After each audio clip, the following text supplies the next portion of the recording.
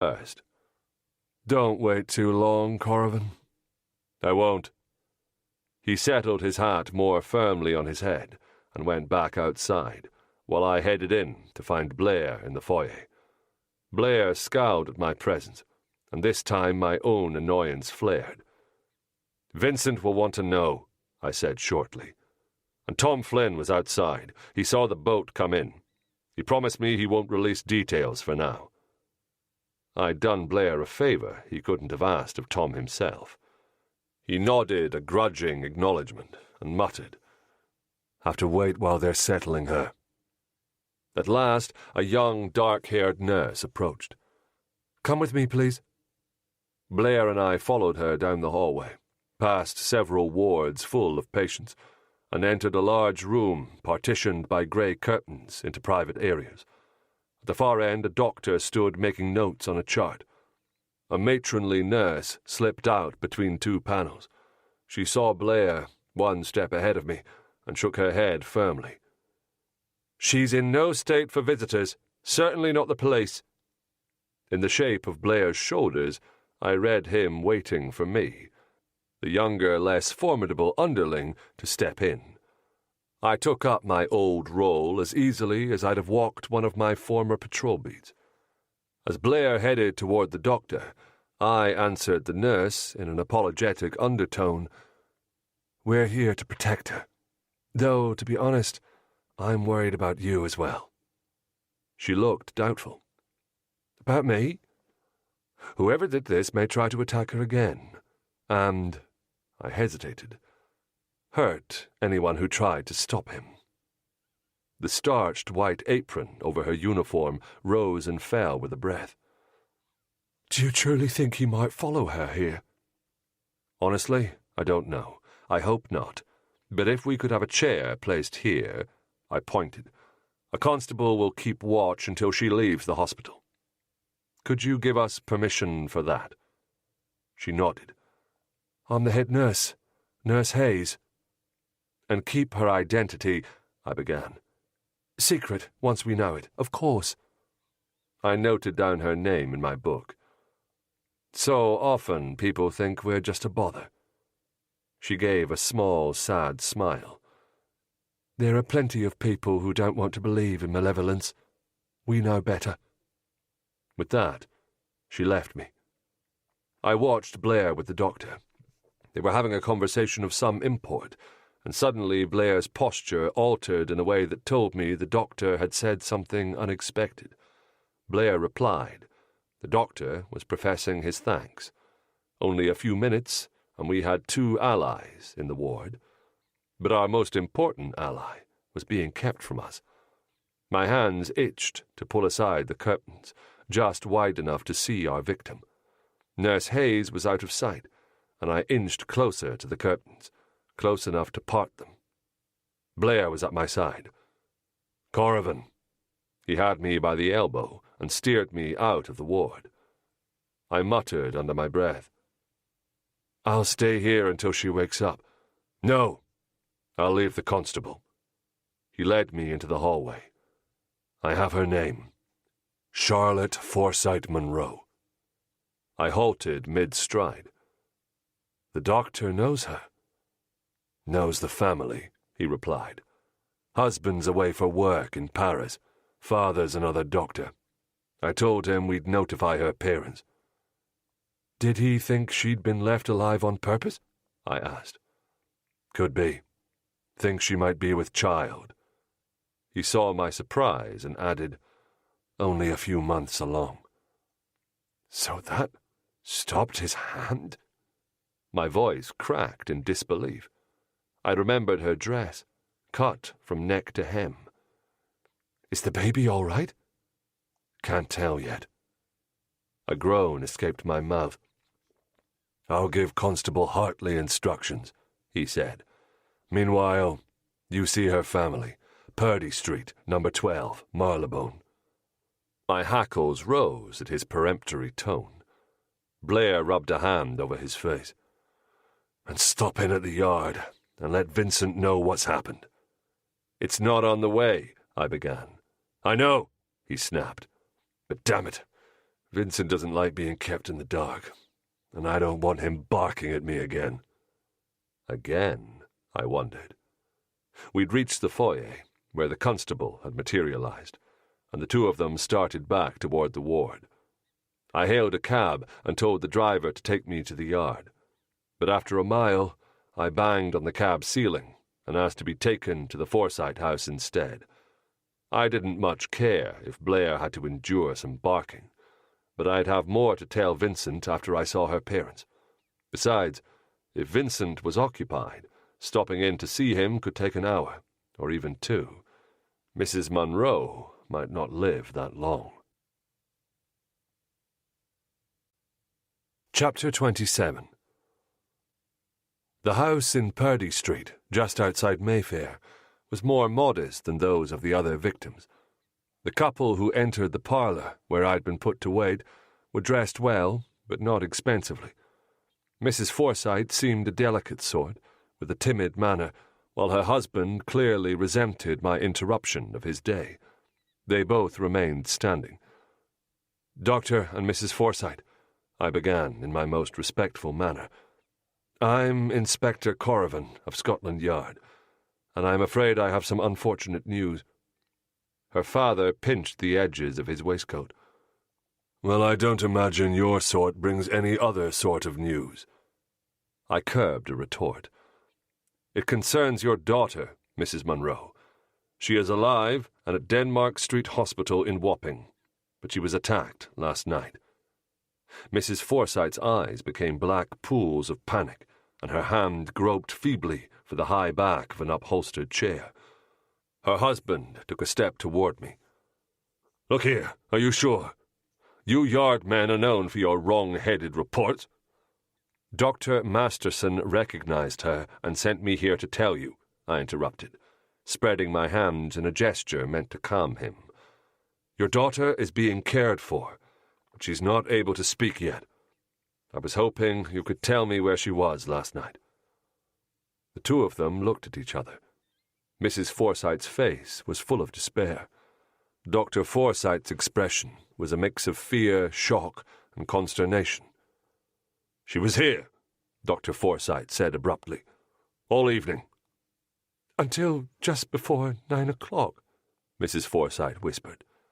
"After 9, Margaret," he snapped. "Did you see her home?" I asked. He drew back as if insulted. "Why, what do you think at that hour?" he scowled. "How was she attacked, and where?" "Someone assaulted her and put her, alive but likely unconscious, in a small boat. She was discovered this morning downstream from Wapping Division." "In a boat?" gasped her mother.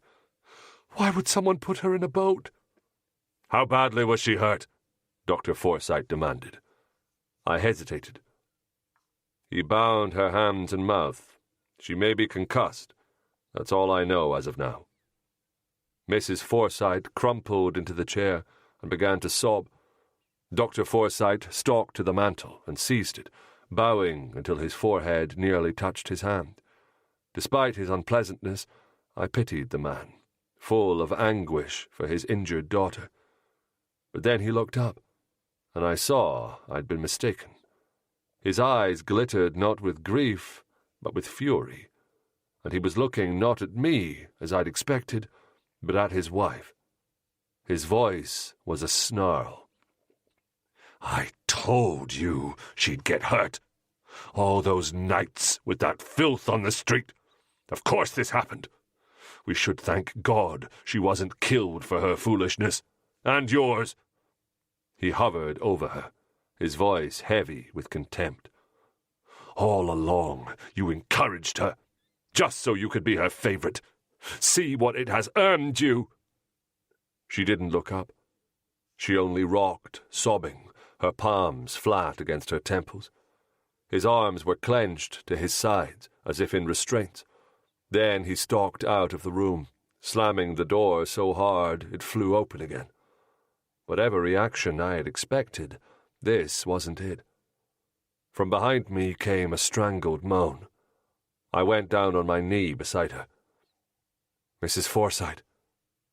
A young maid with reddish hair materialized in the doorway and rushed to her mistress's side.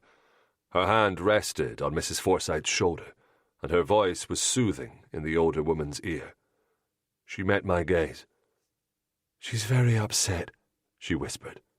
"You should go." I stood and stepped away. Poor Mrs. Forsyte's face was a ghastly grey. Reluctantly, I let the maid herd me out of the room and toward the front door. "What did he mean?" I muttered. His daughter spent time with filth on the street. Dr. Forsyte appeared, buttoning his overcoat, no doubt on his way to visit his daughter. "That will be all, Inspector." "Doctor," I began. He drew himself up. "That is all." The words came out between his teeth. He turned to the maid, his voice hard. "Don't speak to him. I will put you out, and anyone else who is indiscreet." The maid bobbed her head and opened the door. "Yes, sir." I stepped aside, allowing him to precede me. "Dr. Forsyte, she could have died last night, but she's alive." He paused at the threshold. "Don't you dare tell me she's lucky." The maid averted her eyes. As Dr. Forsyte stalked out, I saw the resentful look she directed at his back, and then her eyes locked on mine. She could tell me things, I could see it, but I would have to wait to find out what they were. Chapter 28. For the second time, I hailed a cab and asked to be taken to the yard.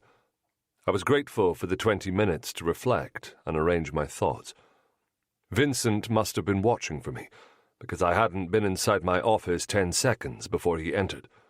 He pushed the door closed behind him and looked at me expectantly. "Were you at Wapping?" I sat in the chair behind my desk as he took the one opposite. "Yes, there was a third this morning." His eyes closed, and his fingertips rubbed at his forehead, leaving it red. "Every Tuesday, another woman." "There were differences," I said quietly. "The most important is she's alive." His eyes opened. "What?" "She's at Denmark Street, and we were lucky. One of the doctors knows the family. Her name is Charlotte Forsyte Monroe. Her husband is in France, and she might be with child." "With child?" he echoed hollowly. "Good Lord." Vincent stood, paced the 2 steps my office allowed, and then stepped behind the chair, curling his long fingers around the top and meeting my gaze. "And then you went to see her family?" "Her parents, yes, in Purdy Street." A pause, during which he studied his hands on the chair. At last he looked up, and his expression and voice were composed. "Corrivan, in the future, I would like you to communicate your whereabouts." He raised a hand to forestall my protest. "I understand why you went to Wapping first, but it would have taken you only a moment to send a message from there, so I knew what had happened." "Yes, sir." My tone was dutiful, but he heard a note that brought a spark to his eye.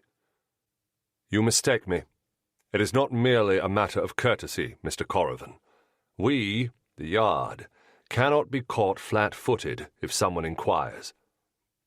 "I thought it best to have more to report, sir." His eyes held mine. "I understand, but next time send a message in a timely fashion. Will you please?" It wasn't a question. "Yes, sir. Now, continue." I recounted everything, saving Tom Flynn's appearance for last. Vincent's expression was chagrined. "At least it's the Falcon, not the Beacon or Reynolds," I said. "And Tom won't purposefully publish something that'll hurt our investigation. But if he writes anything up tonight, it'll be in the other papers by tomorrow," Vincent said, and he wasn't wrong. Uncanny the way Flynn appears, just when something's happening. like those burglaries last month in Westminster. He's clever, I acknowledged. But Blair left one of his constables at the hospital. He'll let us know as soon as Mrs. Munro wakes up. Her testimony could be all we need to stop this. Vincent pinched his lower lip between his thumb and forefinger. We absolutely cannot let Tom Flynn, or anyone, learn about the other two women. It would unleash an uncontrollable panic throughout London, and the man might alter his methods, although leaving her alive is already a marked difference. I want to find out what her father meant about the filth on the street, I said. It sounds as if he's beside himself, Vincent said. Perhaps give him a day or two before you see him again. I made no answer, and Vincent crossed to look out my window. When at last he spoke, his voice had an odd, remote quality. I think our country sinks beneath the yoke. More suffer, and more sundry ways than ever. I stared at his back. Beg pardon. Malcolm's prophecy in Macbeth. He remained staring out the window. Just some days it seems there's new kinds of evil out there, more vicious. His words were an eerie echo of my own worry about a new, modern sort of crime, but I pushed them aside, not least because I don't place much stock in uselessly quoting the words of dead playwrights. Besides, I was hopeful. Charlotte Munro could change everything if we could talk to her in the next few days. Vincent headed for the door, but paused with his hand on the knob. Did you look into Nate McLaughlin, the Whitechapel case? I winced inwardly. Not yet, but I will, I promised. I have someone who might know where I can find him. He opened his mouth to say something, but thought better of it, and merely nodded. After he left, I should have spent an hour recording the day's events in my diary, but suddenly weary, I shrank from the task. Instead, I wrote a letter to Seton Hall, inquiring about Mr. Drew, and posted it with a feeling of dread. Then, for the first time in over a year, I stopped at a pub on the way home, and, shouting to make myself heard over the singing, I found myself asking for a shot of whiskey. Why? I still can't say. Might have been that Vincent's hopelessness reminded me too closely of my own. Might have been because I knew I was responsible for Sidney's second attempt on his life, or because I balked at going back to Whitechapel as an inspector to lean on people I loved for information about one of our own. Never mind that I hadn't had spirits in months. My body knew how the cheap whiskey would unfurl a warmth that would make my nerves stop twitching in a matter of minutes. Sure enough, by the end of the next verse of the bawdy song, it worked. Chapter 29. As I reached my house, I saw firelight flickering through the front window, which meant Harry was home. I considered walking about until Harry went to bed, but it was too dank and cold. To my surprise, when I opened the door, I found not just Harry, but James too, drinking coffee by the fire. Harry looked at me apprehensively, and his eyes fell on the Evening Falcon sitting on the table. The modest headline, just below the fold, made me cringe. Brutal assault on the Thames. But I saw it was only a short notice, and I unbuttoned and hung my coat before I took up the paper. James gestured with his pipe. "You're mentioned by name." I turned up the lamp so I could read. "This morning, the Thames witnessed a brutal, bloody assault on a well-dressed woman of approximately 25 years of age. She was found by the river police among the shallows in the lower pool near the London docks. She had been placed in a lighter boat with flowers and leaves, as if in a tableau. A group of police, including Chief Inspector Michael Corrivan of Scotland Yard, is investigating. Readers will no doubt recall that Mr. Corrivan solved the Beardsley murder in January. Surely he will discover the man responsible for this wretched crime. I dropped the newspaper back on the table, mentally sending Tom a nod of thanks. Not only had he reminded people of a recent success of mine, he'd neglected to mention that the woman was still alive, and the name of the hospital where she'd been taken, which was decent of him. Yet I knew he'd included my name as a nudge, meaning, "Do you see this favor I've done for you?" I could almost hear his gravelly voice, a sing-song in my ear. "I'm waiting." James took a pull on his pipe. "So, this is the second." Seeing my puzzlement, he added, "You told me about the first, and I said it reminded me of a Viking funeral." "That's right," I said, remembering. "But it's actually the third, each of the past 3 Tuesdays." "Sequential murders," James breathed. The firelight reflected off his spectacles, but I knew if I could have seen his eyes, they'd be bright with scientific interest. "What would cause a man to do something like this?" Harry asked, his face screwed up with revulsion. I looked at James. "You always say it's one of 4 motives." "4?" Harry asked. I sank into the remaining chair, the least comfortable of the 3. "Fear, revenge, passion, greed." James nodded. "But the violence together with the flowers suggests a peculiar mix of brutality and an almost romantic attentiveness to spectacle. My mind jumps to a disease, syphilis or childhood scarlet fever, an organic derangement." "That hardly matters," I retorted. "For God's sake, I just want to catch him before he assaults someone else." James wore an injured expression, but Harry said thoughtfully, "I noticed that the paper used that word, assault. It doesn't say she died." My eyes flashed to him in surprise. Damn, he was quick. James peered at me.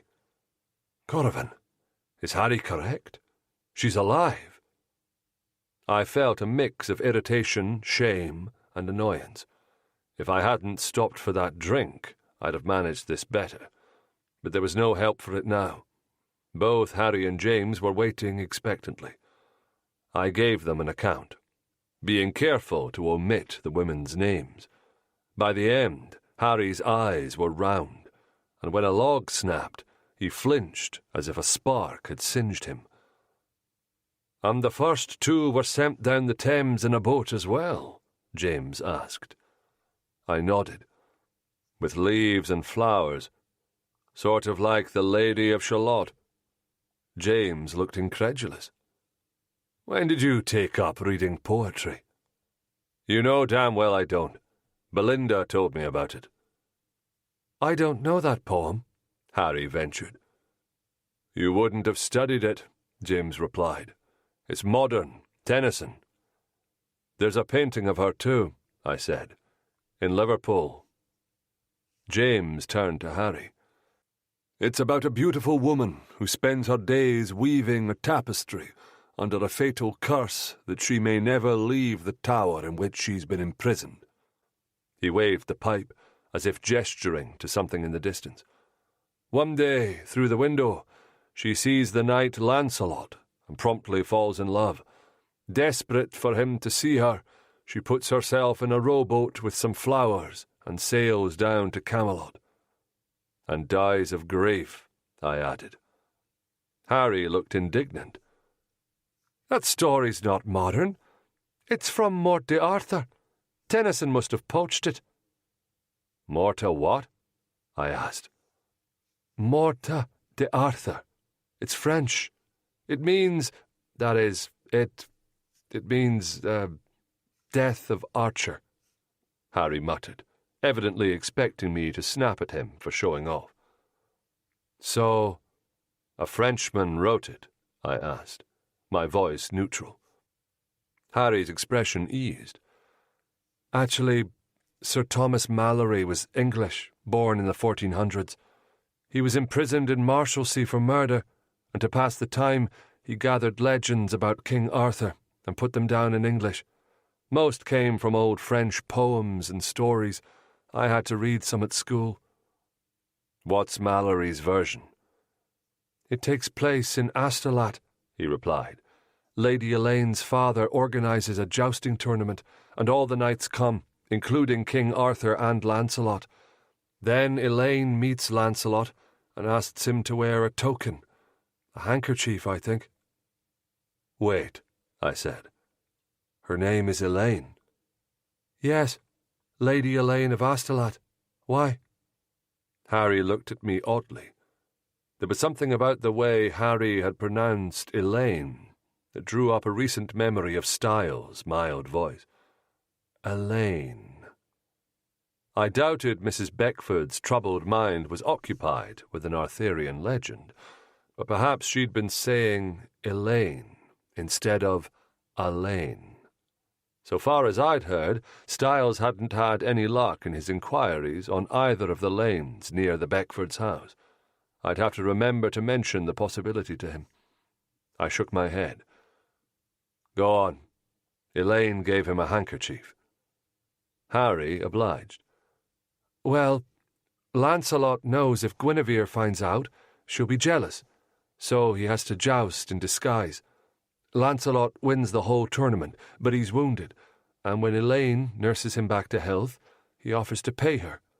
She's insulted, and that's when Lancelot realizes she loves him. He's rather an idiot, he said, wrinkling his nose. When he leaves, Elaine dies of a broken heart. So the villagers put her in a boat with a letter that explains everything and send her floating down to Camelot. Now I recall.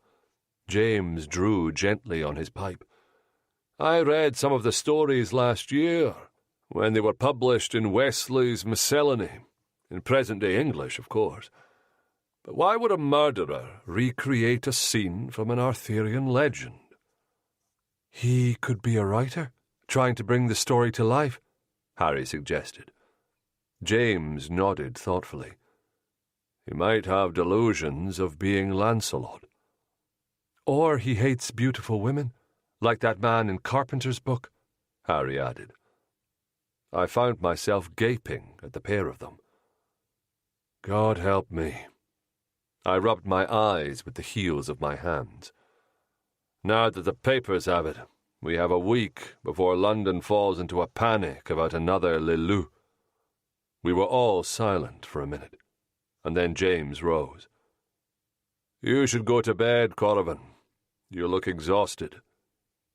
You can sleep here, I replied. You might not find a cab at this hour. James looked at me oddly. We brought the hospitals. Didn't you see it outside? I stared. How had I missed a horse and a carriage outside my door? The whiskey was partly to blame, but it had worn off, and I was so tired the room was starting to swim before my eyes. I went to bed with half my clothes on. It was midnight. I'd be up in 6 hours. What was the point of changing? Chapter 30. The next day I went to the hospital, walking in just as Tom Flynn walked out. She's gone, he said bluntly. Went home last night, and Masterson won't be in for another hour. So, Dr. Forsyte had not come to visit his daughter. He'd come to retrieve her. Damn, I thought. I should have guessed he would. Tom eyed me. What's so special about this woman? She's not even dead. I shook my head. Can't say yet. He shoved his hands into his pockets. You know, I could use this. I know, but I'm asking you not to. I paused. I won't talk to anyone else, I swear. This case could matter to more than just her family, to London, maybe even the nation. Why do you say that? He shrugged. A respectable middle-class woman? A strange attempted murder? It'll catch the public's eye. And after the trial last fall, people need reassurance. It'll reflect badly if you don't solve it. Believe me, I know. Vincent feels it. Makes all of us feel it too. He gave a short laugh. I'll bet he does. Vincent's dire words still hung in my ear, and despite myself, the question slid out. Do you think there's a new kind of crime in London now? More vicious? Or am I imagining it? To his credit, Tom didn't scoff. I'd say there is. Natural result of too many people fighting over too little, it seems to me. That wasn't what I wanted to hear. I grunted and took a step back. I'll come see you soon. Yeah. He walked off down the street, the ends of his coat flapping. I went inside, where the desk clerk confirmed Dr. Masterson wouldn't be in until 10 o'clock, but there was no point in going elsewhere. I fidgeted in a chair near his office for the entire hour plus 9 minutes until he finally appeared. You let her go home, I said without preamble. Was that wise? A resigned look came over his features. Her father insisted. He opened the door and unbuttoned his coat. In truth, it doesn't matter. So long as she has a nurse at home. She has no internal injuries. Her contusions and bruises will mend. She needs rest more than anything. I took a seat. I had an unusual interview with her parents yesterday. He took his time hanging his coat, fussing with the collar as if he were trying to avoid looking at me. Her father said the attack was a result of her association with the filth on the street, I said, and he blamed his wife for encouraging it. What did he mean? He sat and rested his elbows on his desk, rubbing his hands over his face, roughly enough to pull at the flesh. At last he met my gaze wearily. Mrs. Munro is an unusual young woman. Ever since she was young, she has taken an interest in social causes. Do you mean philanthropy? I asked. He leaned back and clasped his hands at his waist. She doesn't just donate money. She works at Our Lady of Perpetual Help's Home for Fallen Women. I stared. Do you mean the church on Underwood Road, in Lambeth? Yes. The home was added 5 years ago, in a building nearby. Now I understood. She was trying to reclaim prostitutes. He nodded. She'd go out in the evening and find them. Then she'd give them food and bring them back to Our Lady. She helped them find respectable work. Admirable, I said, and I meant it. And she continued after she was married. Oh, yes. Her husband is a crusader for social reform as well, although his interest is in abolishing slums and improving sanitation. But I'm not certain Mrs. Munro would have continued the work for much longer. He paused. Being that she was with child. Was. My mouth went dry. You mean she lost it? His eyes widened. Oh, God, no. I simply meant when she was attacked. So far as I could tell, the child is unaffected. Dr. Masterson, I said, this is important. Is there any sign that she was raped? His head tipped forward. No, why? Her dress was cut open. He took a deep breath. My good man, I'm sorry I wasn't clear. Mrs. Munro was struck in the face, and her mouth and hands bound, as you saw, but there was no sign he outraged her. Relieved, I asked, how did you know she was with child? When I examined her, I detected a swelling in her abdomen. She confirmed it. My heart leapt. She spoke? He shook his head. I asked, and she nodded. That was her only communication all evening. Is she able to talk now? Well, he looked dubious. She's still in shock, but there is no anatomical reason she can't speak with you. I'd only ask that you be patient and tactful. She is a woman of strong character. but she's undergone a terrifying ordeal." As I rose, preparing to bid him goodbye, he cleared his throat. "Don't be surprised if you're turned away." "What? Why?" I asked. Dr. Forsyte had made clear his lack of respect for the yard, but surely he would want me to find the culprit. Because he doesn't trust yardmen? He studied his fingernails. "Mr. Corrigan, Dr. Forsyte and I were colleagues until recently, when he sold his practice. He is a difficult man, rigid in his thinking, highly suspicious of others' motives, and obsessively aware of his standing in social circles. He was mortified about his daughter's work." His eyes met mine. "He will consider this act against his daughter as something that must be silenced, lest it become yet another piece of shameful gossip attached to her and to him. My guess is he'll try to keep her from speaking to you." The muscles across my shoulders tightened. "I'll keep that in mind." Chapter 31. When I knocked at the Forsytes' door and explained my errand, I was admitted by a butler, taken to the parlor again, and asked to wait. Wait I did, for nearly half an hour, during which I inspected the room more closely. Green baize paper on the walls. 4 paintings, 2 of stern men in their dotage, and 2 of hunting scenes, all in heavy gilt frames. A large mirror over the fireplace. At the hearth, wrought iron pieces recently blackened. Silver candlesticks. The buttery smell of wax, not cheap tallow. A curious box made of brilliant jade green, with a lion carved into the top. "I told you yesterday I didn't want you here," came a man's voice behind me. I turned. "Dr. Forsyte," I said calmly. "I understand your anger at what happened to your daughter." "Don't patronize me. Your repeated appearance here only serves to provoke gossip."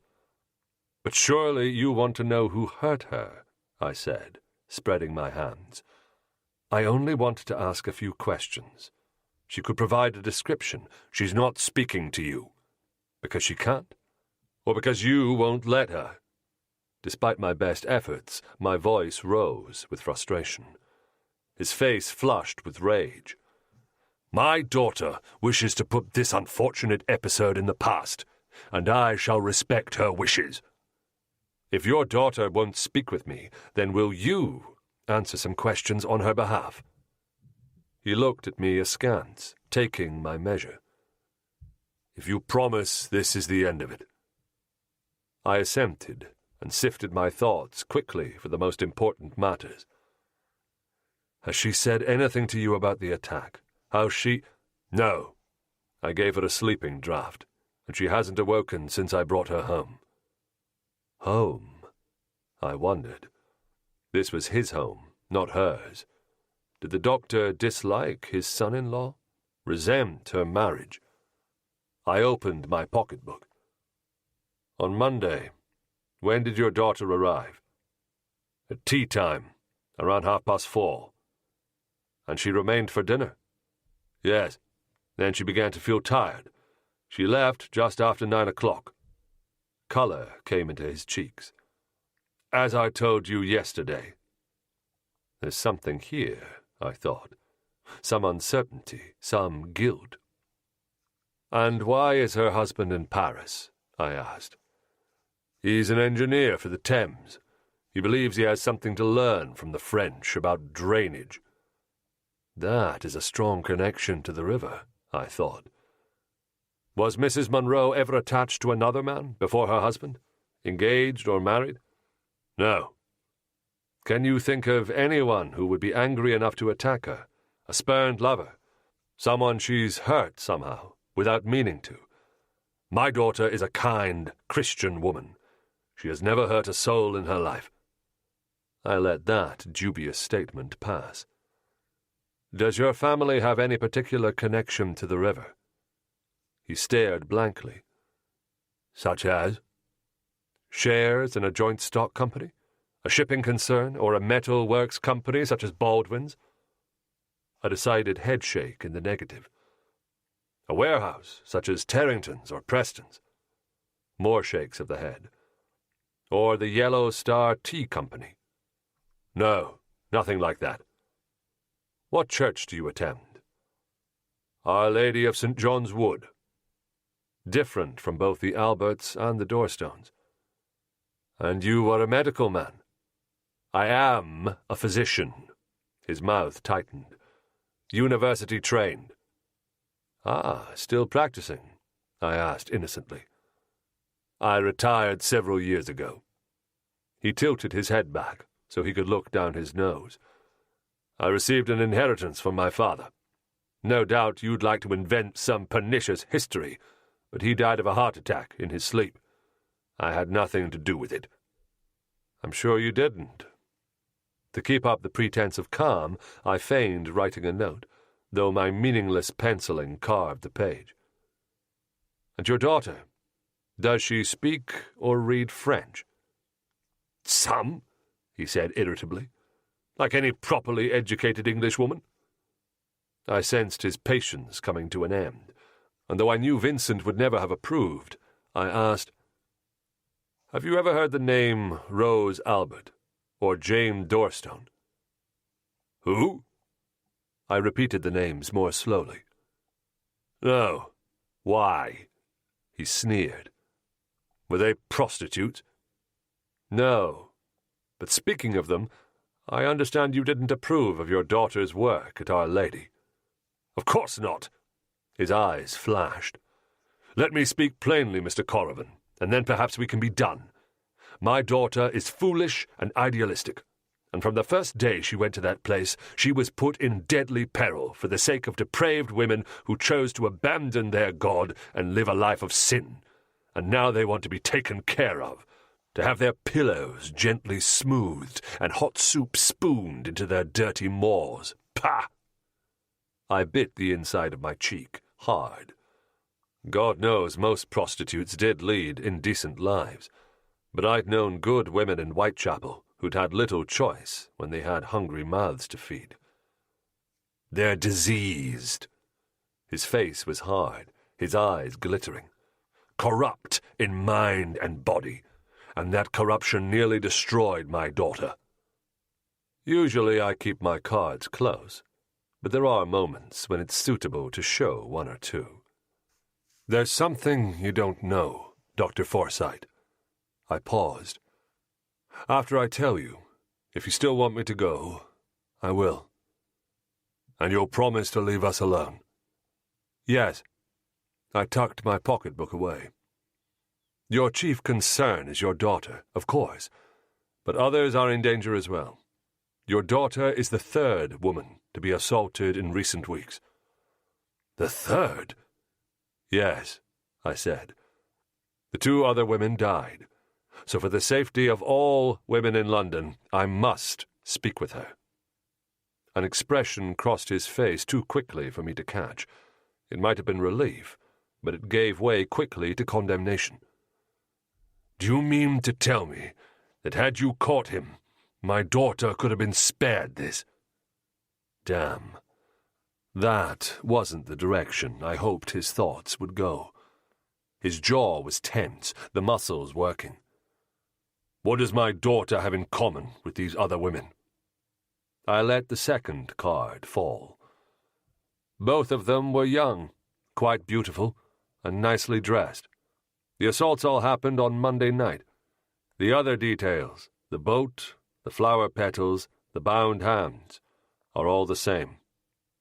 Flower petals, bound hands, he repeated. In 5 minutes, your daughter could tell me everything No! What if she were to speak with me sub rosa? I asked persuasively. Not in any official capacity. No one would ever hear her name. His eyes became slits. She's been through enough. I will not have her become an object of gossip. Don't ever return to speak with her or anyone else. He reached for a velvet pull to call a servant. We will catch whoever did this, I said. He gave a short, mirthless laugh. Given your rates of failure, they're higher than they've ever been, and every one of you with dozens of cases." How had he heard that? My anger mounting, I played a last terrible card. "What if he intended to kill your daughter, and he comes here to find her?" He drew himself up. "What sort of fool do you think I am? I have a guard stationed outside her room. But she can't stay in there forever. Besides, think of what she would want you to do. She has devoted herself to helping others, and look where it brought her." His mouth was wet with spittle, and he took a menacing step toward me, one hand raised to point at my chest. "That's enough!" A maidservant arrived, and he commanded her to escort me to the front door. All I could do was leave, my fury and frustration burning. Not for the first time I wished I could use physical force to make people act the way I wanted. As I followed the maid past the stairs, I looked up. 5 minutes, I thought. 5 damn minutes. But as James often reminded me, a woman is the property of her father or her husband, and both of them trumped my rights as an inspector. I needed to find a way to convince Dr. Forsythe to let her talk to me. I needed a walk. I stopped into a pub for some stew and ale. Usually I make short work of lunch, but I decided to record recent events in order. It took 9 pages of my pocketbook and the better part of 2 hours. As I finished, I found myself thinking about the red-haired maid at the Forsythes. She hadn't appeared today. How could I reach her, aside from returning to the house, which I'd promised not to do? She didn't like Forsythe, and given that servants often know a good deal about their masters, perhaps she could tell me something that I could use to convince him to cooperate. Well, I reasoned, every servant must come out of the house sometime. I've always appreciated the value of a back door. Chapter 32. One item I omitted from my written record was Dr. Forsythe's snide comment about our failures. It rankled, I admit, not just because what he said was true. It disgusted me that someone in my division had talked out of turn. As I entered the yard, Vincent stood in his doorway watching me. I pretended not to see him and headed straight for my office. I had only hung my coat before Vincent pushed open my door without knocking and closed it behind him. "Did you attempt to see Mrs. Munro again?" His question sounded almost rhetorical, which should have been my first clue of something amiss, but my thoughts were running in a different direction. "Yes, but her father isn't letting her speak to anyone." "You aren't certain of that," Vincent said. "It might be Mrs. Munro who wishes to put this episode in the past, or she might dread becoming the object of gossip." He wasn't joining me in my indignation, and his words were an eerie echo of Dr. Forsythe's. I swallowed and proceeded with more care. "But she could help save the lives of other young women." "That is not her responsibility," he said pointedly. "That is our responsibility." "But how am I supposed to do that if crucial information is withheld from me?" "You will find a way, or I will find someone who can." He raised his eyebrows. "You do not go back to the Forsythe house. Do you understand?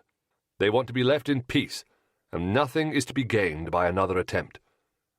Suddenly, I realized what he'd left unsaid. "You knew I'd been to the Forsythe house this morning," I said slowly. "You knew she'd been removed from the hospital." That's when I finally took a good look at Vincent's eyes. They weren't his usual calm grey. They were as flinty and furious as Dr. Forsythe's. Vincent drew a cream-coloured envelope from his pocket and held it so I could see the slanted black writing on the cover. "I received this half an hour ago." He flipped it to reveal the monogrammed red wax that had sealed it shut. An elaborate Q. I looked up. Quatermain is apparently a distant cousin and friend of Dr. Forsyte's. Anger flicked along my nerves at the thought of Quatermain telling Forsyte about our caseloads and our rates of failure. Vincent returned the envelope to his pocket. "If you ever force your way into Forsyte's household again, he will have you arrested for trespass." I stared incredulously. "I didn't force. You were asked yesterday to leave." His voice was clipped. "And if you remember, I asked you to give him a day or two. You ignored me. Quatermain reports that you were abominably rude and insulting." "I wasn't." He looked skeptical, and I added, "Oh, I know I can be, but I was civil. I reminded him that his daughter cared about others, and you told Forsyte she was the third victim." His jaw was taut. "You had no right to reveal that information." I felt the validity of that accusation. "I know, but I thought it would make him understand the gravity, that it concerned the safety of London." He looked incredulous. "Why would he care about the safety of London? The only thing that man cares about is his daughter." His eyes darted upward, as if she were on the floor above us. "And now I have to try to compel Quatermain to influence Dr. Forsyte to keep quiet, or even more details will end up in the papers." I opened my mouth, and his hand went up. "For once, listen to me. Do you understand what you've done? You have given Quatermain, a man who already has profound doubts about the Yard, legitimate reasons for thinking my senior inspector is both rude and indiscreet. On top of that, you've had this case for nearly 3 weeks with no certain results, and now Quatermain knows that, too." My voice rose. "But I have learned something about— Have you spoken to Nate McLaughlin?" His eyes were piercing. "Not yet, but—" The muscles in his jaw were working, but he kept his voice low. "Corrivan, if Quatermain wants us to look into something, we do it. What's more, I think you've heard of McLaughlin, and for whatever reason you're protecting him, or being deliberately defiant. But I want an end to this. You question him. Do you under— It's a waste of time, I tell you," I burst out. "That's enough," he said, his tone cutting as a blade. "From now on, Styles takes the lead on the River murders.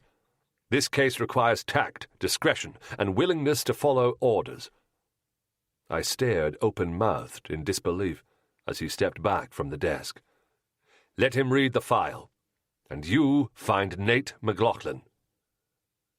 "You're putting Styles in just so that you can tell Quatermain you're punishing me?" My shout strained my throat. "You're earning political coins at my expense." 2 white points appeared near the corners of his mouth, and his lips barely moved as he said, "Corrivan, go home before we say things we will regret." When I didn't move, he added very softly, "I command you." I snatched my coat and flung open the door. As I stalked through the central room, I saw others averting their eyes. They'd heard the entire thing. It was only when I reached the street that I realized Vincent had never raised his voice. The only person they'd have heard shouting was me. I was in a pub downing a shot of whiskey before I even knew what happened. Chapter 33. When the Morning Post brought no message from Seton Hall, I had a feeling I knew what it meant. Proceeding to the Yard in a foul humour, I found Styles, and we divided up the tasks. He'd speak with Mrs. Munro's servants, and any friends or acquaintances they'd mentioned, and I'd go to Our Lady first, and then to Whitechapel, to find Nate McLaughlin. I took the cab only as far as Waterloo Bridge, so I could go into Lambeth on foot. Our Lady was one of the older Catholic churches in London, established by Queen Anne back in the 1750s. It was a spare church, the sort I like, without all the fancy furbelows and stained glass, and with a heavy bell that only told the hour, not wasting its breath on the quarters. A chiseled marble sign by the front door directed me around back to Our Lady's Home. Nothing anywhere about the place being for fallen women. I appreciated that. These women didn't need it etched in stone. I tugged at the bell pull, and the door was opened by a young nun in a black and white habit. I explained my errand, and she lisped, "Oh, you need to speak with Mother Louisa, and cease in contemplation for another hour." I stifled a groan. Could I talk to someone else? Her blue eyes were large and round. "I'm sorry, sir. You have to speak to her, but you can wait in her office." She led me to a white room with no ornament except a wooden crucifix on the wall. A good-sized window opened onto a courtyard with gardens full of plantings. There was a plain desk, 3 wooden chairs, and a shelf with books about martyrs and such. Seeing as the nun left me alone, I might have nosed about, but there was nothing to see. I sat down to wait. Finally, an hour later, Mother Louisa entered, greeting me with her hands clasped at her waist as if in prayer. Perhaps it was their accustomed position, although I saw some calluses on her thumbs and first fingers, as if she'd spent time grasping a shovel. We studied each other from our respective chairs. It was impossible to guess her age any nearer than above 40, for her wimple covered all but an inch of her forehead and her face. Her eyes were intelligent, and her gaze keen, though her voice was mild. "What can I do for you, Inspector?" "Have you heard about Mrs. Munro?" "Oh, yes. We are all very glad to hear that she is alive." I shifted. "Who told you that?" Her eyes widened. "I don't mean that she isn't," I added. "Only that was supposed to be kept quiet. We don't want another attack, if he intended to kill her." She crossed herself involuntarily, a minute gesture with the fingertips of her right hand. "Dr. Masterson told me in confidence, and I've told no one. I wouldn't do anything to hurt that angel." "Of course." I sat back in my chair. "The difficulty is she is still in shock and unable to speak. I'm afraid I must ask questions of you, if we want to keep her safe." I didn't want to overplay that card, but I needed Mother Louisa's help. "I hope you don't mind." "Of course not." I drew out my pocketbook and pencil. "What can you tell me about her work here? And do you remember any times when she was in danger?" Her expression cooled. "I expect Dr. Forsyth blames us for what happened." "He hinted as much," I admitted. "I only blame her attacker. But if she's ever been threatened or injured here, it's possibly relevant." She brought her hands together and raised her forefingers to her lips, closing her eyes. At first I thought she was praying, but after a moment she said, "You must promise never to tell her father." My pulse jumped. "I promise." She opened her eyes.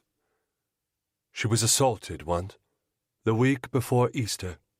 It came to nothing because Mrs. Munro always takes Mr. Bell, our gardener, with her. She'd walked ahead of him, and a man clutched at her and tried to push her into an alley, but Mr. Bell was there in a minute to stop him." "What did the man look like?" She hesitated. "Mr. Bell might remember." "Were there any other incidents? Any threats by people who disapproved of her?" "We receive threats all the time, Inspector." "Yes, of course. But anything directed specifically at her?" She gave a dry little smile. "Not unless you count the tirades of her father." "You've heard them?" Her eyebrows rose, and the skin on her forehead buckled against the edge of the wimple.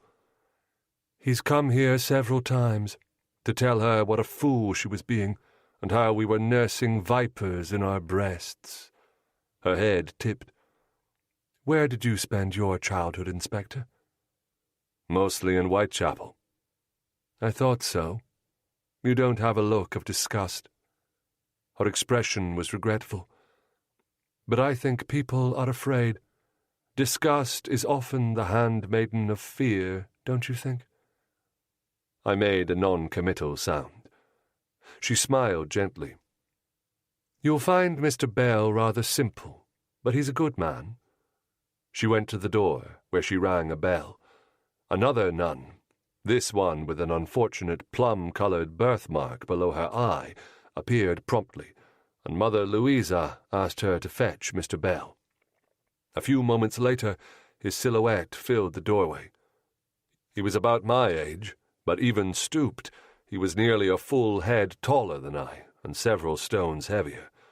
He had a round, tanned face, strands of brown, greasy hair threading across his forehead, and a bashful expression.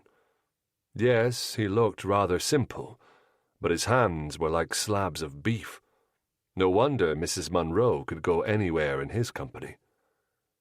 Mr. Bell, this is Inspector Corrigan, Mother Louisa said pleasantly.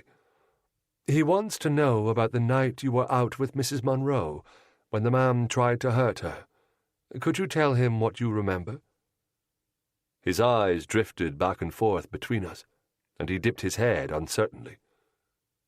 You want me to tell him now? Yes, please. He turned to me, his hands opening and closing into loose fists, as if he longed to have them around the handle of a rake. We were about 4 streets from the river, after dark. He squinted. Maybe 9 o'clock. She was a mite ahead of me, you see. We were walking down a street where we found the... He looked at Mother Louisa. She nodded encouragingly. It's all right. The fallen women. He spoke carefully, as if it were a phrase he'd learned by rote. Some of 'em are just young'uns, see? And Mrs. Munro always tries to get 'em to come back with her, offering food and such. We was talking to 2 of 'em, and then another one was down a ways, so she left 'em with me, and then a man came looking and grabbed Mrs. Munro, maybe thinking she was one of 'em. She screamed, and I hauled him off of her, and she weren't even touched, she said. Just her bonnet and my must. What did he look like? Ugh. He strained to remember. Maybe 30 years old, with dark hair. Not a big man. He gestured to the middle of his chest to indicate the man's height. He had a cap on. This probably wasn't the same man the livery drivers had seen. Did he say anything? I asked. Not that I heard. Might have said something to her. Did you bring any women back that night? He bobbed his head. 2 of 'em. Are they still here? I asked. Mother Louisa spoke up. One of them died here, poor thing. We found work for the other as a servant. Just a moment. From behind some books, she drew out a narrow cloth-bound ledger and paged through it. Yes, she went to an estate about an hour outside of London, the Treadwells. I turned to Mr. Bell. Thank you. He pulled at an imaginary cap and backed out of the room. He's a good man, I said. She inclined her head. We are all God's children, and good in our hearts, Inspector. Everyone. I couldn't keep the skepticism out of my voice. Yes, everyone, she said firmly. I made a few more notes and put away my pocketbook. One other question. Did Mrs. Munro ever quarrel with her father for reasons other than her work here? Her face stilled. Not that I know of. She was lying. I waited, but her eyes didn't drop. Vincent's warning be damned, I thought. Mother Louisa, Mrs. Munro was not the first victim to be attacked by this man. There have been 2 others, but they were both killed. She caught her breath and traced that tiny cross with her fingertips again. Now he might try to find Mrs. Munro again, but even if he doesn't, God knows how many other women he will try to hurt. Whatever it is you're keeping from me might be precisely what I need to prevent that from happening." Her chin lifted. "She told me things in confidence, and I won't break a confidence, not hers, not yours, not anyone's." I squirmed in frustration. "But isn't she the kind of person who would want to save other women if she could? I'm sure she is." I saw the uncertainty in her eyes, along with regret, but she shook her head. "You must wait until she can speak with you. There may be another woman dead by then." It was a shameless attempt to make her feel the weight of blame, but she saw it for what it was. Her eyes sparked, but her voice remained cool. "Then God bless you in your attempts to find him, Inspector." As I reached the street, I heard a hoarse whisper behind me. "Inspector!" I turned. Under a tree stood Mr. Bell, peering anxiously in the direction of Our Lady's home. I approached him. "Yes, Mr. Bell. What is it?" "I heard what you asked about her father." "Yes?" "Well, Mother Louisa can't tell you anything, but I can, because I ain't made any kind of promise, and it's important to tell the truth, ain't it?" "I think so, yes." "There was a time once when I told a lie about something." He held the shovel in his large hands, turning it left and right as easily as I'd fiddle with a fork. "And Mrs. Munro told me her father had told a lie once, swearing on the Bible, that ruined a poor girl for life. She said how we have to tell the truth all the time, not just when we want to." "Swearing on a Bible," I repeated. His eyes widened. "I had to go to trial with Mother Louisa once. She had to swear too, only she told the truth." "When was this? When did Mrs. Munro tell you about her father?" A panicky look came over his face. A while back. I dunno." Talking to me had been difficult for him. I rested a hand on his shoulder. "Mrs. Munro would be grateful that you helped me." A look of relief settled over his features, and as I reached the pavement, his off-key whistling mingled with the scrape of his shovel against gravel. What did Dr. Forsyte lie about in a court of law? And how would it ruin a poor girl for life? Given Mrs. Munro's work, it was probably a trial having something to do with a prostitute. But why would Dr. Forsyte be present for that? I'd had every intention of going to Whitechapel to find Nate, but that was before I heard from Mr. Bell. Now I needed to talk to that red-haired maid. I spent the rest of the afternoon and night on the curb outside the Forsytes' home, waiting for her, or anyone, to exit or enter. But those shadows moved among the rooms. The house was closed up tight. Chapter 34. The following morning found me back at the Forsyte house early. I kept my hat low and lingered where I could watch the back door. For 3 hours I watched deliveries arrive. It was astonishing, all the things a house like this took in just to keep itself going. Milk, groceries, packages wrapped in brown paper, a telegram. Every so often I looked up at the windows. One of the curtains was plucked aside by invisible fingers, then released. Who was up there, watching? And where was Mrs. Munro's room? Finally, I gave up waiting and knocked at the back door. I must have been the 6th man who'd knocked that morning. The door was opened by a short maid, harried and damp about the brow, with pink cheeks. "Oh, I was expecting the butcher's boy. He's late," she said breathlessly. "What you be wanting?" "I need to speak with one of the maids. She's young, with reddish hair." She looked indignant. "You don't know her name?" The door began to close, but I put my hand out. I'm from Scotland Yard, I said quietly, and I don't want to embarrass her in front of the Forsytes. There's no cause for that. Appealing to her sense of loyalty worked. She glanced around uncertainly, then whispered, "Come in. I'll fetch Maud for you, but don't keep her long." Soon I heard shoes tapping hurriedly over the stone floor. Maud halted when she saw me, and her eyes widened.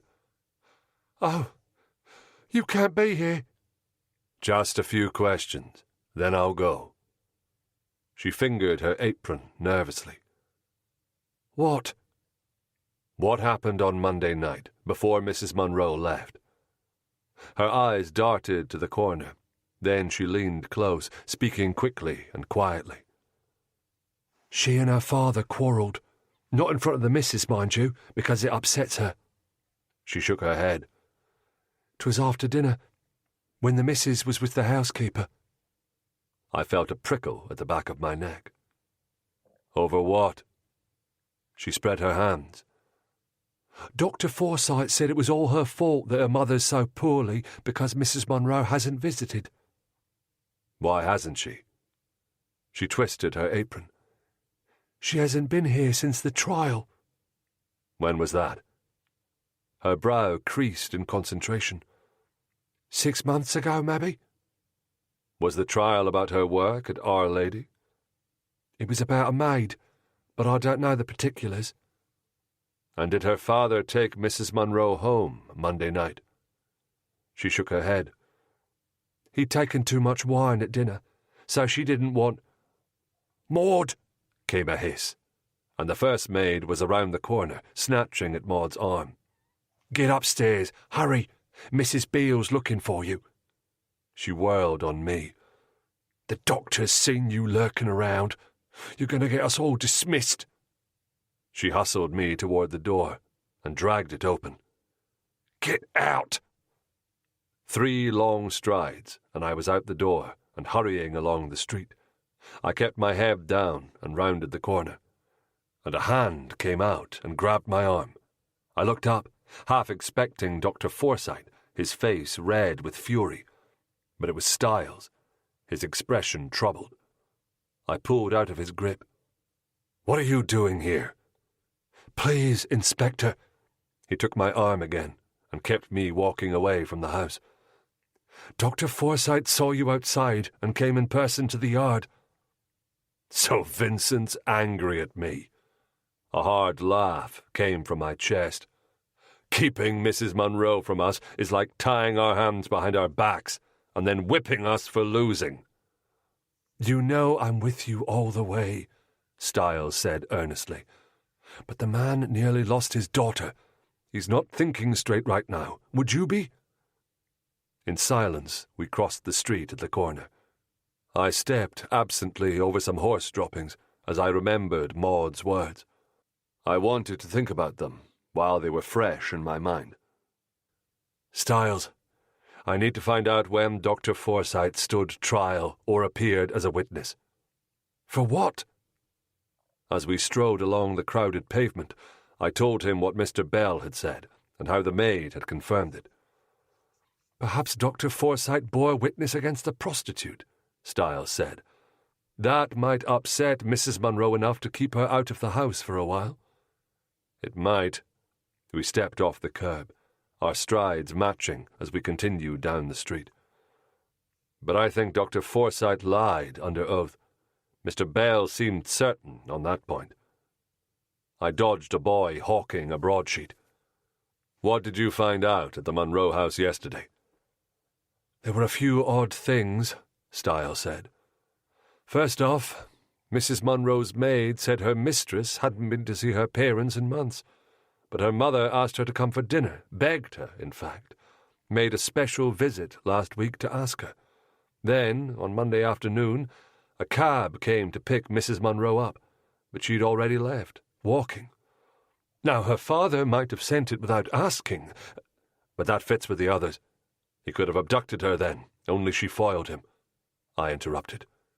"So he simply waited outside the house. Dr. Forsyte lied about seeing her safely home.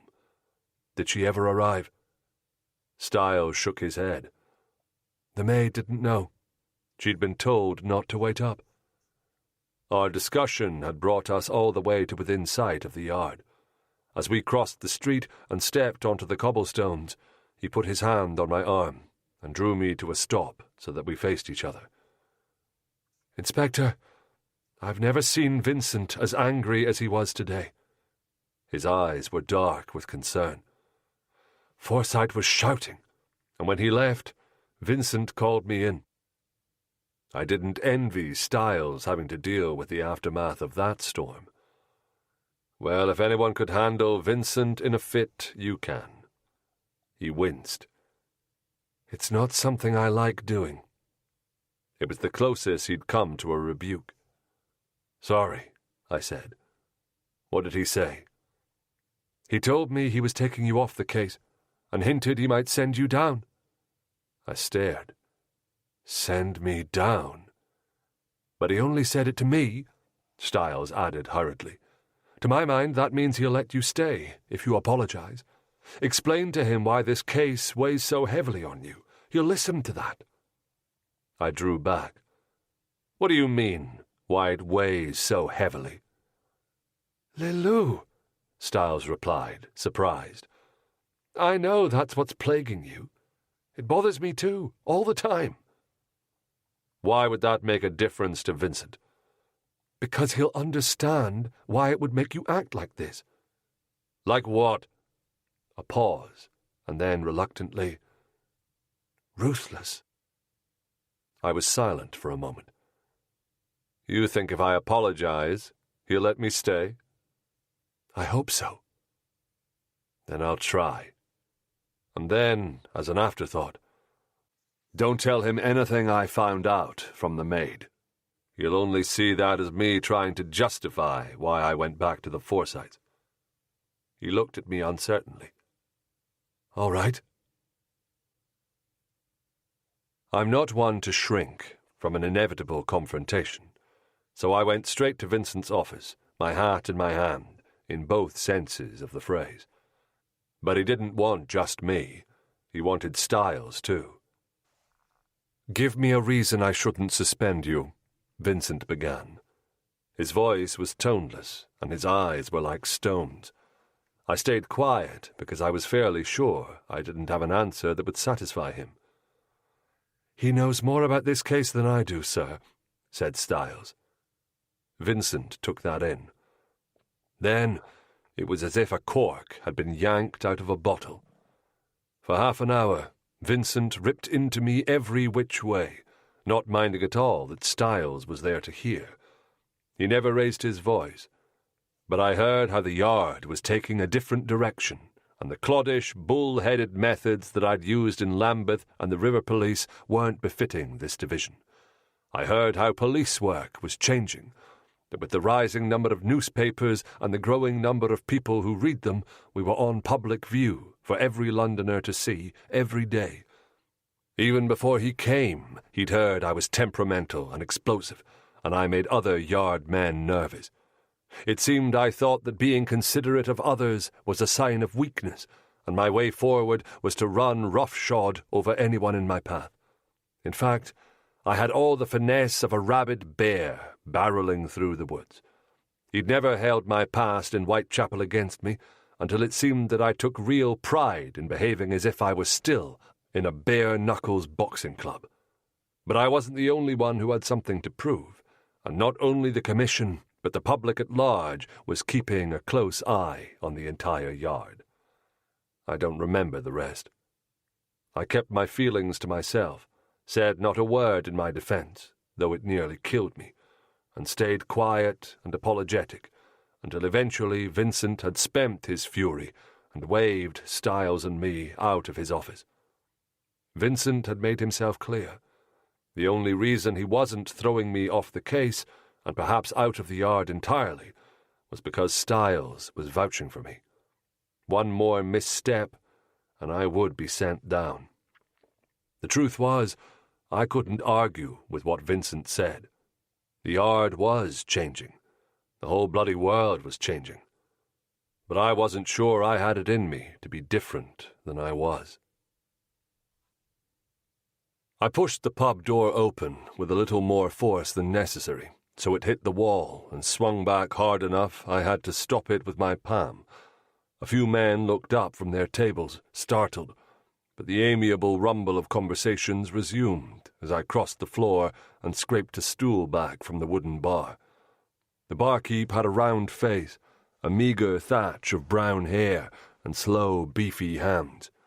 He appeared ready to offer me an affable greeting, but a quick look at my face made him think better of it. "What you have?" "Whiskey," I said. He upended the bottle and poured the spirit in a glass, then swiped a rag across a splotch of grease on the bar and put the glass down in front of me, without meeting my eye. Not as if he was afraid, more as if he hoped I wouldn't cause trouble, but he'd cope with it if he had to. Then he turned to the bar's only other occupant, a burly man seated 2 stools to my left, whose hands encircled a pint pot of ale. "So what'd she do when she saw it was gone?" For some reason, the barkeep's imperturbability irked me to no end. I downed the whiskey in 2 quick gulps and dropped the glass back onto the bar with a clunk loud enough to sound like a demand. He met my eye and silently poured another inch into my glass. Feeling the sideways scrutiny from the other customer, I glowered, but sipped this glass more slowly. Eventually a third man appeared, taking a seat to my right. To my surprise, a heavy hand landed on my shoulder blade.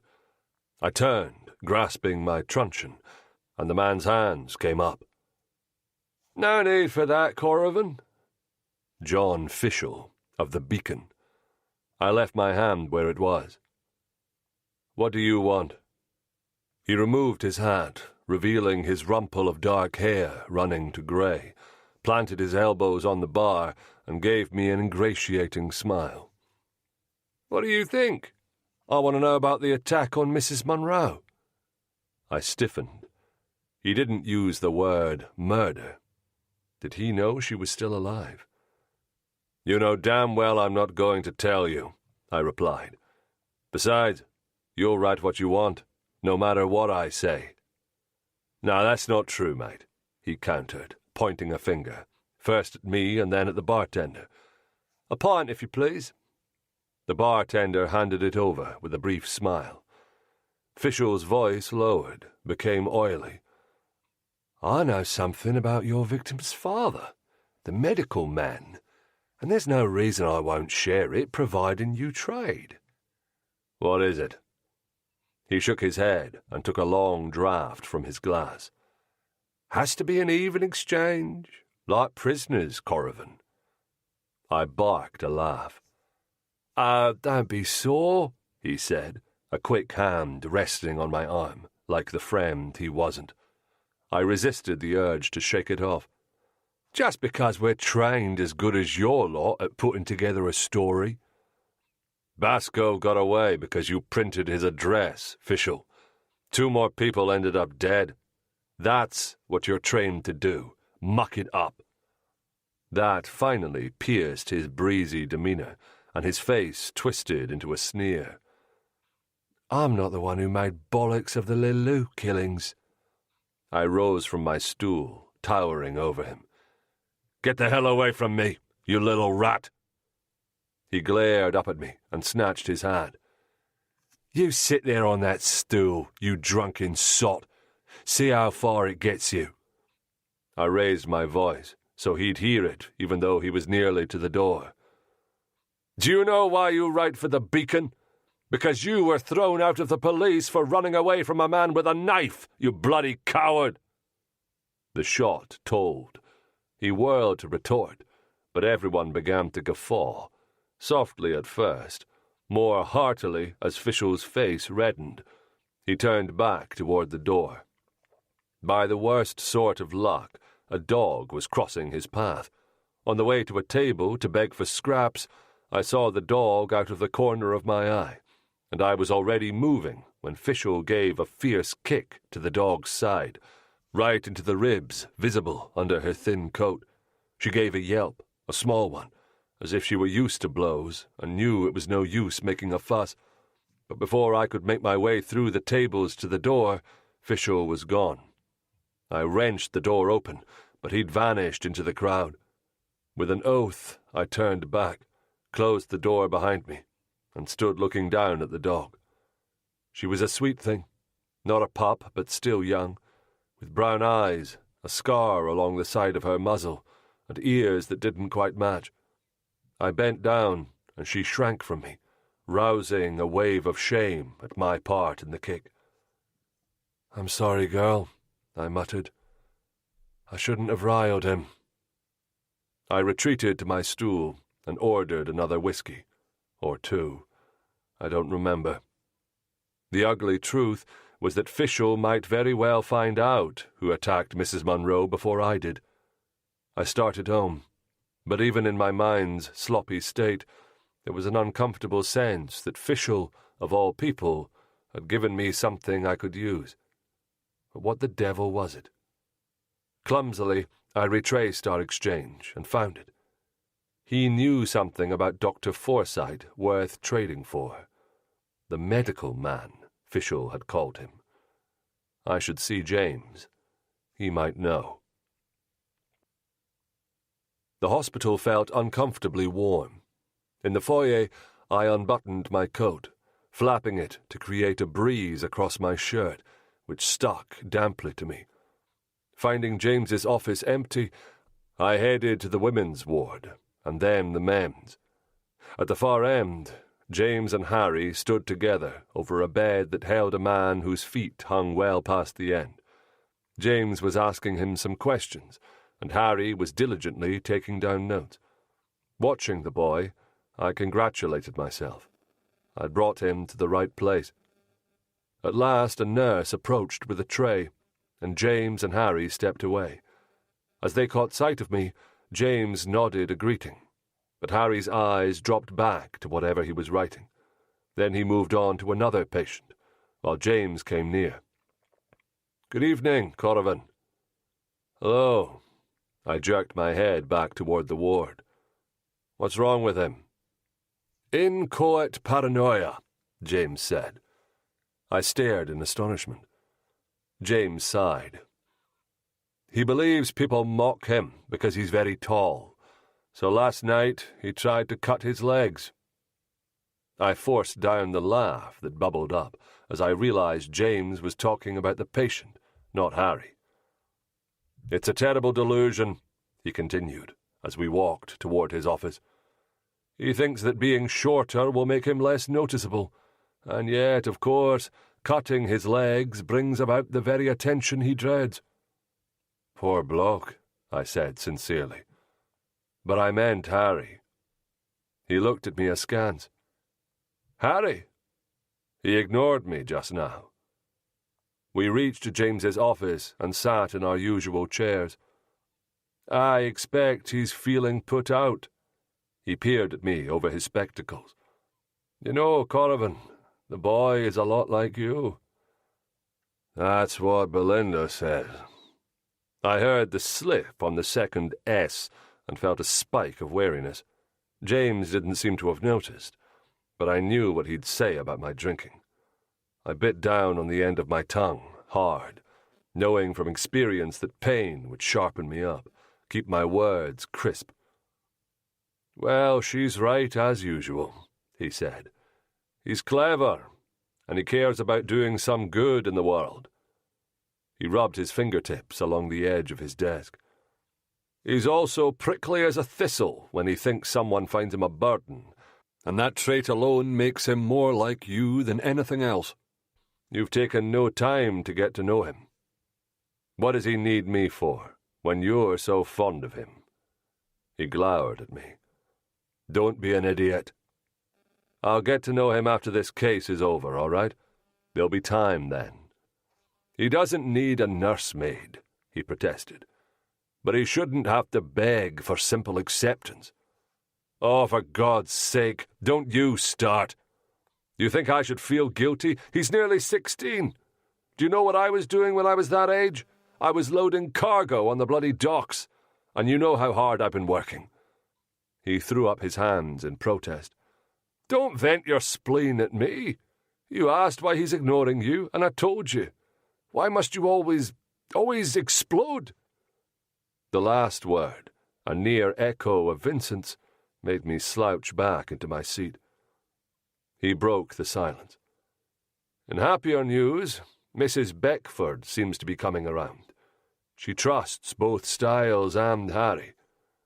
Well, that's something, I said. A thought swam up into consciousness. By the way, did Styles mention that the Beckfords have a private investigator looking for her? His name's Taft, in case he comes your way. Yes, Styles made a special trip to tell me. Taft hasn't appeared, but if he does, he certainly won't be admitted. He gave a flick of his hand, as if the man were an insect easily brushed away. Mrs. Beckford spoke again last night.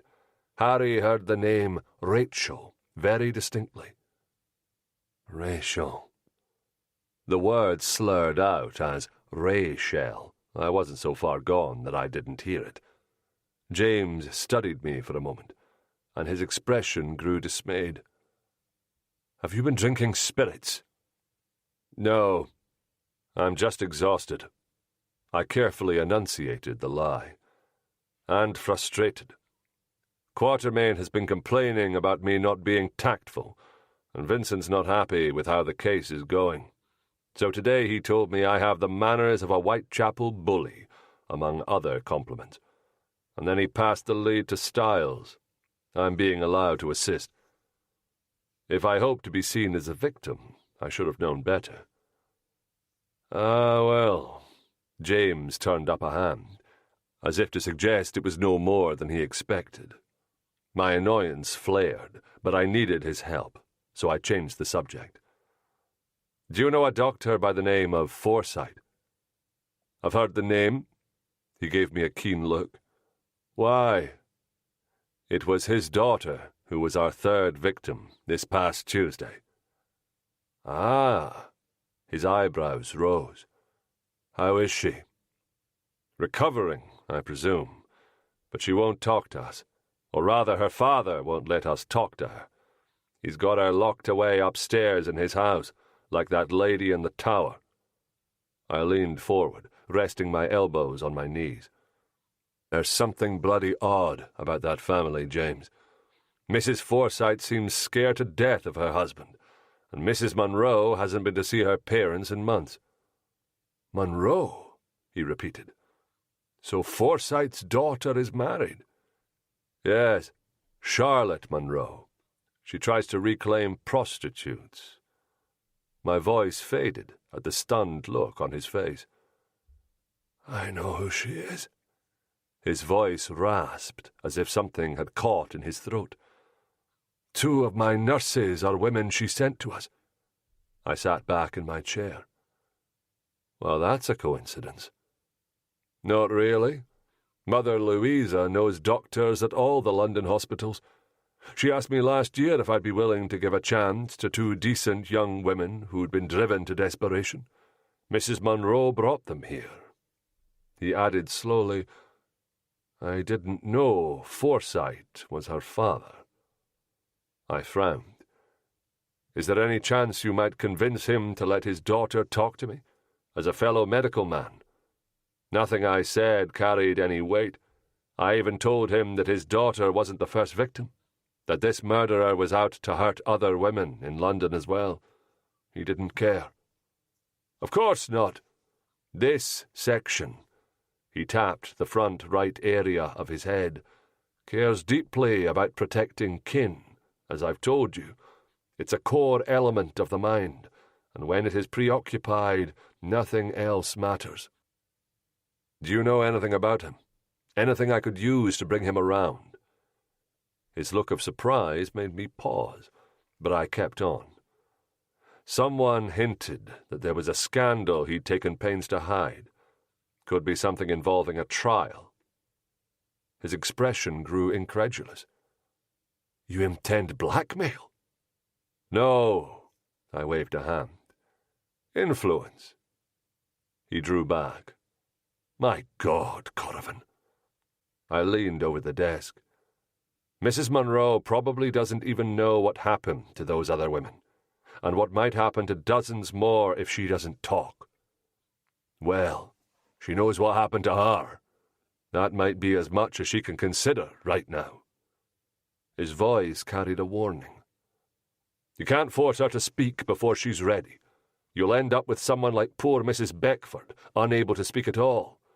You need to be patient." "He kills on Monday nights, and it's Friday," I retorted. "It's bloody hard to be patient when 5 minutes with her would make all the difference." "Badgering her and her family isn't going to help," he said sharply. "You can't just issue commands to people. You can only ask and respect their decisions." "I don't issue commands." "Yes, you do. I've been on the receiving end." His hand slapped the desk. "I've known you for 10 years, Corrivan, and you're like a dog with a bone, which is an asset most of the time. But right now that bone belongs to a person, a woman who has just experienced a threat to her life. Get hold of yourself." "For God's sake, you sound like Vincent." "Perhaps he's right for once. Did you ever think of that?" he blazed back. And then, as he looked at my face, the fight seemed to go out of him. He passed a hand over his eyes wearily. "There is no point in this, and I don't have the wherewithal to cope with your intransigence today." His voice dropped off, and his face was heavy with more than fatigue. I saw despair mixed with guilt and revulsion. James had worn the same expression the night he had come to me, fearing for his nephew Maurice's life.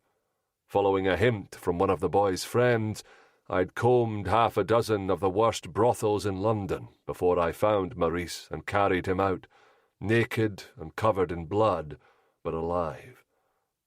Oddly, recollecting what I'd done for Maurice softened the hardness in my chest more thoroughly than remembering anything James had done for me would have, and my voice was mild when I asked, "What's the matter?" He fiddled with some tiny pins on his desk, gathering them into a pile between his thumb and forefinger with the same delicacy and precision as he wielded his surgical instruments. "I lost a patient last night. I thought his condition was improving, and, well, there's someone I should have consulted. It's my fault. I'm sorry, James. Truly." His sigh stretched the black buttonholes of his waistcoat. His exhalation returned them to their proper location behind the pearl buttons. The mantel clock chimed the half-hour, and James stood and reached for his coat. "I'm going home," he said. "Don't start up drinking again, Corrivan. It leads nowhere good." "I'm not drinking," I said. "I have work to do." I kept the slur out of my voice, but he looked at me with a mix of resignation and disappointment. I stalked out and found a pub with a stool very much like the one I'd inhabited earlier. Part of me knew James had a right to his disgust. But by the 3rd whiskey, I didn't despise either of us anymore. Chapter 35. In the past, I'd always been able to hold my liquor, but I was out of practice, and it took me 3 tries to slide my key into the lock.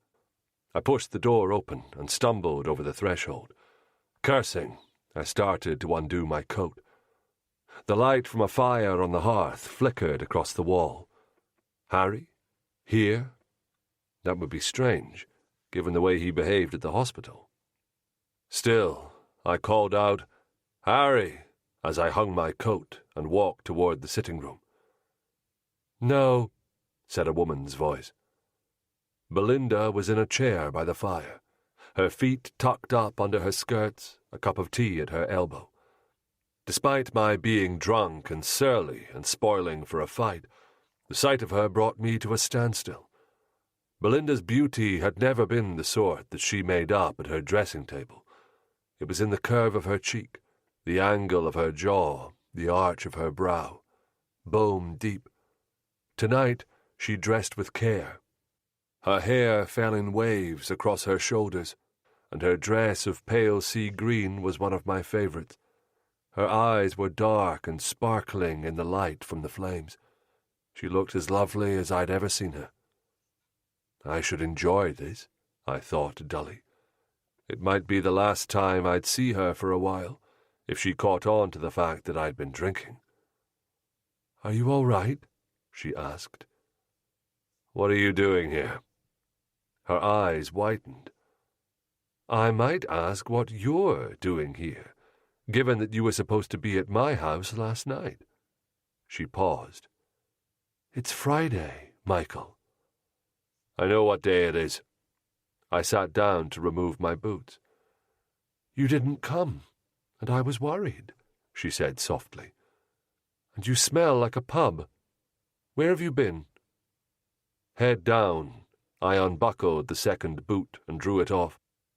Drunk as I was, the working part of my brain knew that if I spoke more than a few words, she'd realize I'd had more than a pint. I wanted to hide it.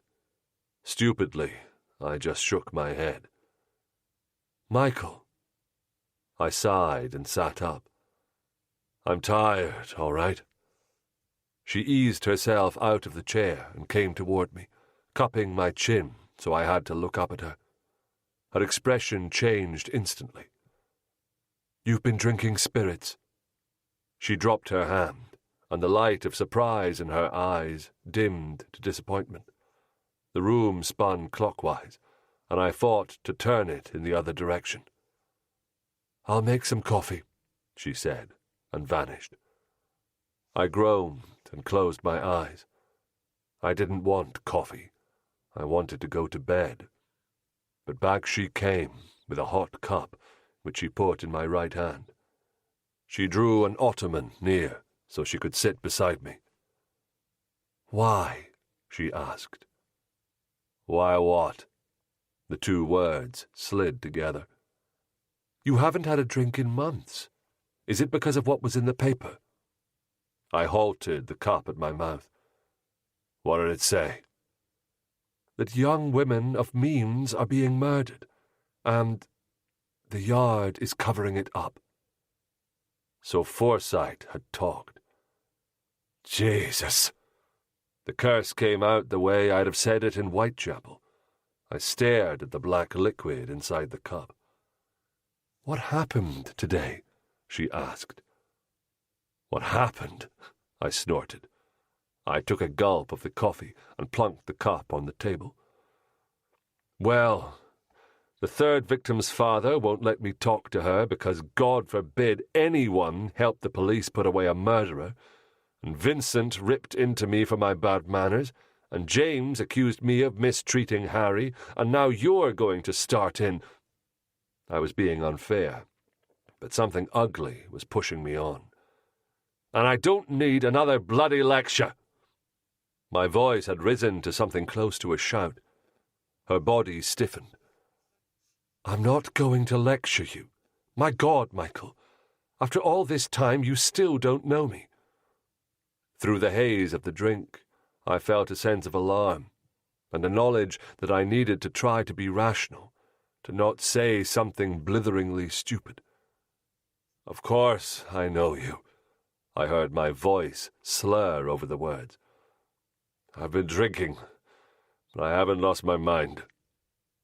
She laid her hand against my cheek, and her eyes, wide and serious, held mine.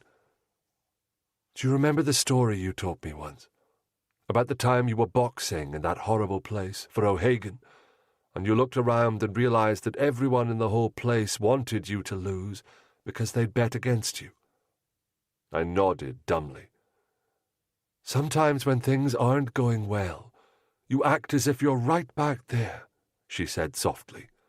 "It's you, all alone, against everyone else. You even fight with your friends. But you're not in a boxing hall anymore, and I'm not your adversary." The image of her with her small fists raised called up a short laugh. "Bill, don't be ridiculous." "I know that." Her hand dropped from my cheek. "Do you?" she asked, without a hint of a smile. "I don't think you do. What's more, I don't think you want to.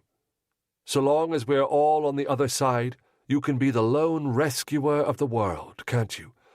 The invincible Perseus to every desperate Andromeda chained to her rock." She spread her hands. "And that makes you feel better?" I opened my mouth to argue, though I had no coherent thoughts in my head, and only the vaguest idea who Andromeda was. But she stopped me. "No, let me finish. I've known you for years, Michael, and tonight I finally realized something. Being the rescuing hero means you don't ever have to face your own weakness." She was shaking her head. "You don't have to sympathize with anyone who's powerless or afraid. All you have to do is save them." I bristled. "So saving them is wrong?" "It's not wrong. But not being able to admit your own humanity is almost—" the word came out reluctantly— "cowardly." "Cowardly?" I jabbed a thumb toward the door. "There is nothing cowardly about confronting people out there who are trying to murder, and—" "That's not what I mean." Her voice was keen with exasperation. "But it's as if you have only two ways of being with people.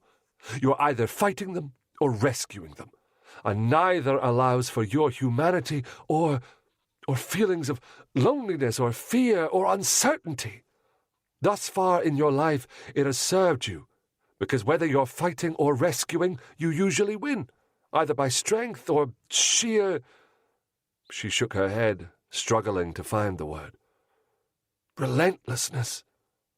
But it means that when you find yourself afraid that you might not be able to solve a case, or to save a young woman from dying, or to save a dozen young women from dying," she spread her hands again, "you won't let me or anyone or anything help you, except whiskey. And when someone does manage to help you, you can't even say thank you." She shook her head hopelessly. "You mean well. I know you do. But why can't you be a little humble? Stop acting as if you and you alone are saving the world. Walk around on the ground like the rest of us.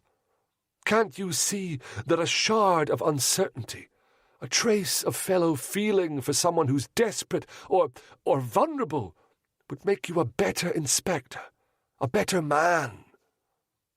Suddenly, I couldn't stand it anymore. "I'm not some character in one of your novels, Belle. You can't just write me to be different than I am, and I'm a bloody good inspector, no matter what Vincent or any of you think." She opened her mouth and shut it again with a sigh. "Never mind," she said, and stood, gathering the cloak she'd laid across a chair. She paused, looking down at me. "Your problem with Vincent is you can't fight him, and he doesn't need rescuing. But I can't have this conversation with you, not now." She wrapped the cloak around her shoulders and said with some satisfaction, "You're going to feel rotten tomorrow morning." Her logic was all wrong, though I couldn't say how, so I plucked out a piece of the fight I knew I could win. "I do walk around on the ground," I muttered, "because I wasn't born with a carriage to keep my pretty slippers out of the muck, remember?" It was a low jab, and wholly unfair.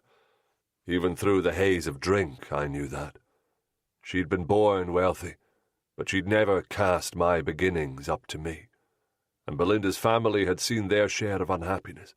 Money hadn't kept it away.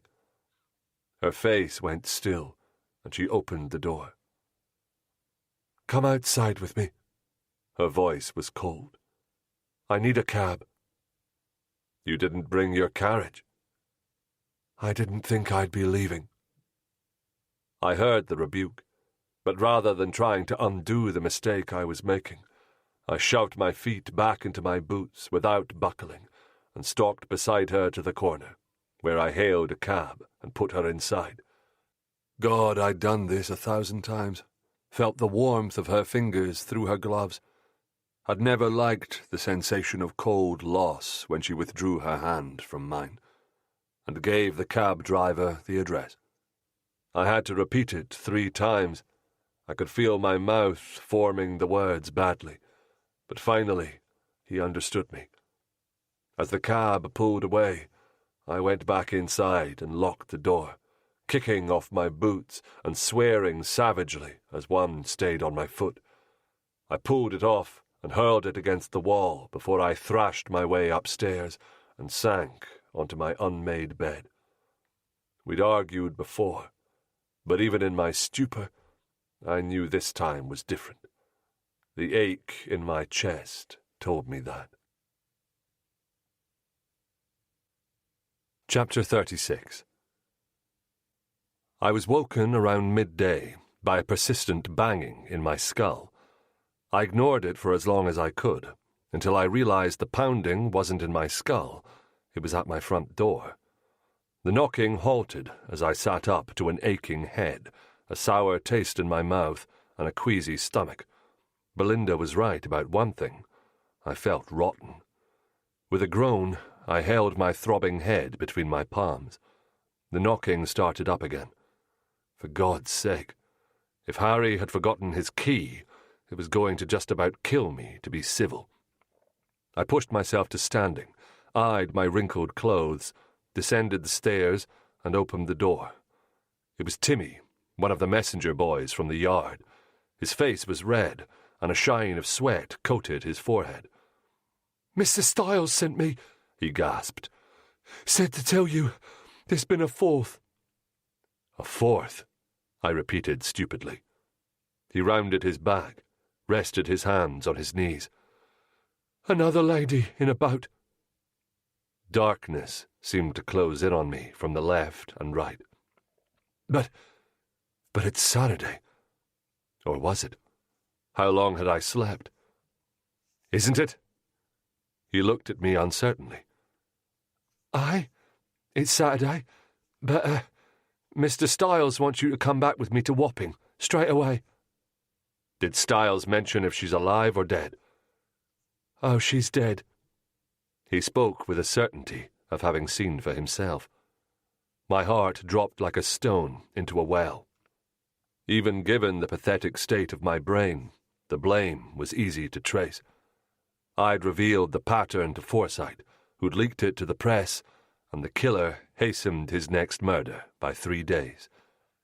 I beckoned Timmy inside. "Then I have time to change." By my quick count, 9 reporters crowded the vestibule where a sergeant vainly tried to keep order. Tom Flynn was one, John Fishel another.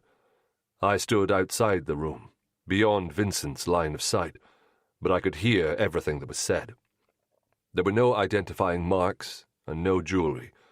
Charlie Dower was sketching, although I was beginning to feel that knowing her identity wouldn't help us understand why she'd been chosen. Then someone muttered, "Her wrists are cut bad." The image of bloody flesh formed in my mind, and with it came a wave of heat followed by a cold sweat. I bolted toward the door, barely reaching the alley before what little I had in my stomach came out of me. My left hand clung to the rough brick, and I remained where I was, doubled over, my eyes tearing from the effort, waiting to see if there was more. A steady hand on my back made me look up to find Tom Flynn. I half expected him to mock me, but his expression was sober and concerned. "When's the last time you ate?" I didn't reply. "Come on." He led me to a pub 2 streets away and pushed open the door, waving me toward a table in the corner. I sat, still tasting the bile in the back of my throat. He returned with 2 steaming mugs and a plate of food, and he sipped and watched as I alternated bites of potato with hot coffee. I sensed his questions accumulating, but he waited until I set down my fork before he asked, "Why weren't you in the room?" I gave him a wary look. He waved a hand. "None of this is going to end up in the Falcon. Vincent isn't pleased with me at the moment. Why not? You're worried about me? It came out more churlishly than I intended, and I forced a grin to smooth it over. He rubbed his hand over his mouth and didn't reply, just watched me with those green eyes of his. I sighed. Tom was discreet, decent. He didn't deserve me being surly, especially since I'd waited too long to talk to him, and another paper had broken the story. I owed him. Vincent told me yesterday I have all the finesse of a rabid bear barreling through a forest. I saw Tom's lips twitch. Because I did something stupid. I told the third victim's father there were 2 others, to convince him to let me talk to his daughter. He told the press. His gaze sharpened. The Times only said the Yard had been covering up murders of well-to-do young women in London. Were the previous 2 found on the river as well? In boats? I nodded. It's one man. Tom mulled that over. Curious how the victim's father leaked only enough to discredit the Yard. Didn't mention the boat. That was odd. Then again, in his irate state, he might not have taken in that piece of information, or regarded it as important. His name's Forsyth, I said. A doctor, retired. There's something dodgy about him. He grunted. I could inquire, discreetly. I shook my head. If Vincent got wind of it, he'd guess you were asking on my behalf, and, well, he'd toss me for good. What if this man kills again? Tom saw me flinch. I could do some searching in our archives. Vincent would never know. Belinda's rebuke about me not accepting help came to my ear as clearly as if she was standing in the room. I managed a smile. Give me a day or 2, Tom, and then I may ask you to look, all right? He turned his mug in slow circles. As I drained mine, he said, I understand barreling through the woods. I do it myself. But sometimes you need to make like an owl. Make like an owl, I echoed. A rueful grin appeared and then faded. I had an editor, brilliant man, died last year, who gave me that advice. He circled his head with his finger. Owls can turn their heads all the way round, did you know? And they listen when the forest gets quiet. So, if I stop tearing around and just perch somewhere, the answer will come. I said it lightly, but smiled to show that I knew he meant well. He set his elbows on the table and rubbed at his truncated finger. Couldn't promise it, but for me, the final piece usually comes from someone I stop to talk to instead of rushing past. You've made your point. We were silent for a minute before I added awkwardly, By the way, thanks for your piece. You didn't mention Mrs. Munro was alive. One shoulder rose and fell. You asked me not to. My indebtedness weighed heavily on me. I feel rotten not telling you more, all right? But I will, soon as I can. Yeah. He tipped his mug toward me, to show there were no hard feelings. Well, you buy my coffee next time. After I left Tom, I stood on Blackfriars Bridge for hours, watching the river clench and release like a muscle, until the afternoon glow faded and the haze held the golden pinpricks of light from the gas lamps along the Victoria Embankment. At last, I turned toward home. Newsboys were already shouting the headlines, printed in the bold letters that were usually reserved for railway disasters or assassination attempts on the Queen. I sought a copy of the Beacon, knowing it would be the worst. The urchin who sold them was bellowing, "Murders! Murders! Read it now!" I thrust a coin at him and stood in the middle of the pavement. tilting the front page toward a gas lamp. As usual with Fischel, there was no byline. London ladies murdered, Scotland Yard shirking, new director flailing. In recent weeks, there have been up to 12 attacks on ladies in London, and Scotland Yard is once again cloaking its ineptitude. I forced myself to read on.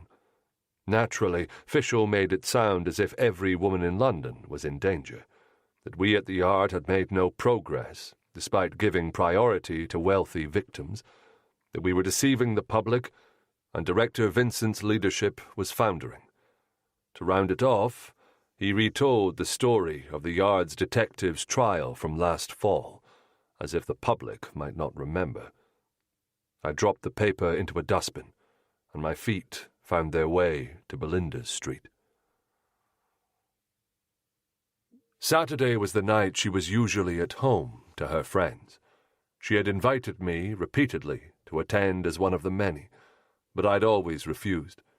I wouldn't have been comfortable, and I knew that Thursdays were ours alone and safeguarded. That was what had mattered. As I stood and watched from under a tree across the street, one carriage after another drew up to her door.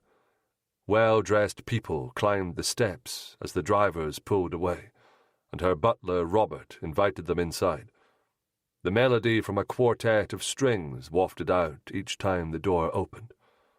The selfish part of me wished she were unhappy enough about our quarrel to cancel her soirée, but there was a better part of me that admired her for keeping to her usual plans. She valued steadiness in character, manner, and habits, and she had told me enough about her mother that I understood why. The last carriage deposited its passengers, and the door closed behind them. In a wash of regret, I closed my eyes and let myself remember how it felt to bury my face in her hair, to feel so deeply entwined that the very words I used meant something different when spoken in her presence. And indeed, there might be times when I wanted to fight with her or rescue her, but that's not all there was. On my way home, I did not stop in any of the dozens of pubs I passed. Perhaps it was getting through my thick skull that it was time I did some things differently.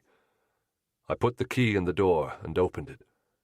Just as on Tuesday night, Harry was sitting by the fire, but he was alone, and this time there were several newspapers on the table. Harry looked at me, his dark eyes wide and worried. "Do you know who she is yet?" I shook my head. "They've circulated portraits. They'll probably learn tomorrow." "And she was dead?" he asked softly. I sank into a chair. "Yes." Worry lined his young face. "Are you getting close?" I sighed. "Not really. We've no idea how these 4 women are connected, if they are. It doesn't seem to be about money or love." "If it isn't passion or greed, Dr. Everett says it's fear or revenge," said Harry. "But fear of what? Revenge against who?"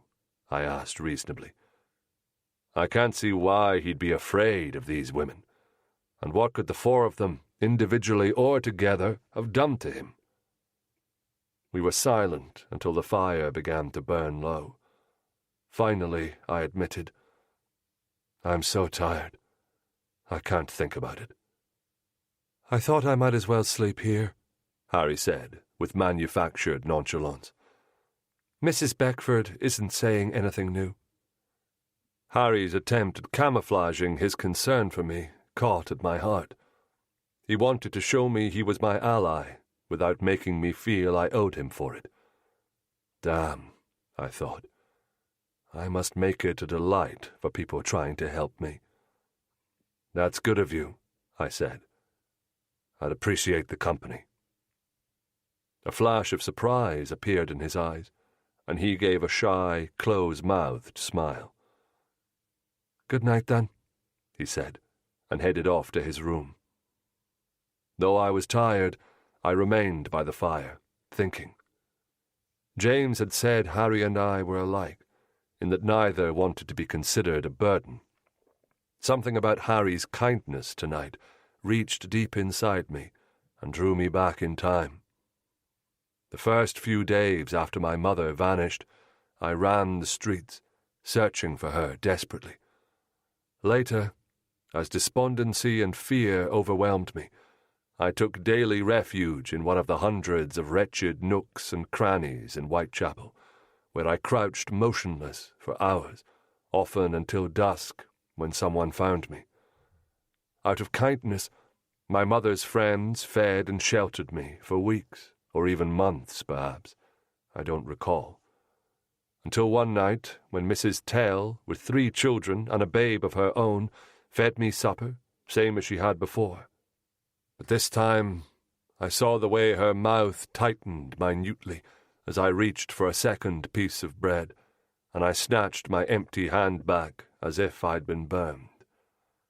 That night, after all of us were in bed, I listened to her hands thumping the dough for tomorrow's bread onto the kneading board, and I realized suddenly that my mother had no doubt worked after I went to sleep, trying to keep me from seeing the truth, that in Whitechapel there wasn't nearly enough sleep and food and safety and work to go around. I was overcome by hot waves of mortification and shame that I'd been a useless burden on mothers like Mrs. Tell for so long.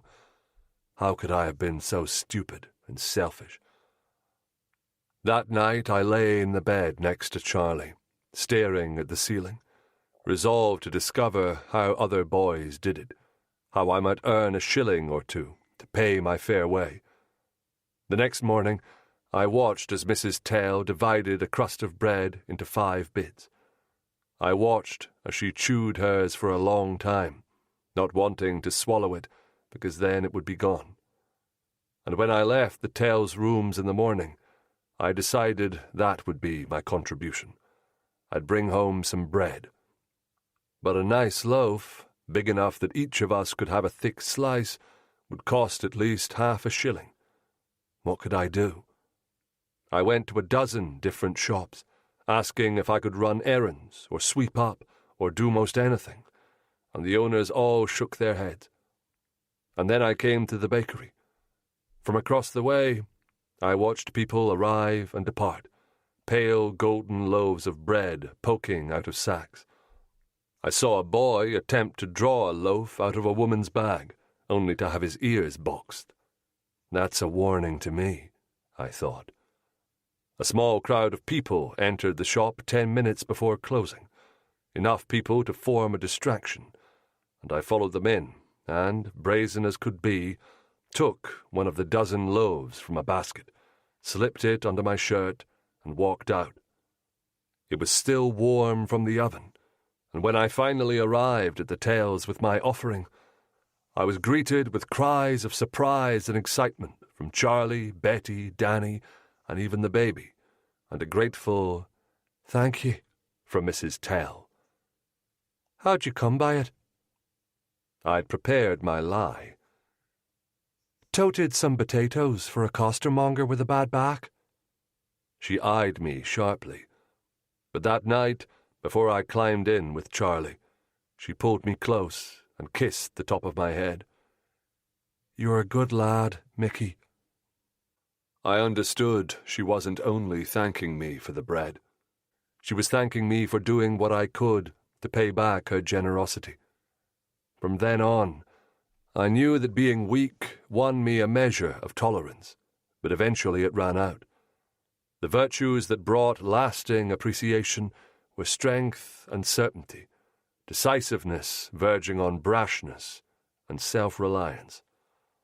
Those traits had served me well until now, but given that my approach to the case had thus far yielded no good result, perhaps, as Belinda said, remembering what it was to be powerless and desperate might help me understand the man I was trying to find. The fire was down to ash when at last I rose from my chair. Upstairs, I nudged the door open to look in at Harry, sleeping, and felt a wave of tenderness. and something like sadness, too, at the way he had curled his long legs up to fit the length of the bed. Chapter 37. Sunday's church bells woke me at 7, and I would have sworn I was lying awake, but I must have fallen back into a doze, for suddenly there was Harry leaning over me, his hand shaking my shoulder. "Mr. Corrigan, wake up!" His eyes were sober, his thin cheeks flushed as if he'd been running. I smelled the dampness of his woolen coat. He'd already gone out somewhere. I sat bolt upright. "Is there another dead woman?" "No, no," he said hurriedly. My heart dropped back down to somewhere near its usual location, and I squinted toward the window. Rain blurred the houses opposite. It could have been any hour of day. "Dr. Everett wants you to come to the hospital," Harry said. "Is he all right?" His eyes met mine. "He's fine. He just told me to fetch you. I couldn't be sure, but I think he had someone in his office." I grunted. "What time is it?" 10:30.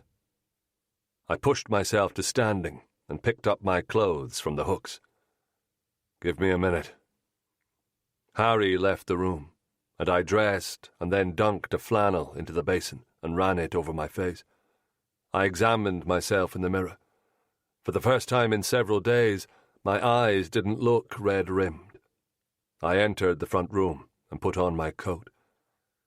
"Might want your umbrella," Harry suggested tentatively, his hand on the wooden handle. Despite everything, a wry laugh broke out. The pinched, hurt look that came over his face stopped me in my tracks, and I hastened to correct the misunderstanding. "I'm not laughing at you, Harry. Honestly, I'm not." I held out my hand for the wooden handle. "Styles says the exact same thing to me. Tries to keep me from catching my death." "Oh, I see." His expression eased to a grin of acceptance that faded shortly afterward. "I'm not sure he's taking his own advice, though." "Why do you say that?" I shut the door behind us. "It's just that he's been looking poorly. Last night at the hospital, he insisted he wasn't ill, but he was coughing and looked feverish to me." "I'm sure he'll be fine," I replied. "He's a sturdy sort." We opened our umbrellas against the drizzle and walked in silence to the next street. As we paused at the corner, waiting for a carriage to pass, Harry spoke up. "Were you and Mrs. Gale arguing about me the other night?" I turned. "What?" He tipped his umbrella back, and his face looked resolute. "The night we went for dinner, I could tell you'd been quarrelling. Was it about me?" It took a moment to remember, because that quarrel with Belinda wasn't the one uppermost in my mind. "No, Harry. It was something else." "Oh." The flat monosyllable held disbelief. "She wanted me to tell her about this case, and..." My voice dwindled. "You didn't want to tell her?" His tone was curious. "No, not because I don't trust her," I added. "I just tend to keep things to myself until I have at least an idea of a solution." A dozen steps on, I added, "As she recently pointed out, I don't like admitting my failures, even to her." He gave me a measuring look. "It had nothing to do with you," I assured him. "All right." We walked on, while I mulled over the fact that misunderstandings occur all the time, and I probably don't know half of them. At least Harry had the decency to ask. "Mrs. Beckford is better, you know." He broke into my thoughts. "She's still not talking much, mostly just nods or shakes her head. But at night, she doesn't thrash about. She sleeps like a normal person."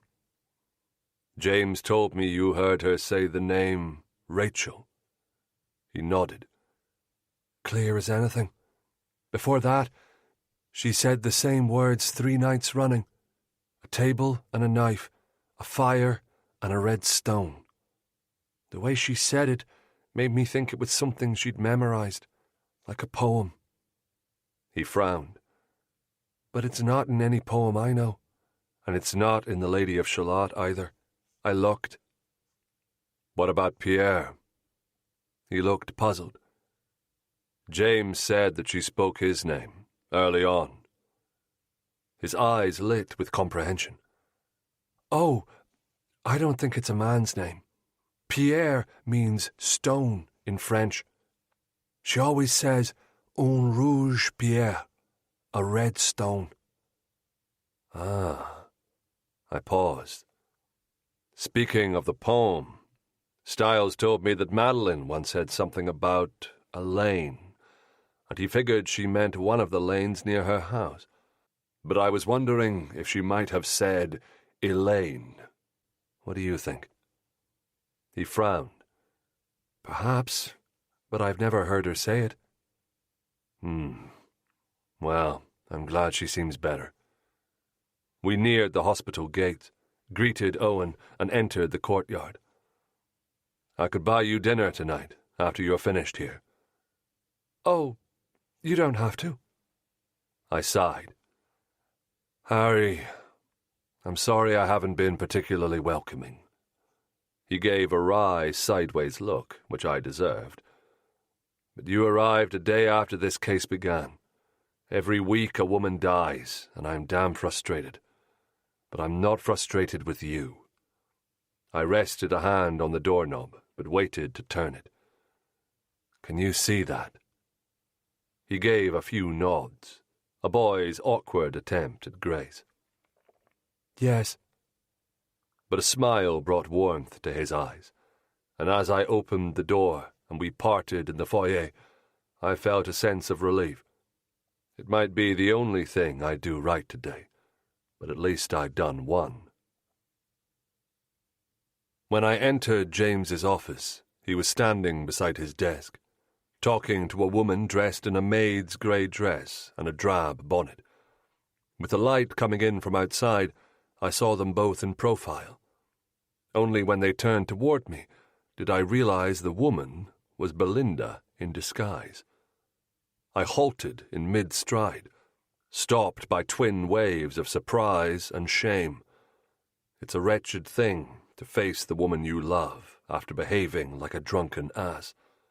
But at least she was here. I felt as if I'd slipped my hand into a pocket and found an unexpected pound sterling. Good afternoon, Michael. Belinda's face was calm, her voice restrained. James's gaze flashed between us. I avoided his questioning stare and asked Belinda, "What's the matter?" James handed me an envelope, and Belinda said, "It was under my door this morning." The envelope was cheap, the kind a shopkeeper might use to store receipts, and the front held only her name in jagged letters, as if someone had drawn them with his offhand. I opened the flap and pulled out the single sheet of paper. Mrs. Gale, tell your inspector to stop looking into the murders of the ladies in the boats. If he don't, you'll come to harm, and I expect he loves you. I don't want to do it, but I will, same as I done to the others. Just tell him to wait. He'll find out later what it's about. A painful tingling swept from the crown of my head, down my arms and into my hands. James said, "It must be the murderer. His tone seems earnest." But I barely heard him. I looked at Belinda, imagined this man doing to her what he'd done to the others, and felt fear vining rapidly around my heart and constricting my lungs. I heard her voice, as if from far away. "Michael, stop it. Stop it. I'm fine." My eyes refocused on her face. Though her expression was anxious, her voice was determinedly practical. Nothing's happened. You need to get out of London, I said. No, she said. But as I already told James, I'll go to Catherine's. I didn't want her at her sister's. I want you out of London. Her chin tilted up stubbornly. I have commitments here. James gave a cough. We were just discussing how this man might have discovered your friendship. He paused. Once the newspaper named you as the inspector on the case, he'd be able to locate you easily enough. But that doesn't explain how he connected me with Belinda, I objected. James raised an eyebrow. I assume he followed you to her house. Before I could say a word, she said, Michael hasn't been to visit me since Thursday before last. One of my knees suddenly buckled. That's not true, I said hollowly. I went to your house last night. Watched people go in. She appeared disconcerted, and I turned away to see James's eyebrows forming two semicircles over his spectacles. Who else knows about your connection? Hardly anyone, Belinda replied. A few of my most trusted friends. And Harry, I said slowly. But I can't imagine how this man would have found him. Where is he now? Belinda asked. Here at the hospital. A shiver ran over me at the thought that Harry had spent last night with me. What if the murderer had been watching my flat? He'd know who Harry was, could follow him from my door, threaten him. Suddenly, my mind jumped to 2 nights before when Belinda had left. Friday night, I said. You came to my house. What if he followed you home? Belinda caught her breath. He wouldn't even need to do that, Michael. You spoke my address several times to the driver. But you'd notice someone hanging about, James said to me. Not in the state I was in. My eyes met Belinda's, and she said, The street was dark. I closed my eyes, and in my mind I watched her carriage pulling away, this monster shadowing her. I supposed I should be grateful he didn't hurt her then and there, but all I felt was a growing rage so wild that I opened my eyes to get away from it. Belinda was watching me, her expression soft. Please don't go home, I said quietly. Not even to collect your things. I'll go straight to Catherine's until this is over. I'm sorry, Belle. I swear. Don't. She shook her head. I'll manage. There were a dozen things I would have said if we were alone. The one good thing to come of this, Belinda said, is you may have learned something important about this man. James assented. His handwriting and education, unless he intended to deceive. Or he must have an accomplice, I replied, to write the messages that lured the women away. Well, yes, Belinda allowed. But I wonder if it isn't really the women he wants to hurt at all. Her eyes, large and thoughtful, shifted to James and back to me. Perhaps he wants to hurt the men. Killing the women they love injures them worse, and for longer. The truth of it hit me like an uppercut to my chin.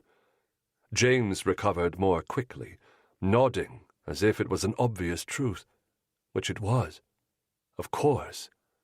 Otherwise the murderer would have sent the threatening letter to me. If Belinda was the same as the others, and if the logic of the letter extended to the 4 women, at least 3 of them had men who loved them dearly. Dear God, we'd been thinking about these murders all wrong. The connection isn't among the women. My voice sounded breathless and peculiar. It's among their husbands and fiancés. What do the men have in common? Belinda asked.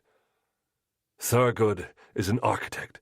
One of Jane Dorstone's former suitors is at university, and the other works at a bank here in the city. I recalled each in turn. Munro is a civil engineer, working on sanitation projects on the Thames, so there could be a connection to Thurgood, and to the river. He's not giving them a warning first, Belinda interposed, nodding to the letter still in James's hand. The way he did for me. But I'm not one of his original targets, I said. I'm only an incidental obstacle. James was studying the letter again. It seems he anticipates you catching him, but later, the notion doesn't seem to concern him. He might have nothing to lose, I said, recalling the barkeep's description of the man's cough. I wonder if he's dying. That could explain why he altered his pattern from Monday night to Friday, James said. His time is running short. Or perhaps he feels resigned because he has nothing, or no one to live for, said Belinda gently. Perhaps he's alone, and this plan is all he has left. My eyes met hers. There was a knock at the door, and Harry poked his head in. Mrs. Gale, there's a sergeant here to collect you. I sent for someone to escort her to her sister's, James said. A good idea, I said. I wished I could take Belinda myself, but the less we were seen together, the better. Belinda gathered up her umbrella. I longed to say something to her, an apology for drawing her into danger and for my idiocy the other night, but she turned away and preceded Harry out the door without looking back. I swallowed my guilt and regret and general wretchedness and watched the door close behind them. And I swear at that moment, something inside me broke for good. If I had to change every damn assumption and habit and procedure I'd ever used in detection in order to solve this case, I would. I could do without any of them sooner than I could do without her. Chapter 38. I drew close to the yard and heard the sounds of a gathered crowd. As I came through the stone arch, I saw a mob, much like the ones that had gathered the previous autumn. Men and women were shouting, shoving, raising their fists. You've buggered it again! Some of you have probably murdered them yourselves. What are you hiding? You're liars, all of you! Stifling a groan, I edged my way around them to get inside. As I started up the steps, 2 men grabbed at me, but I squirmed away as Sergeant Wicks opened the door to let me in and dragged it closed, throwing the bolt. Inside, the atmosphere was grim. We could all still hear them. They began a chant I'd heard before. Bungling ain't so very hard when you're in sodding Scotland Yard. A scan of the room revealed everyone making a dogged show of going about their business as usual. Vincent's door was propped open, as if to say he wasn't locking himself away from the furore, but was in it with us. I made my way straight toward his office, Belinda's letter in hand. It was all I had to offer, but I hoped it was enough. Styles' desk, unoccupied, reminded me of what Harry said about Styles looking poorly, but I kept on and knocked at the doorframe. Vincent looked up, his lips tightened, and his grey eyes were flat and unwelcoming. On his desk lay 2 newspapers, one with a headline, Railway Disaster Sabotage, and the other, Manchester Railway Disaster. I felt a prick of chagrin as I remembered that the river murders weren't the only highly public cases Vincent was overseeing. Begging your pardon, sir, I said, my voice subdued. I know you told me not to come back until you called. I know... My voice broke. I push too hard sometimes. and I've not handled this well. But you need to know about this."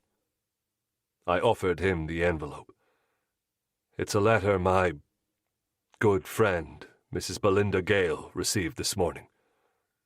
His eyebrows rose. "Mrs. Gale? The authoress?"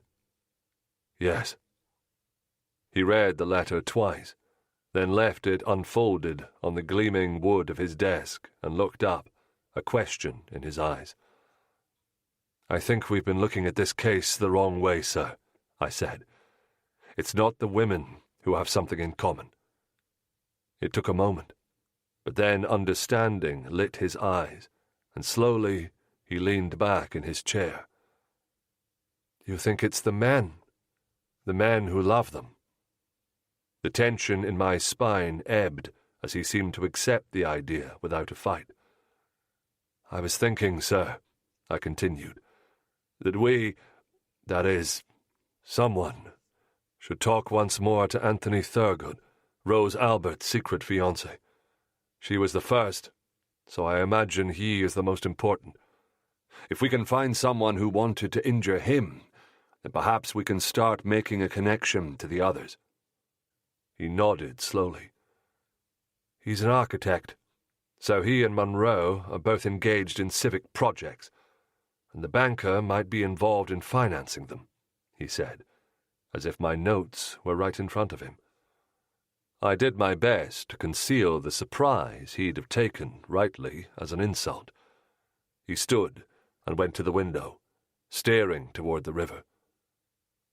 "What do you know about McLaughlin?" He turned to meet my gaze. "I assume you haven't spoken with him, but you recognized his name." "Yes, sir," I admitted. "My family knows him, and while I don't know all the particulars, they say he's a good bloke, and was wrongly convicted. The girl said he'd held her for 3 days, but after the trial, it came out she'd been seen at some shops during that time." Vincent's eyes narrowed, and I added, "Could be they were mistaken, but he was convicted on her word alone." His brows lowered. I read the transcript. He tried to hide that he'd worked on that wharf. "Being scared, he might have done that," I said. "But I know someone who can help me find him." I paused. "Whitechapel boy or not, sir, if there's even a possibility he had something to do with this, I'll bring him back with me." He nodded. His address at trial was a boarding house in Brook Street, number 16. I stifled my disappointment. I wanted to talk to Thurgood first, but I reminded myself I was lucky Vincent was even considering allowing me to do this. "Perhaps Styles could go speak with Mr. Thurgood," I suggested. He shook his head. "I sent Styles home on Saturday night. He was ill." I felt a jab of dismay. Sent home and still not at work this morning. He must be even worse off than Harry said. Vincent's expression betrayed both regret and annoyance that he had little choice but to let me return. I wished desperately there was a way to make him feel better about it. It was Belinda's voice that rang in my ear. "Why can't you be a little humble? Stop acting as if you and you alone are saving the world." Awkwardly, I said, "Sir, would you like me to see Thurgood and the other men, or find Nate first, or do something else?" Vincent studied me for a moment. At last he said, "Go see Thurgood and the others first. Nate afterward. Tomorrow if you must, but report back to me tonight, all right?" I nodded. "It might be late, sir." "I'll be here." He picked up one of the papers, and I took it as a dismissal. At the threshold, I heard his voice behind me. "Thank you for sharing the letter and explaining your thoughts." His voice was still cool, but the words were civil. "Yes, sir," I replied, and left. His manner certainly hadn't been encouraging, but I had a feeling that I'd at least provisionally halted my downward slide in his estimation.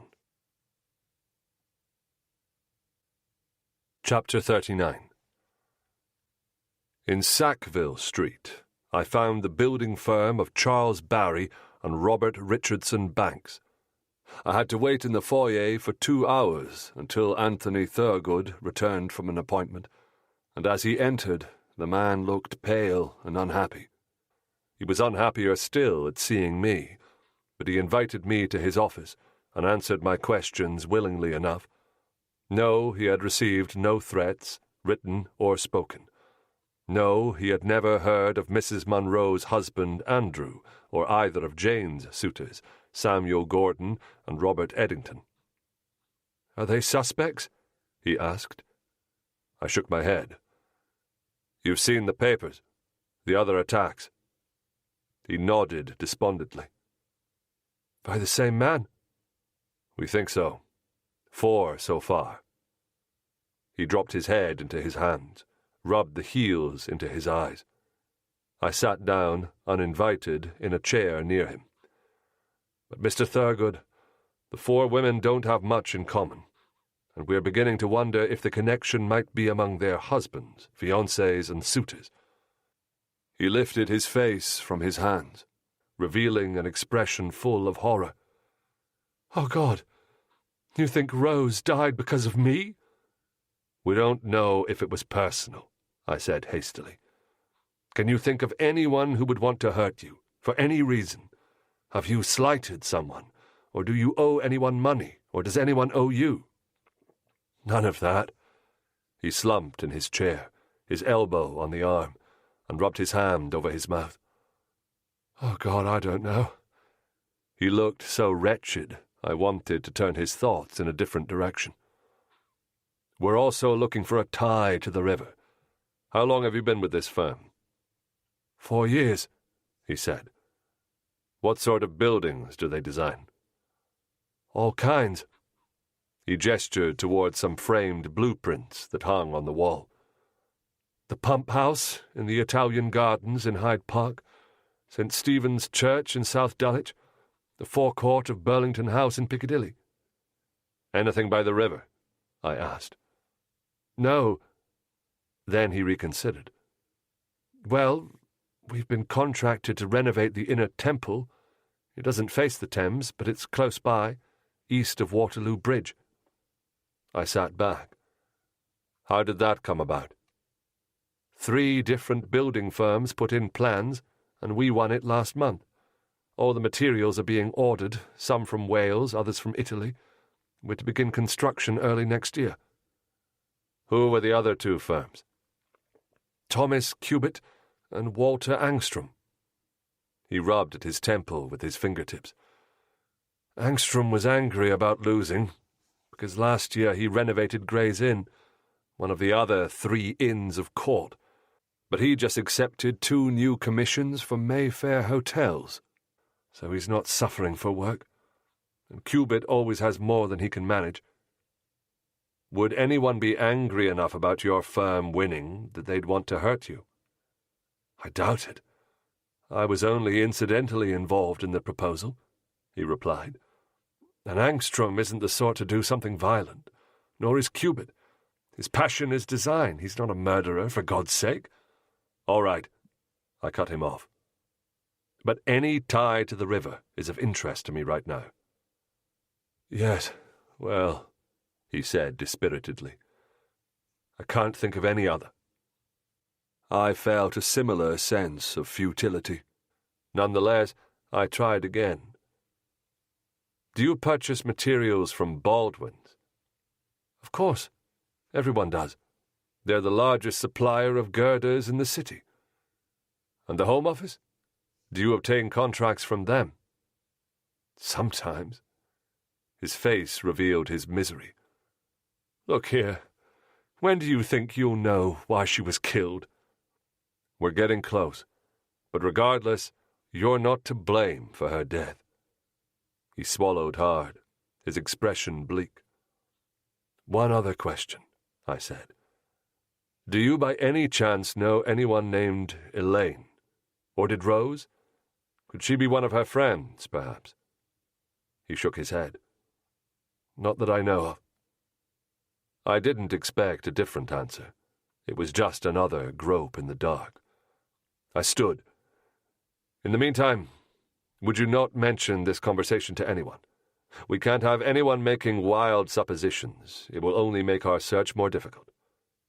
Of course. I bid him goodbye. At the doorway, I turned back. He was staring into mid-air, his face set and hopeless, and appearing 10 years' worth of sadness older than it should. And yet, there was a look of bewilderment about him too, like a child who had suffered a loss against which he had no defense. If I thought it would have helped him, I'd have told him that I'd lost my mother, whom I loved more than anyone, and I understood his grief. The deep, heart-hollowing pain that made itself felt in nightmares, that roused a flash of hope at the sight of any woman who bore a passing resemblance to her, that made me long to howl and moan, and even die as the truth of her absence took hold. But I remembered my experience keenly enough to know that any words I might utter would have provided no comfort at all. As it was the middle of the day, I knew I wouldn't find Mr. Eddington at his home in Dulcet Street. Reviewing the notes in my pocketbook, I found the name of the bank where he was employed as a clerk. Central Bank on Newgate Street, in the shadow of St. Paul's, wasn't far, so I walked along the embankment and turned north. Mr. Eddington was seated at his desk. He looked thinner than before, and dark smudges stained the skin under his eyes. At the sight of me, he flinched, as if expecting another blow. But after a moment, his eyes sparked, and an angry flush rose to his cheeks. "Inspector," he said frostily. I stood behind the chair opposite, as he did not invite me to sit. A stove cast a good deal of warmth, and I unbuttoned my coat. "Mr. Eddington, I'm sorry to disturb you here." His lips pressed together until they vanished. "I saw the newspaper account. Jane wasn't the first." "No, she wasn't, and we've discovered some new facts," I replied. Whereas Mr. Thurgood had been despairing, this man had chosen fury as an alternative to grief. I would have to tread carefully. "We have not found any meaningful similarities among the women. So now we are looking for connections among the families and loved ones of these women." His spine stiffened. "Well, I know one person you should look at. Jane's mother. She's hateful." I drew out my pocketbook and pencil. "Why do you say that?" "Why, she made Jane miserable," he burst out. "Criticized her for everything, from what she wore to the amount of jam she spread on her toast." While that sounded unpleasant, it was doubtful it would lead to murder and wouldn't connect Jane with the others. "That is certainly something to consider." I made a note on a blank page. "A few more questions. Do you know Anthony Thurgood or Robert Munro?" "No." His entire body tensed again, as if he were ready to leap up and slay them. "You suspect them?" "No, I do not," I replied evenly. "Do you know of anyone who might be angry with you, or bear a grudge?" "Of course not," he said without even thinking, and then understanding dawned. "Are you saying her death might have had—" His hand came up as if to fend off the suggestion. "Mr. Eddington, have you had any rows in the past year over money or debts?" "No. Oh, some friendly wagers at the club have put some friends in debt to me, but only £5 or so. It's nothing." I knew people who'd consider £5 worth killing for, but members of his club presumably found it as negligible an amount as he did. "We also wonder if anyone connected with Jane might have ties to the river," I said. "The Thames?" "She was found there in a boat," I reminded him. "They all were." "Well, I have none to speak of," he said irritably. "I walk by it sometimes like anyone. I drink tea that's brought in by the ships, and our housekeeper uses spices in her cooking. I held my temper. I was thinking of your work here at the bank. Oh. His exasperation abated a degree. Well, many of our clients have connections to the Thames. For God's sake, most every company in London does. Whether they receive their raw materials by boat, or warehouse their goods there, or build ships or gas lamps for the embankment. And do you have any connection to Baldwin's, the metalworks company? He nodded. They bank with us. I felt a pinprick of hope. What about your family? Any connections to civil engineering or the Home Office? His expression altered, and he drew away from his desk, his hands fidgeting on the arms of the chair. Well, I can't imagine it has anything to do with this, but my mother's cousin is Sir Charles Westingford. Westingford? The name was vaguely familiar. He saw me groping, and he added, the assistant to the Home Secretary. My heart tripped, and the pinprick of hope grew. You look as if that means something, he said. But frankly, I doubt Jane even met my uncle. His lip curled. Oh, perhaps they were in the same room at one of our parties, but he isn't the sort to bother talking to ladies who are attached. I said nonchalantly. Just a few more questions. Do you or does your bank have any particular connections to the Inner Temple, or the architectural firm of Barry and Banks, or Cubitt or Angstrom? He shook his head after each. Do you happen to know anyone named Elaine, or did Jane know anyone by that name? I don't think so. Finally, I understand this is a delicate matter. What can you tell me about Samuel Gordon? I understand Miss Dorstone was acquainted with him. He sighed. Yes, Sam asked for her hand last December, but I believe he is engaged now, or nearly so, to someone else. Where is he now? Mr. Dorstone told me he was studying abroad. Oh, he's returned, up at Oxford, reading classics. It didn't sound likely that he'd have much of a connection to either the Thames or building of any kind. To reassure him that I was nearly finished, I put my pocketbook away. Where might I find your uncle? He tapped his fingertips on his chair arm. Up at his country estate in Lancashire. Take the train from Euston to Preston and ask the way to Scarsbrick Hall. Anyone can direct you. Thank you. I did up the buttons on my coat. If you'd have found him after the first one, Jane would be alive. His voice was accusing, his eyes bright with resentment. Tomorrow would have been her birthday, you know. Mother had planned a party, with all her friends, and pink roses. They were Jane's favorite. Despite his manner, my heart softened. I'm very sorry. He snorted and averted his eyes, and I left, relieved and yet dismayed to have found some plausible connections among the river, Baldwin's, and the Home Secretary, Sir Stephen Vernon Harcourt, one of the most powerful and wealthy men in all of London. The image of the tiger from several weeks ago reappeared in my mind. It was nearly 6 o'clock when I returned to the yard. I had to wait to see Vincent, who was occupied with a visitor in his office.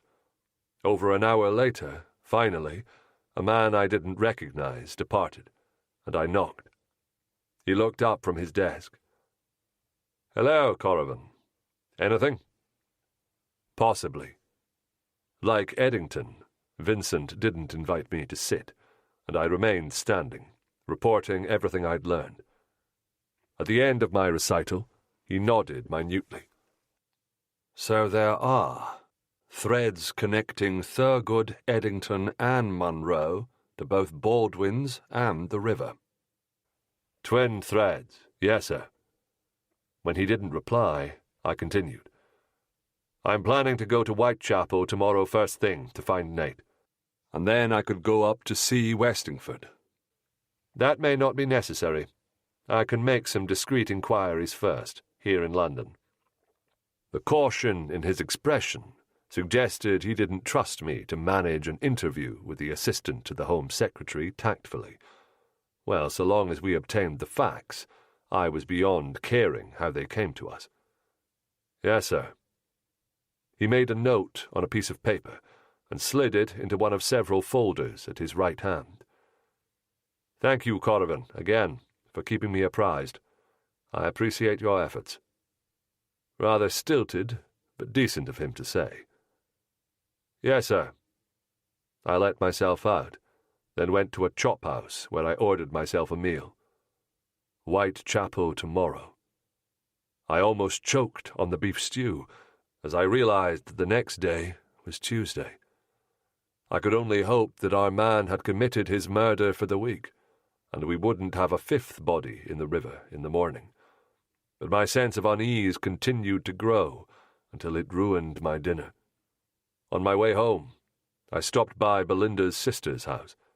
It was dark, except for an upstairs window. The shadow flitting behind the curtains could have been Belinda or Catherine. It was impossible to tell. I walked the length of the street twice, keeping my eye out for anyone lurking, and saw no one.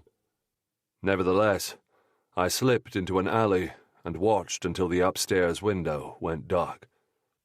Then I stayed another half hour, just to be sure. Chapter 40. By Tuesday morning, we knew that the fourth woman's name was Emma Montooth, and she hadn't been seen since around 2 o'clock on Friday. As Styles was still at home ill, Vincent sent Inspector Mills to speak with her family and friends while I headed to Whitechapel. Mills and I planned to meet back at the yard at 6 o'clock. That should give me plenty of time, I hoped, to find Nate McLaughlin.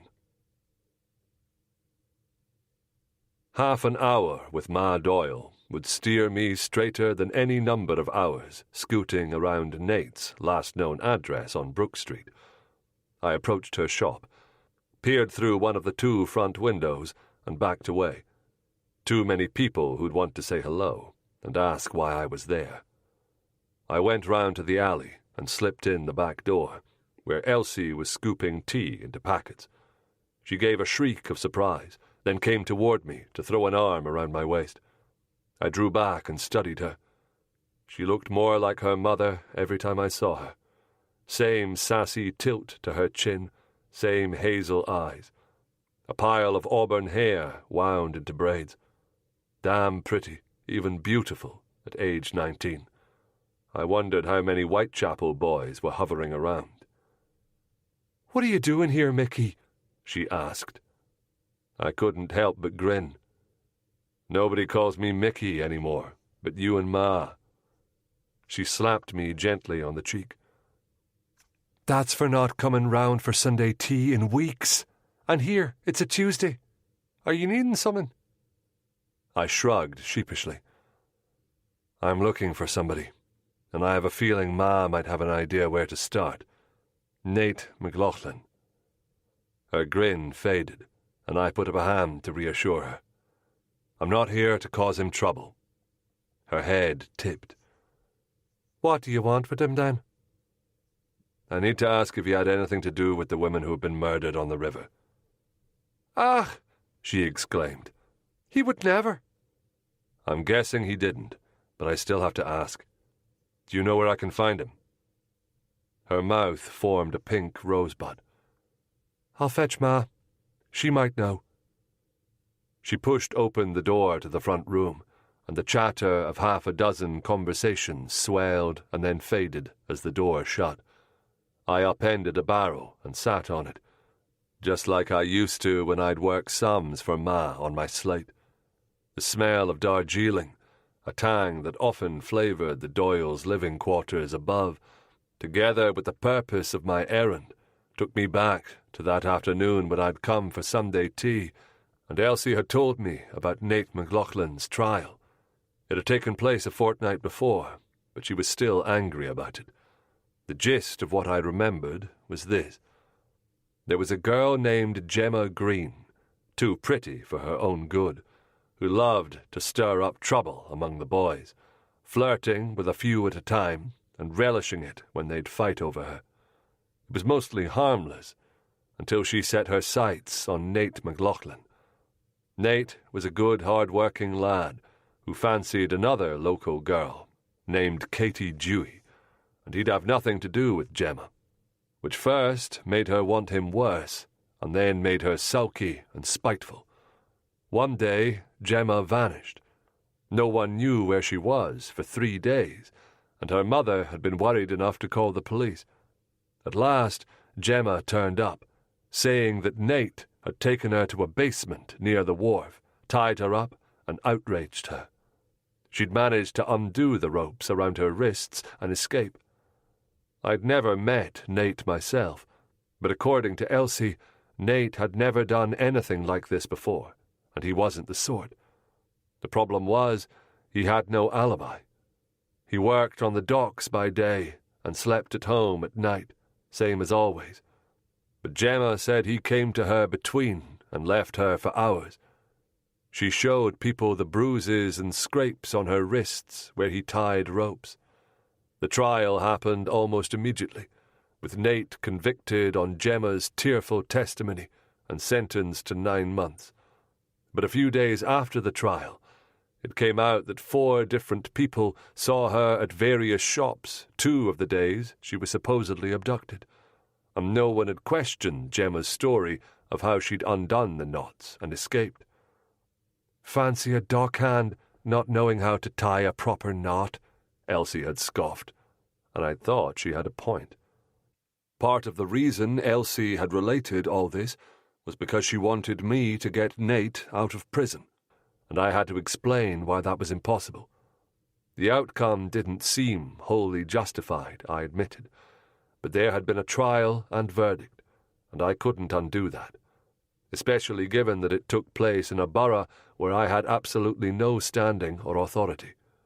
I tried to console her, saying that Nate would be out of prison in a matter of months, but Elsie had a firm sense of what was fair and what wasn't, and her face had reflected her frustration and disappointment.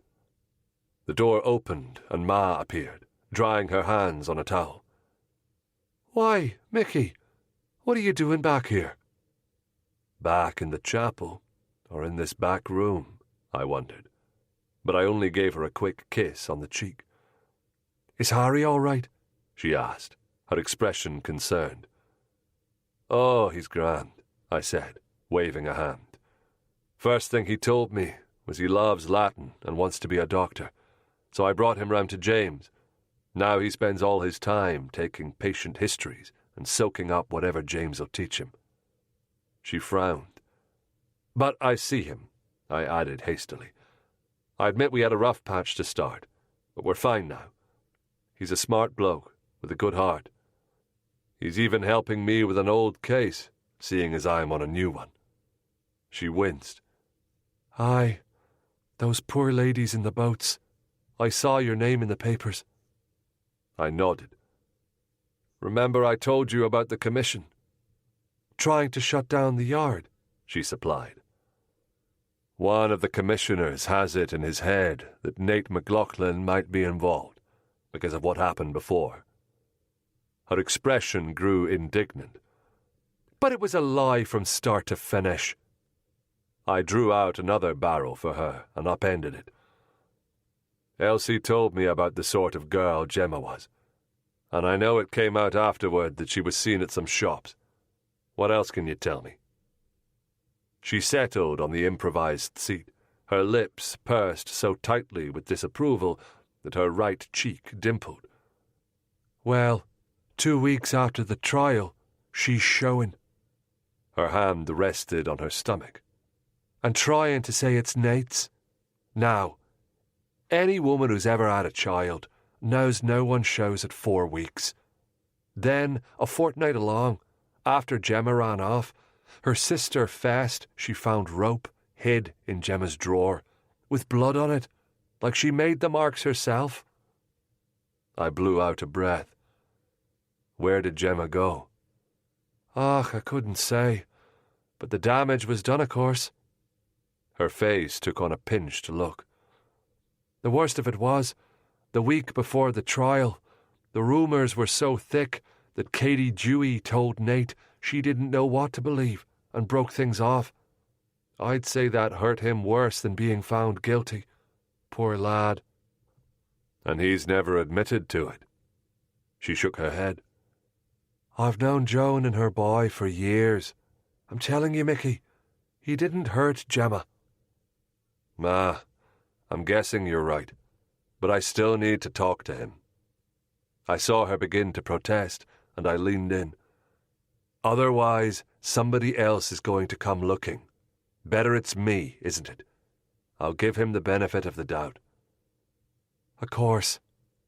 She thought for a moment. Wait here. 20 minutes later, she was back. Try the golden horn. You remember where 'tis? Sure. She looked at me sorrowfully. But don't think the way you find him now is what he was. He never used to drink more'n a pint, but Joan says he's soused most days.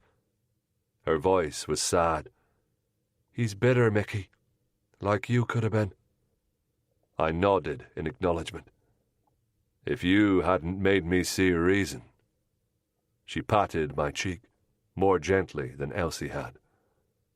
Take care of yourself. And Harry, too.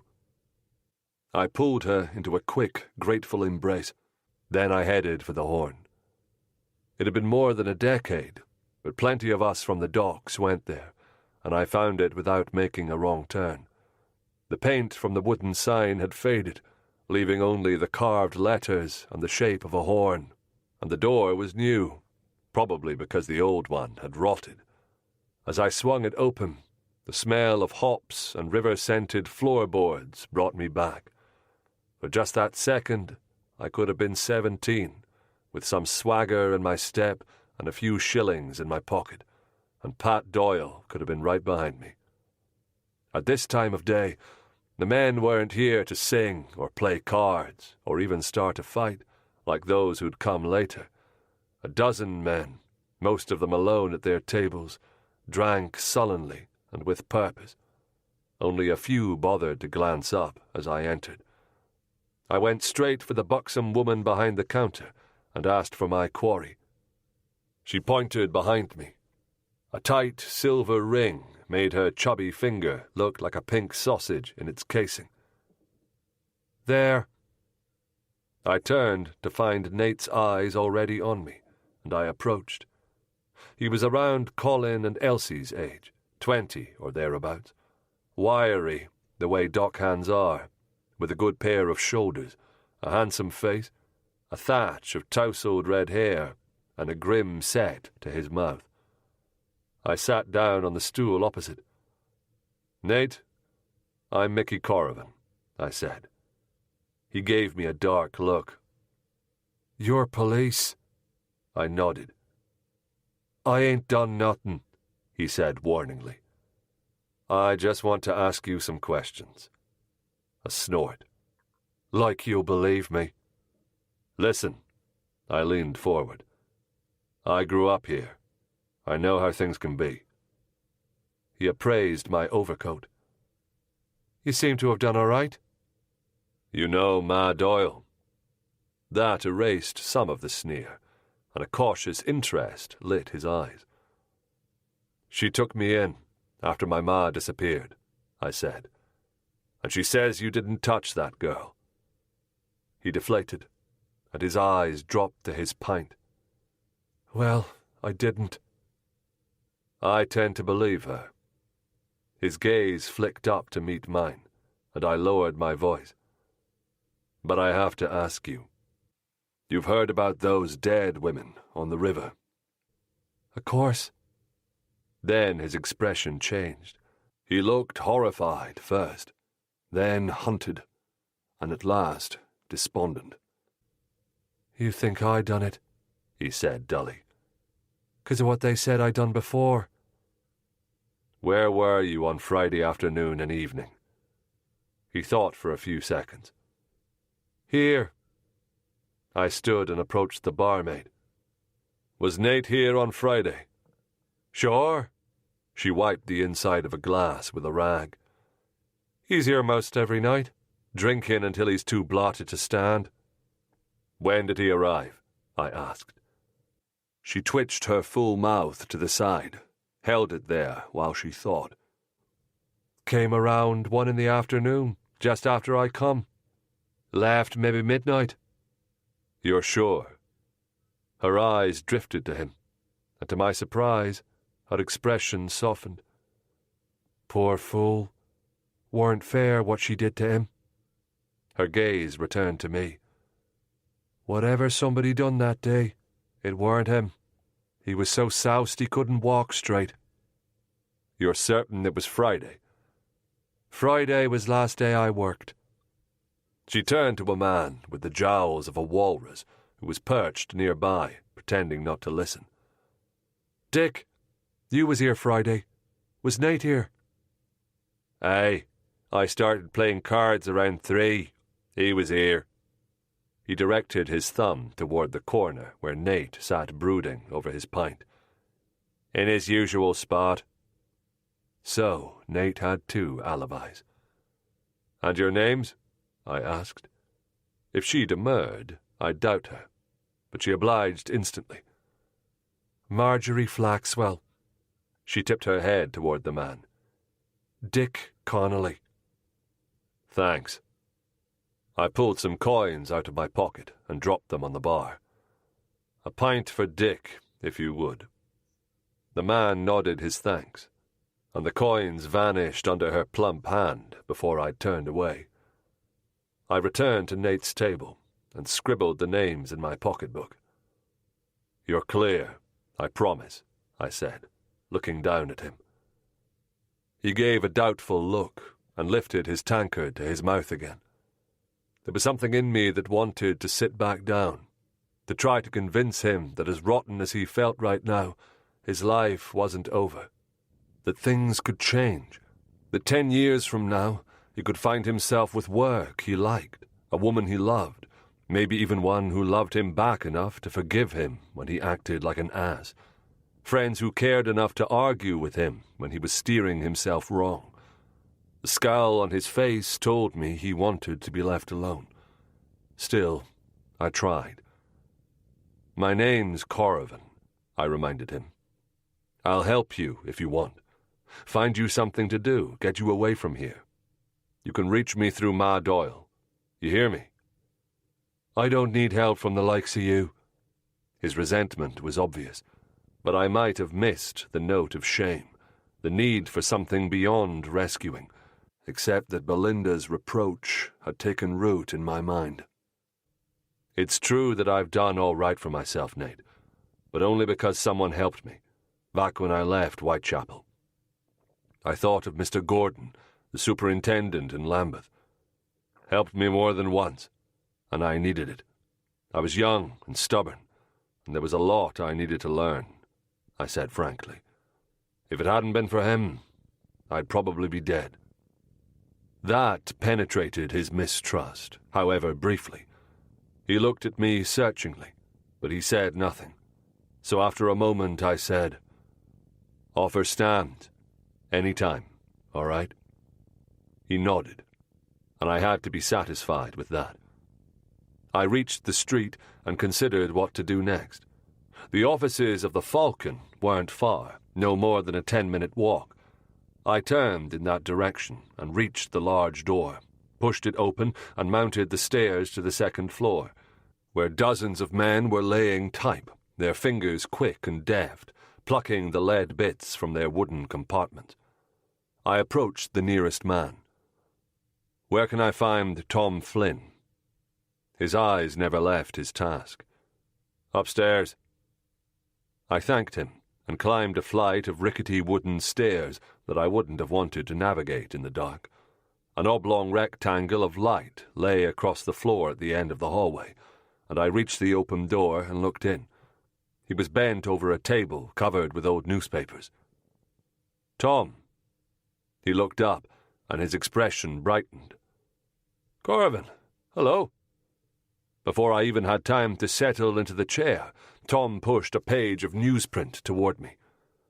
"I may have found your trial." My jaw dropped. "You shouldn't have spent—" "Oh," Tom waved a hand. "I'm looking for some other articles. Kept my eye peeled for it, and, well, you can see why it stood out." Yes, I could. The headline, in 1-inch capital letters, "West End Doctor Acquitted." Tom leaned forward, elbows on the rough table, his thumb rubbing over the shortened finger on his left hand. "You can read for yourself. But about 4 years ago, Dr. Forsyte was called to a case and diagnosed a kidney stone. He touched his lower right side, beneath his ribs. However, it was actually appendicitis, and the woman died. There was a question of Forsyte being drunk when he saw her, but the case was dismissed. Barrister knew what he was about. Bartholomew Griffiths. I could imagine Forsyte, like Mr. Bell said, swearing on a Bible, trying to save himself from jail and having to sell his practice.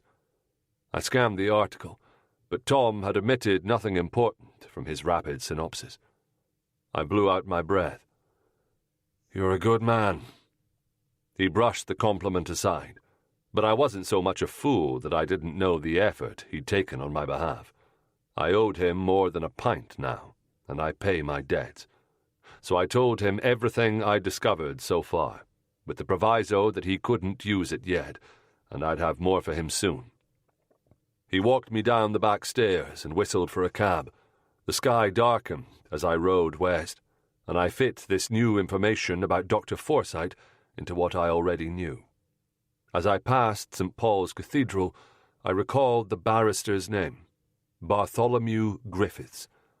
The feeling that I'd heard the name before, and recently, was like a shard of metal under the skin in my palm. Trying to dig the circumstance out of my memory occupied me all the way back to Whitehall, where I climbed out of the cab.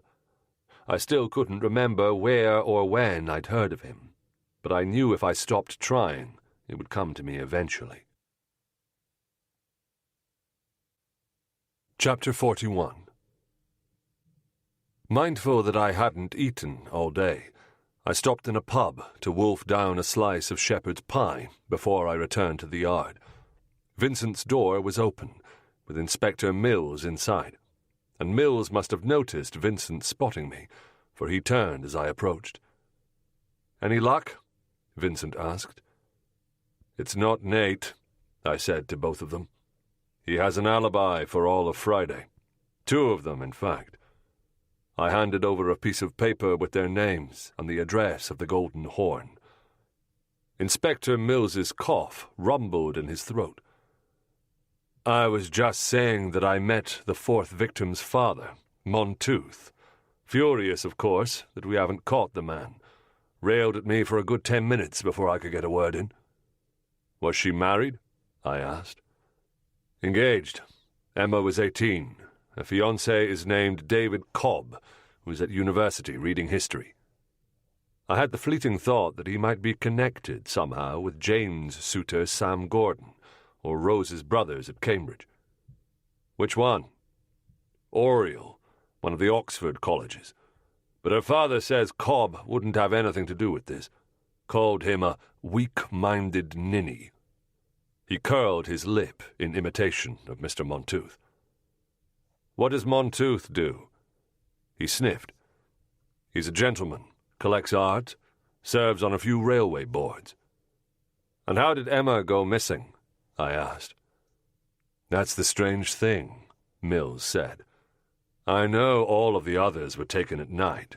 Seems Emma was intending to go to the bookshop in the Milliner on Friday afternoon." That was different.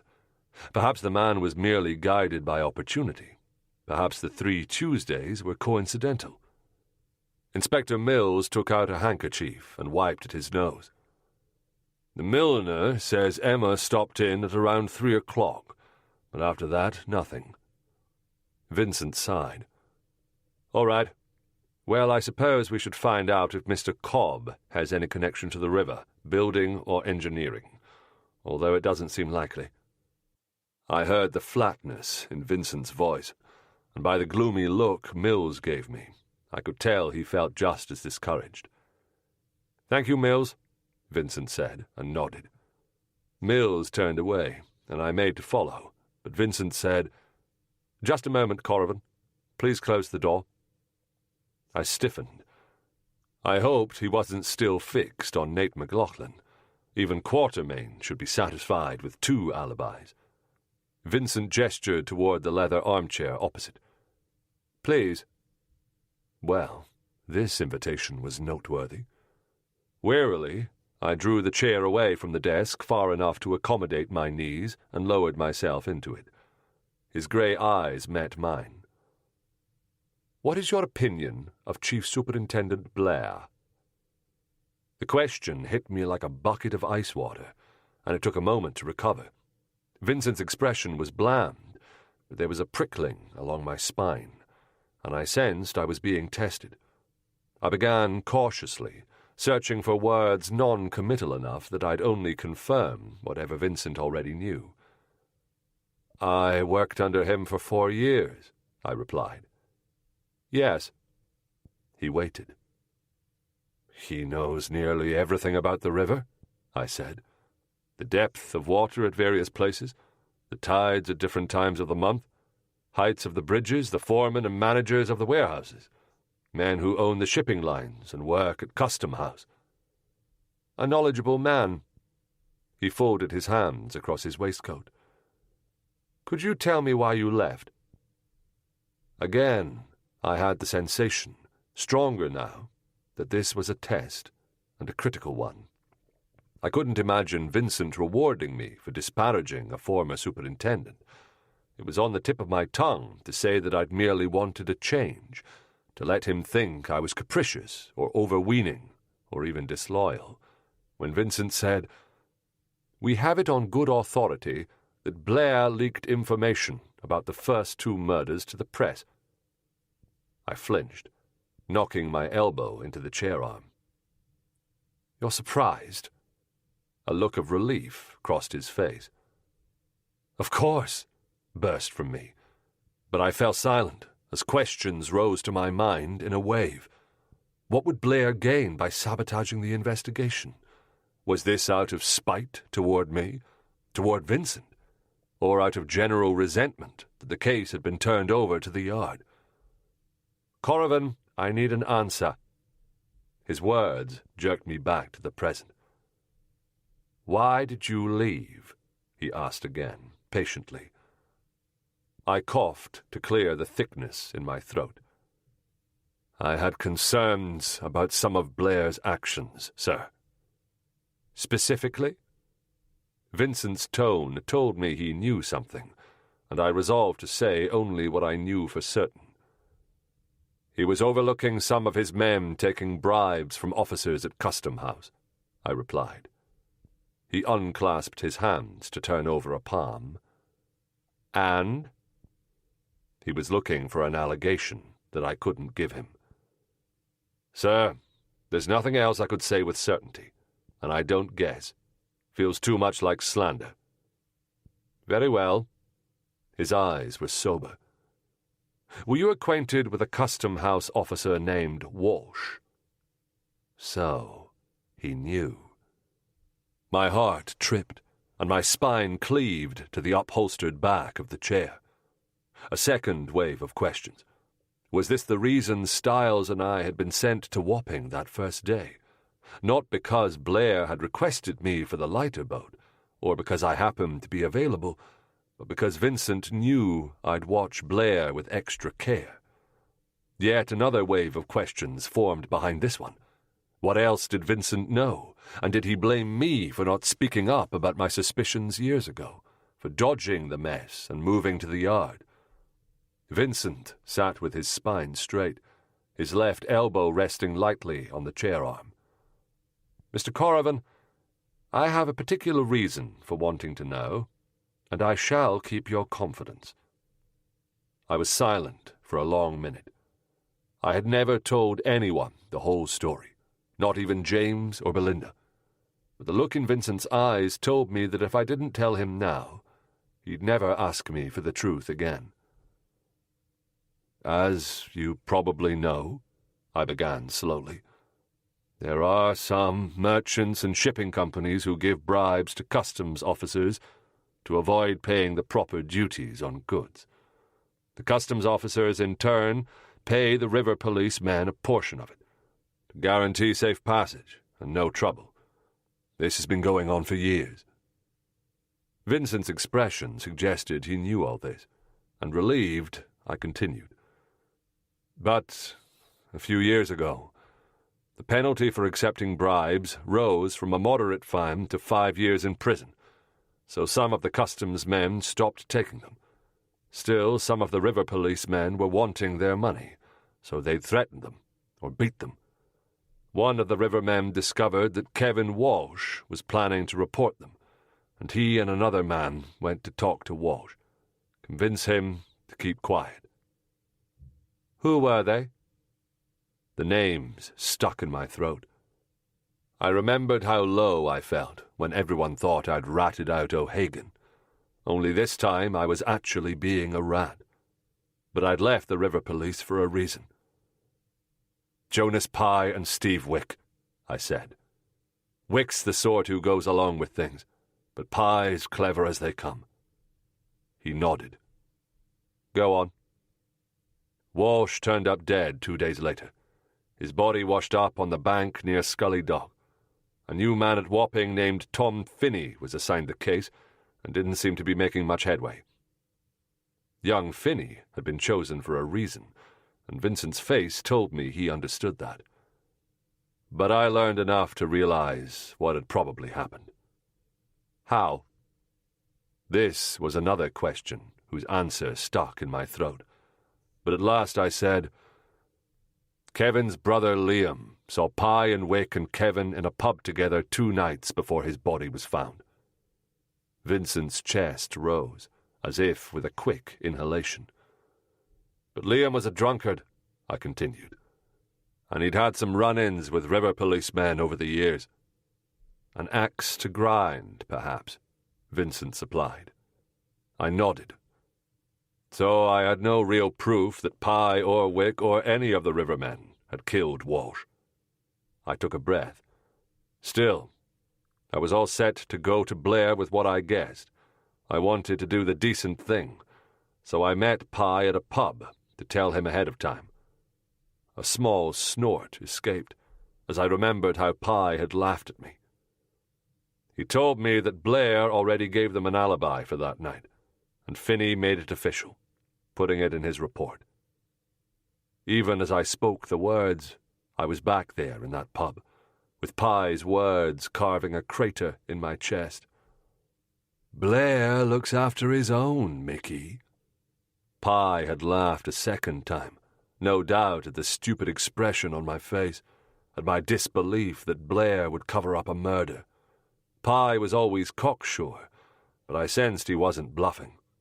And as much as Blair had watched out for me for 4 years, as much as I'd grown to admire him and even love him, I couldn't say for certain that he wouldn't lie, under oath if necessary, to protect his own men. "You believed him?" Vincent asked. "I tended to, yes," I said. "Blair's loyal, and it's not as if losing 2 good rivermen would bring Kevin Walsh back." Vincent leaned back into his chair, and it was then I realized he'd held himself motionless since I began. The times when I'd unfolded a story like this to Blair, he'd stand behind his chair, fingers curled around the top, rocking forward and back until I concluded. "You never confronted Blair, even in a roundabout way?" Vincent asked. "I had no proof that would stand up," I said. Vincent's gaze sharpened in a way that told me he noticed I dodged the question. When I remained silent, he inclined his head as if waiting, but this was where I drew the line. There was nothing else he needed to know, no good that could come of replaying that last, wretched, curse-filled conversation between Blair and me. "Then you transferred to the yard," Vincent concluded. My eyes dropped to my hands, clasped at my waist. They were quick, strong hands, but they'd been powerless to obtain any sort of justice for Kevin Walsh, or to hold Pye or Wick or Blair himself to account. Powerless to do anything but leave the whole mess behind. The shame of it flared so hot that sweat broke out along my scalp. "You couldn't stay," Vincent said. "Could you?" "No," I said. Vincent steepled his fingers, touching the tips to his chin. "When I first mentioned Blair just now, you looked as if you wanted to ask something. Did you send me to Wapping the morning we found Rose Albert, because I'd know to keep an eye on him?" His eyebrows rose. "No. It's only recently I learned most of this, although you've filled in some gaps. I sent you because you know more about the river than anyone here, or so people tell me." I didn't dispute that. "Do you think Blair squealed to the papers to discredit you, or me, or both of us?" "I'd say both of us," he replied. "I imagine he resents my oversight, and this was his way of trying to get out from under it. He's also probably scared of this." His index finger pointed to me and then back to himself. "That you'd trust me enough to explain why you left." Yes. Blair had done what he could to undermine that trust, implying Vincent leaked my Seddon Hall visit. "Kevin Walsh's case was 5 years ago," I said. "I'm surprised anyone would still be thinking about it." "Some members on the commission have long memories." Vincent gave his quiet smile. "That's why the River Police was discreetly tucked within my purview when I was brought on." "I see." It was on the tip of my tongue to ask what Vincent would do with this information, if this would have repercussions for Blair, but it was really none of my concern. And with that thought came an unexpected wave of relief. "Thank you for telling me," Vincent said, "though it certainly took some prodding." There was a glimmer in his eye that reassured me. "Yes, sir. Beg your pardon." "I also appreciate you going to find Nate today, though it must have seemed a fool's errand." His left elbow on the chair arm, he touched 2 fingertips to his chin and rubbed. "I know why it was necessary." A knock at the door, and a sergeant appeared. "Beg pardon, sir. They just came in, and both said they were urgent." To my surprise, the sergeant held out 2 messages, one to Vincent and one to me. Vincent opened his, and I unfolded mine. I recognized Tom Flynn's scrawl. "Griffiths has served as counsel for several large companies on the river, shipping, warehousing, manufacturing, including Baldwin's. Try Cecil Lowell, member of the board." My heart tripped. So, Griffiths, Dr. Forsyth's barrister, was linked to Baldwin's. "Damn," Vincent whispered. "It's Styles." I tore my thoughts away from Tom's message. "Is he worse?" "Yes. He's in hospital and asking for you," Vincent said. "In hospital?" I stared. "St. Anne's." So, he was with James. My worry, which had flown high, dropped a notch. I handed over Tom's missive. "Sir, I think I should try to find Mr. Lowell." He passed the message back. "I'm acquainted with the man," he said. "You may find him at his club. Boodle's in St. James's Street, but see Styles first. He's cool-headed. Not the sort to ask for you if it isn't important." I wondered if this were a veiled criticism of myself, but I let it go. Vincent turned his message, so I could read the 3 lines. The terseness of James's message, so unlike his usual eloquence, was warning enough. "Dear Mr. Vincent, your man Styles is here at St. Anne's, very ill, but asking for Corrigan. I've written, but he has not replied. Please send him with all haste." At the hospital, I went straight to James's office. "How ill is he? Is it influenza?" He looked at me with an expression equal parts exasperation and anxiety. "Where the devil have you been? I sent for you hours ago. It's pneumonia in both lungs." He rose from behind his desk and stalked past me through the door I'd left open. I wanted to give him something to alleviate his cough and help him sleep, but he insisted on staying awake to see you. He spoke those words over his shoulder as he hurried along the corridor. I caught up to him on the stairs, and he led me to a curtained corner. Styles's fair curls were shining with sweat at the temples, and his face was grey against the pillow. The curtained area reeked of the onion poultice on Styles's chest. Styles saw me and smiled weakly, turning his head. The very movement caused a series of coughs to explode out of him, and his entire body shuddered with the effort to suppress them. I stepped toward the bed, laying a hand on his shoulder. "Styles, I had no idea." "Alone," he whispered, closing his eyes. "Be quick about it," James said, as he stepped outside the curtain. "Every cough damages his bronchial tissues." "What can I do, Styles?" I asked. His hand came to his chest, as if to hold his lungs steady while he tried to speak. "See Rachel tonight." My breath caught. "You found her?" "Maid at Beckford's." His coughs convulsed him, and it was a minute before he lay back on the pillow. "She left same night Madeline went missing." I took a cloth and wiped the spittle from his mouth. Mindful of James's warning, I didn't ask how he knew. "Where is she now?" "New position, with Mrs. Sudbury," he whispered. "Harriet had to convince her to talk to me. Skittish. If I'm not there, won't be another chance." "What's Rachel's surname?" "Wells." Briefly, I wondered how she'd found a new place without a written character, but there were men in Selwyn Street who forged one for a price. "Supposed to meet outside the house. Tonight's only night could get away." He closed his eyes, exhausted. Outside the window, it was beginning to rain. The last thing I wanted to do was stand outside a house waiting for a maid, especially when I wanted to find Mr. Lowell at his club. But I'm more potato than rot. "I'll see her," I promised.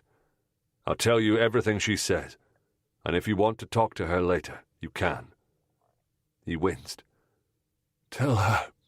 Sorry I couldn't come. Explain." "Of course." He gave me the address. "Wait on the street, near servant's door, 7 o'clock. I repeated the address to reassure him, and stepped outside the curtain. "Is he going to be all right?" I asked James in a low voice. His face was tight with worry. "I don't know. He should have come in days ago." "How did this happen? I thought it was just a spring cold." James shook his head. "Apparently he's been out every night, walking about London in the rain. He's worked himself nearly to death, literally." The nurse parted the curtains and stepped inside. "Why was he out walking?"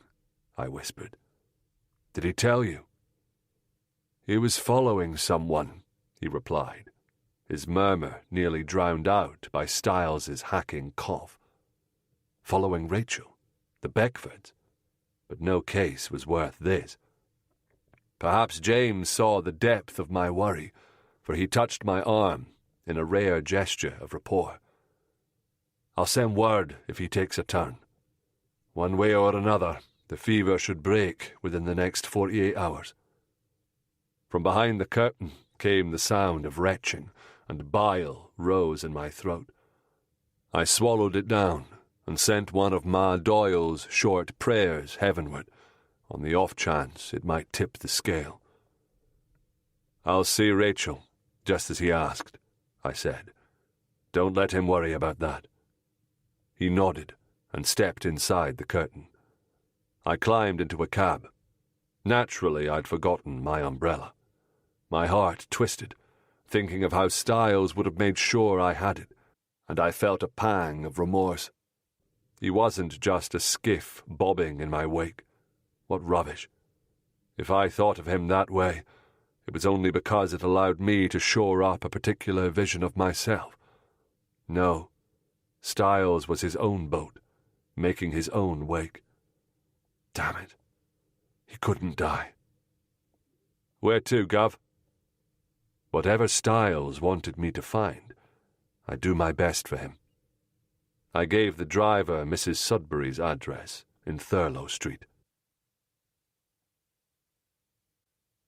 Chapter 42. It was a pleasant road, and though it was not yet dusk, the gas lamps were lit when I arrived at 7:15. With the rain coming down in earnest, I strode along the iron fence to a side alley.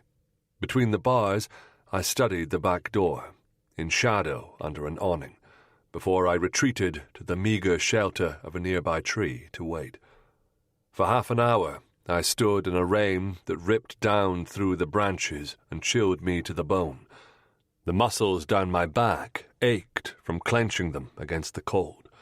Finally, the rain thinned to a mist. The shadows had thickened, and the gas lamps hissed and flared, casting a weak, wavering glow on the wet cobblestones. A few pedestrians hurried by, their umbrellas lofted. A lone cab churned the puddles, sending ripples along their surfaces. A scrawny grey dog sensed my presence under the tree, gave me a wide berth, and slipped around the corner. Still, I waited, and still Rachel didn't come. When the church bells tolled past, I began to worry. Had I missed her? Had she gone out a different door, left early, changed her mind about talking to Styles? Damn everything 12 times over. But there was nothing to do but to wait and hope she'd come. I'd give her until 8 o'clock, at least. Finally, as the church bells tolled 3/4, the back door opened, and a young woman appeared and exited the gate. Of medium height, she wore a dark hooded cloak around her shoulders, with skirts showing underneath. By the light of the gas lamp, I could see her peering up and down the street. Her black hair was pulled back from her young, pretty face. I came out from the shadows. "Rachel Wells." She drew back distrustfully. "You're not Mr. Styles. Harriet told me he was young and fair." Another time I might have minded or laughed that she thought of me as old. "Please, don't be afraid," I said, using my gentlest voice. "I'm from Scotland Yard. Mr. Styles is in hospital, so he sent me." "How do I know that's true? Harriet said he was to come himself. Stay away from me, stay away." Her voice trembled, and with her eyes fixed on me, her left hand groped for the gate latch. I drew out my warrant and held it up, my other hand palm forward in a gesture of surrender. "This is my police warrant. If you'd like, we can go to the nearest division, where they'll vouch for me." I walked toward her slowly, offering it. She hesitated and shook her head. "I can't read it, and I ain't going to a division." Her face was pale, but her chin was up, and her eyes searched mine. "Is Mr. Styles really sick?" "He has pneumonia in both lungs.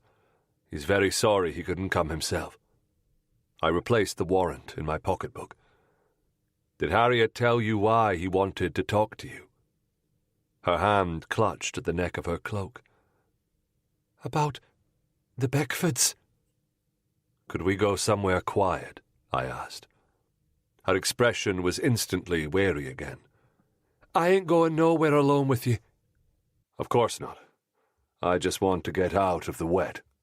Is there a tea or coffee house nearby, perhaps, where women are allowed? Or a pub? Somewhere you'd feel safe? She studied me. Then she nodded cautiously.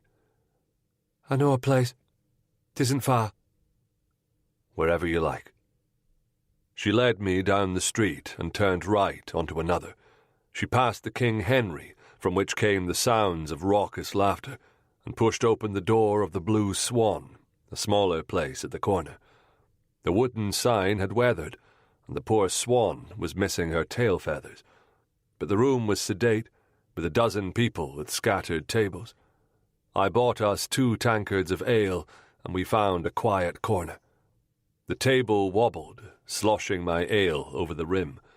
I drank enough so that it wouldn't spill again, and watched as she removed her hood. In the light from the lantern above our table, I could see her delicate complexion, her large dark eyes, the curve of her cheeks, a few dark, glossy brown curls that escaped their pins. She wasn't just pretty, she was lovely.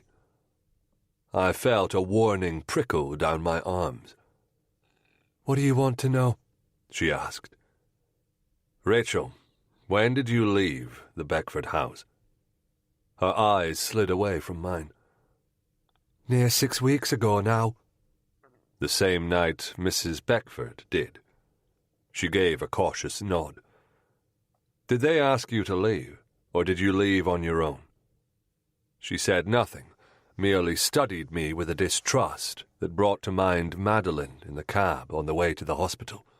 The similarity in their expressions was unnerving, and it planted a suspicion that twisted the soft place under my ribs. What happened, Rachel? I kept my voice gentle. Did something frighten you? She gave a low snort, but kept her voice just above a whisper. Why do you want to know now, when it's too late? How do I know this isn't some sort of trap to catch me out for something else? Something like forging a character, I thought. I've no desire to catch you out, I assured her. But I've a feeling you're a sensible girl, and you wouldn't leave unless you had a good reason. Like an ebbing tide, some of the wariness left her, but still she didn't speak. And why should she trust me, after all? I leaned forward. I found Mrs. Beckford, Rachel.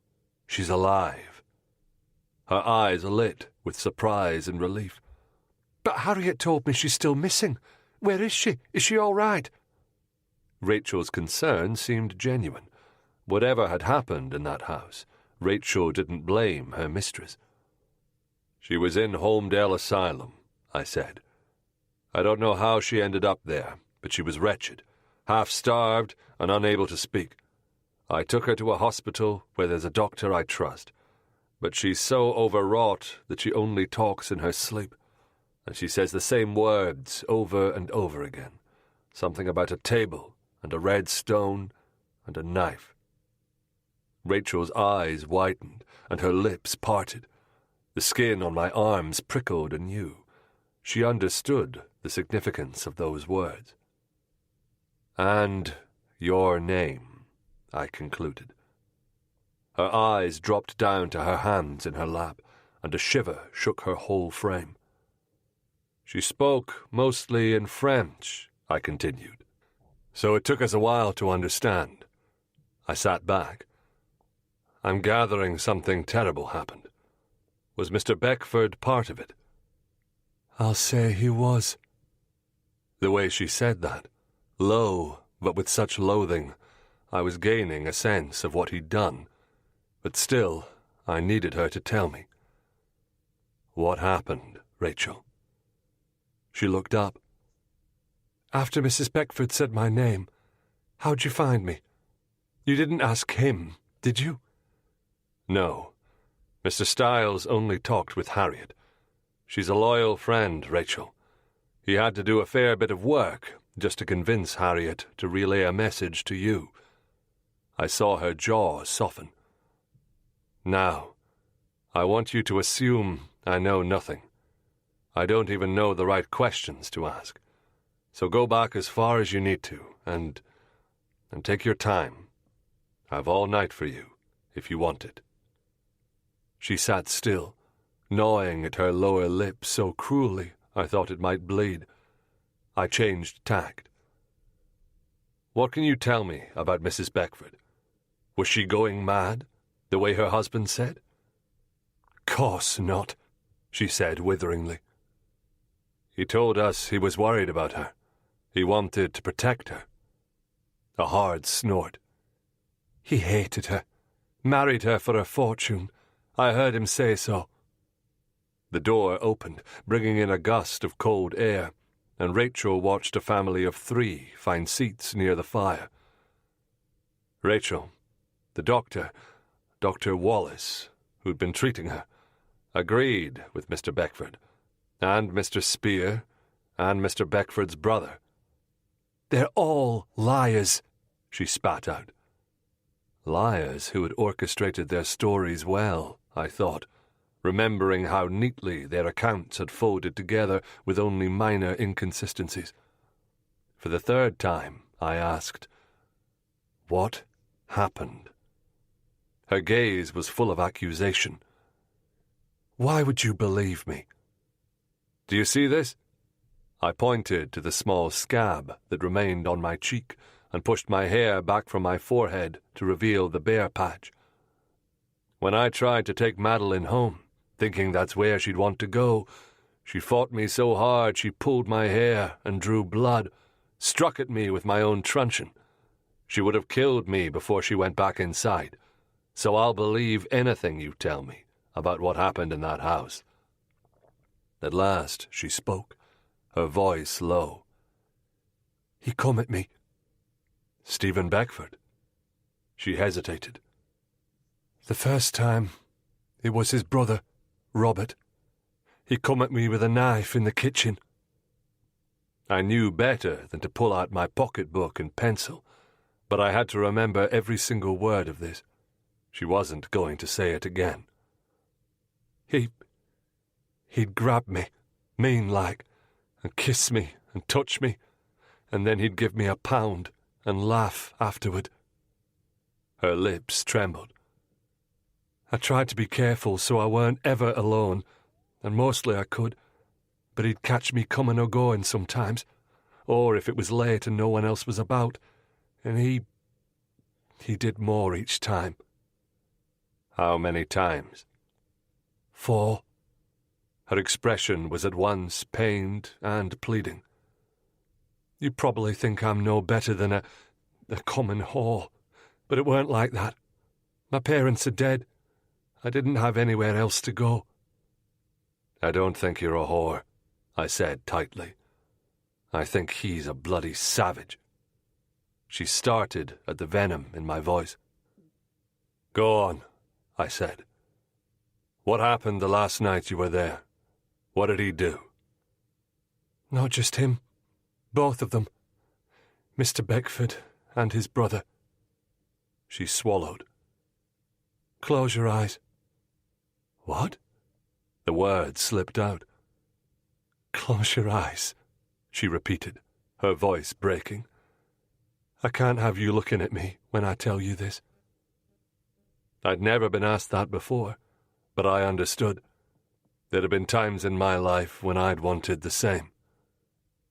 All right. I shut my eyes and put my palm across for good measure. My hand smelled faintly of Styles' onion poultice. I won't look until you say you're finished. Oh, you know, she said. Every nerve of mine was strained toward her to catch every word and nuance of tone. She began haltingly. That day, the chimney, the one in the library, it had been smoking, and we'd had a sweep in to clear it out. It took him hours, so I didn't get to clean that room till after dinner. It must have been near 10 o'clock. When I finished, I came into the kitchen to eat the supper Cook left, and Mr. Beckford and his brother came in and found me at the table. I'd stupidly lit a lamp. Her voice thickened with anguish. They were real quiet like, but I could smell the drink on their breath. She told me then the things they did to her, things so vile that waves of heat and ice ran from the top of my head down every nerve. My heart thudded sickeningly inside my chest, and I longed for the end. But I'd asked, after all. So I clamped my teeth on the inside of my left cheek until at last it was over. I took away my hand to find her eyes full of fear that I'd doubt her. "I believe you," I said hoarsely. "I believe every bloody word, Rachel." Her lips parted and tears sprang to her eyes. She dashed them away with her fingertips. "Did Madeline, Mrs. Beckford, did she know about this?" I asked. Rachel sniffed. "That's why they stopped. She came down to the kitchen. She must have heard summat, or knew, somehow.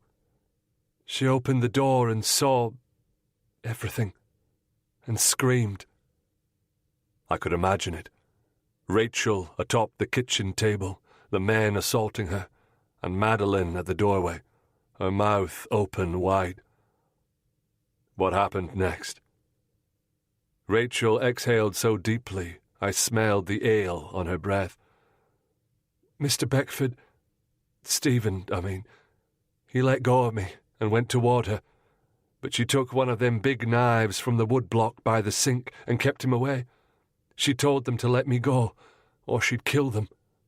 And she might not be big, but she looked scary then, like a witch, her eyes flashing, and her hand waving the knife, screeching to raise the dead. It weren't enough to scare 'em after the first startle, but they let me go, and I got myself over to her. She told me to run, so I collected my things from my room and took off out the back." Her words silenced me, but at last I understood the depth of Madeline's terror at the thought of going back to that house. Her husband was a monster, and what would he have done to her, knowing she'd witnessed his crime? Rachel added, "I've thought about it, over and over since then, and I think she suspected, don't you? Else why would she come looking for me?" Why indeed? Unless it had happened before. I made my voice very quiet. "Rachel, did Madeline know anyone named Elaine?" Her eyes were incredulous. Hurriedly I added, "One day Madeline muttered something about, I exaggerated the pause, lane, and we thought she meant a street. Only later did I realize it could be Elaine. And when you said that just now, that Madeline suspected..." She shook her head in bewilderment. "How could you not know? You're police." "We have hundreds of cases, and if it wasn't one of mine, I wouldn't have heard." I leaned forward. "What is her surname?" "Price," she said. "Her name was Elaine Price." "Was," I repeated, and she nodded unhappily. "Who was she?" "The other kitchen maid sides Harriet. 'Twas last summer, ages afore his brother and him started on me. Only she accused him." She took a breath. "See what it got her." Suddenly I remembered. Stephen Beckford had listed Ellie Price among the servants who'd left. "What did she get?" I asked. "Nothing, of course." Her voice was disdainful. "She went to trial, though she shouldn't have bothered. We all said so. Beckford had the doctor and all the rest on his side. The judge gave her £2.10 and sent her away." I didn't answer. I couldn't. My breath quickened as my mind began to rearrange the pieces, working them all in. The judge, Albert, a doctor, Forsyth, Elaine, the Lady of Shalott, the river, the boats, the rope around the wrists, the torn, bloody skirts, the red stone, Robert's ring. In that moment, I felt the case change course, as surely as I'd ever felt the tide turn under my oar. "Tell me more about Elaine Price," I said. "What happened to her after the trial?" She looked askance. "If I tell you, you won't tell him, will you? He'd just laugh." "I promise." With a sigh, she ran her thumb along a ridge in the glass. "Elaine knew she wouldn't find another place, not here in London, anyway, with Beckford saying she was trouble. Besides, she'd start showing soon." "She was with child?" I asked sharply. "You're certain?" She nodded. "She told Harriet. They stayed friends even after she'd gone. Elaine's monthlies had stopped, and she was sick every morning. Only the baby came too early, and it died, near 6 or 7 weeks ago, not long afore I left. Elaine kept bleeding after it came, and she died too." She rested her elbow on the table and fidgeted with her hair. In doing so, her sleeve slipped off her wrist, revealing scars from the ropes one of the Beckford brothers had used. I found myself staring at the skin, thin and red and puckered. She caught me looking and pulled her sleeve down. "Sometimes I think maybe Elaine's the lucky one," she muttered, averting her eyes. "At least she don't remember anything." "I'm so sorry, Rachel. For you and for Elaine." She nodded without looking at me. After a moment I asked, "What about the other servants? Beckford told me 2 others left last summer as well. A footman and another maid. I think her name was Annie. Did he assault her too?" "No, but he dismissed them because they knew what he did to Elaine. They both had families to take 'em back in." "Unlike you," I thought. Rachel wrapped her cloak more closely around her. "The Beckfords hired someone to root them out." "Root them out?" "Scare them out of London so they couldn't make trouble." She sniffed. "A detective, or something like one." My breath caught. "Was his name Taft?" "I dunno, but Harriet said he come to the house again a few weeks back." Yes, that was likely Taft. If the servants had been run out of town, they'd have left without a character, like Rachel. Whether they had families or not, they'd have diminished prospects of employment. So these were yet more people Beckford had left injured in his wake. For a man like Beckford, there would always be more. "And Harriet? Did they ever come after her?" I asked. She shook her head. "She's the butler's niece. Quincy would never stand for it." "Did Quincy know? And the housekeeper?" Her lip curled. "They know what side their bread's buttered on." I leaned back into my chair and blew out a sigh at the wickedness of it all. "Rachel, you need to make a formal report, or it'll happen again, if not to Harriet, to someone else." Her eyes widened and panic came over her face. "It would be different this time," I began. She leaned over the table, her hands wrapped tightly around the edges.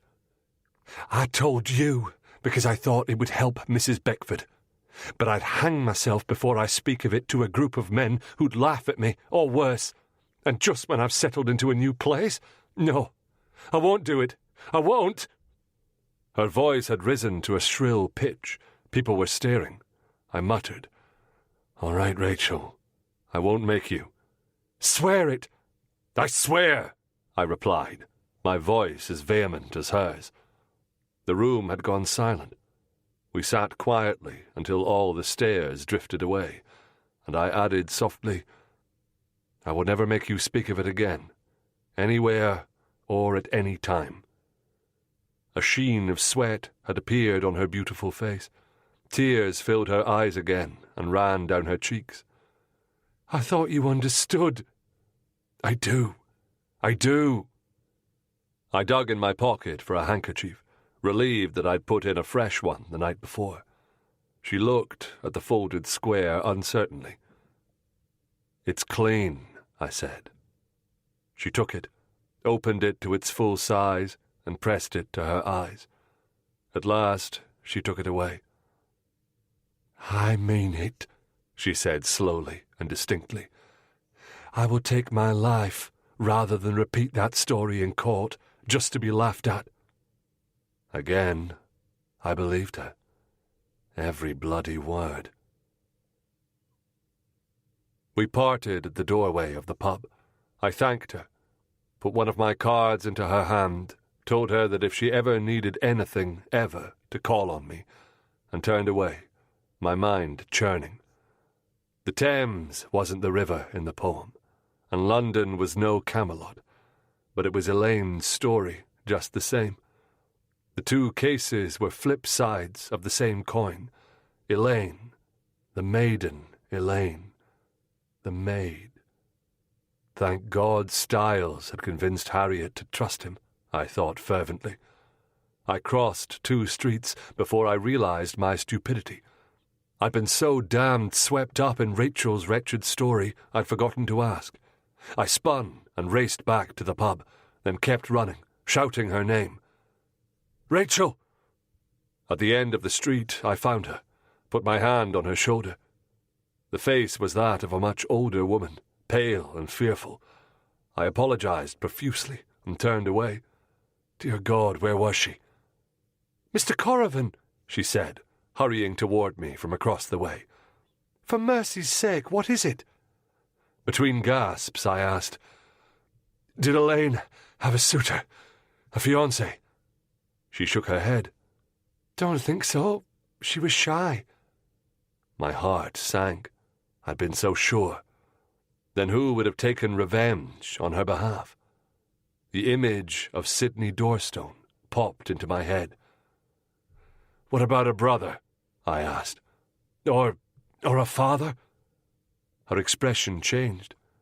"Oh, a father, to be sure. She met him every other Sunday for a walk, on her afternoon off." A father. My heart jolted. "Do you know where they'd go, or where I can find him?" She shook her head. I took a breath. "All right. Thank you again." She nodded, and then reluctantly, "And thank you. It don't fix nothing, but I'm glad you know." We parted again, and I turned for home, my feet moving of their own volition. Like easing a boat into its berth, I was slipping into Mr. Price's mind. It might have taken longer if I hadn't been in Whitechapel that very morning, but my experience years ago with O'Hagan had driven into my bones how it felt to be at the mercy of someone cruel and infinitely more powerful. It was nothing for me to imagine Mr. Price's feelings as he sat through a mockery of a trial and then endured his poor daughter's death. The transcript of the trial might have Elaine's former address, which might lead me to her father. But that wasn't the only reason I needed to see the document. A trial required more than a judge and a doctor and a witness or two. God only knew how many other daughters Price was planning to kill. Chapter 43. The next morning, I was out the door early to see Vincent. The walk to the yard gave me time to organize my thoughts afresh, and they weren't comforting. First off, from the beginning, Beckford had taken me in as surely as a street trickster plays his mark. Belinda had said I longed to rescue people. Thinking back to Stephen Beckford's initial visit to the yard, I wondered if he had sensed that tendency in me. But whether he had or not, he'd produced every sign of helpless uncertainty and despair, of being the victim in desperate need, and I'd risen to the bait like a fish. Second, Vincent still didn't know that Madeline was hidden in James's hospital. My heart sank as I realized I would have to tell him today. He'd be furious with me again, rightfully so, for skirting the law and keeping this secret. But perhaps if I knew precisely how Madeline Beckford and the River murders were related, he'd be more forgiving. In the cold light of morning, the certainty I'd felt last night about Mr. Price had faded some. I needed to be sure of my facts. My steps slowed as I approached the yard. It would take hours to find the trial records, but I could at least keep Vincent apprised of my whereabouts in a timely fashion, as he would say. I scrawled a few lines on a page from my pocketbook and folded it over. I hovered near the stone arch until I saw Sergeant Cole approach, and I greeted him. He came toward me. "Mr. Corrigan, what are you doing out here?" "I have to go to the Home Office in the Old Bailey. I'll be back soon. But could you ask the desk sergeant to deliver this to Vincent?" He looked at me oddly, no doubt wondering why I didn't want to walk the 100 yards and deliver it myself, but he slid the paper inside his pocket. I'd only reached the next corner when I heard my name shouted behind me. It was the sergeant, and his face was pink from hurrying. I met him halfway, and he handed me an envelope. "This just came for you." It was addressed in a feminine hand. Mr. M. Corrigan, Scotland Yard. It wasn't Belinda's writing, but my hand shook as I opened it, and read, "Yesterday afternoon, we noticed a man who appeared to be keeping his eye on the house from across the way. He remained until evening, though he is gone this morning. In addition to bolting our doors and drawing our curtains, we've taken the precaution of hiring an armed man for protection. We felt you should know." The note was unsigned, but it was clearly from Catherine. "Something the matter?" Sergeant Cole asked, his expression worried. "This came just now," he said. He nodded. "Some chap left it on the front desk.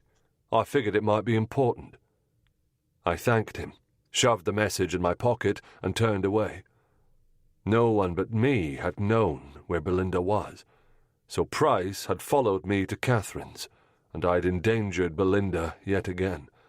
The rabid bear barreling through the woods. What a damned fool. I reached up and gave my hair a vicious tug, relishing the pain in my scalp, feeling it was the least I deserved. I strode along the pavement, imagining the worst possible outcomes.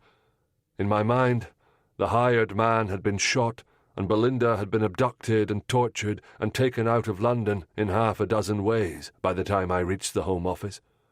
But the civil greeting from the guard, the usual protocol of entering signatures, dates, and times in the record book, and even the warm, musty air brought me back to the present, and I marshalled my wits. The fact that they'd noticed the man lurking meant that Belinda and Catherine were on their guard, and they had protection. There was nothing to do but put my head down and find Mr. Price. It was the only way Belinda and any other woman connected with the trial would be safe. It took nearly an hour for the clerk to find the notation in the criminal registers, which held the trial calendars for both the Central Criminal Court and the Sessions Courts for London. Making a note of the indictment numbers, I headed for the Old Bailey. I made my request, and it was another torturous hour before the documents were delivered. I sat by a window and began to read the trial transcript for one Stephen Beckford, a gentleman accused of rape by Elaine Price, a maid in his employ. Presiding Judge, Honourable Judge Albert. I'd expected it, yes, but still, I read only that far before my hands started trembling so hard I had to lay the pages on the table in front of me. Half an hour later, I'd read the entire transcript through, some parts twice over. The gist of it was that Judge Albert had presided over a trial that, on the face of it, seemed quite ordinary. Had I not heard Rachel's story, Had I not seen how the thought of returning to the Beckford house had driven Madeline into a frenzy, I might have believed the verdict, because the evidence of Stephen Beckford's innocence and of Elaine's supposed deception was assembled so convincingly. I, too, might have believed, as the jury did, that Elaine had falsely accused her employer in order to extort money, that she needed it because her father had lung disease, and medicines were costly, and she was beautiful enough to tempt any man. I would have been convinced by all the witnesses assembled by T. Bartholomew Griffiths, Esquire, the man who'd had the hospital wing named for him, thanks to the Beckfords, but who was a barrister, not a solicitor, as James thought. Dr. Forsyte had testified that Elaine had never been forcibly raped, but must have offered herself willingly. 3 witnesses, Sidney Morris, Alan Monteith, and William Spear. Of course, I realized grimly, remembering how he'd embellished upon Madeline's peculiarities, had verified that Beckford was at their gentlemen's club, Clavel's, the entire evening that the rape was alleged to have occurred. I made a list of the names. Judge Albert, Dr. Forsyte, medical witness, Alan Monteith, alibi, Sidney Morris, alibi, William Spear, alibi, T. Bartholomew Griffiths, barrister, Gordon Trask, foreman, and the 11 other members of the jury. I dropped my forehead into my hands, feeling the horror coming at me from both sides. 4 daughters had been cruelly used and murdered to avenge Price's own daughter's death. He was monstrous, depraved, ruthless. But if what Rachel told me was true, these pages hid the truth about a group of wealthy gentlemen who had conspired to create a perfectly crafted, cohesive lie in order to shield a different kind of monster, one who had committed the most brutal sort of attack upon an innocent girl. It was just as Beckford had done before, calling upon his brother and Spear and Dr. Willis to spin a web of lies about Madeline. The proof took shape like a line tethered to shore, and I could pull myself in, hand over hand, towards certainty. Where else would Rachel get those indelible scars? And knowing what her husband had done, of course Madeline would be tormented to near madness. And how else could so many of the details in Rachel's story about what the 2 Beckfords had done to her correspond to those in Elaine's testimony? The worst of it, a fact that struck like a blow to my chest, was that Beckford couldn't be retried for the same crime. He could never be punished for what he'd done to Elaine. Legally, we could try him for what he and his brother had done to Rachel. That would at least provide a modicum of justice for Elaine, and Madeline as well. But Rachel would never testify in a courtroom. As for Madeline, a wife could not be forced to testify against her husband, so the only witness to the assault on Rachel was ineligible to appear. With a cry of frustration, I picked up my pocketbook and flipped backward to review all the names I hadn't found in the trial transcript. Anthony Thurgood, Andrew Munro, Robert Eddington, Samuel Gordon, David Cobb. Clearly, it was the women's position as daughters, not wives or fiancées, that had caused Price to go after them. Suddenly I realized another name that was missing. Mr. Dorstone. I scanned the transcript again to be certain. Strange. Why had Jane Dorstone been murdered? I sat back in the chair. My appalling lack of insight regarding the Beckfords' characters notwithstanding, I believed I'd read the temperament of Mr. Dorstone accurately. He would have broken down rather than be co-opted into such a scheme. But if Mr. Price was going after daughters, then Jane's father must be involved in the trial somehow. Unless there had been a mistake, or a different family member had been involved. The 4th name on my list was Sidney Morris. Was this the error? Was this Jane's brother by a different name? Perhaps his first and middle names? He'd been called Sidney Drew instead of Dorstone at the sanatorium, and one change of surname could point to the ease with which he might adopt another, if the need presented itself. But Sidney didn't seem the sort to lie under oath in order to ruin a woman's life, any more than his father did. I flipped to the last page of the transcript, where the men's names were listed with their residences, and my heart sank. There, next to Sidney Morris, was the Dorstones' address on Marlton Lane in Mayfair. I'd need to see Mr. Dorstone again.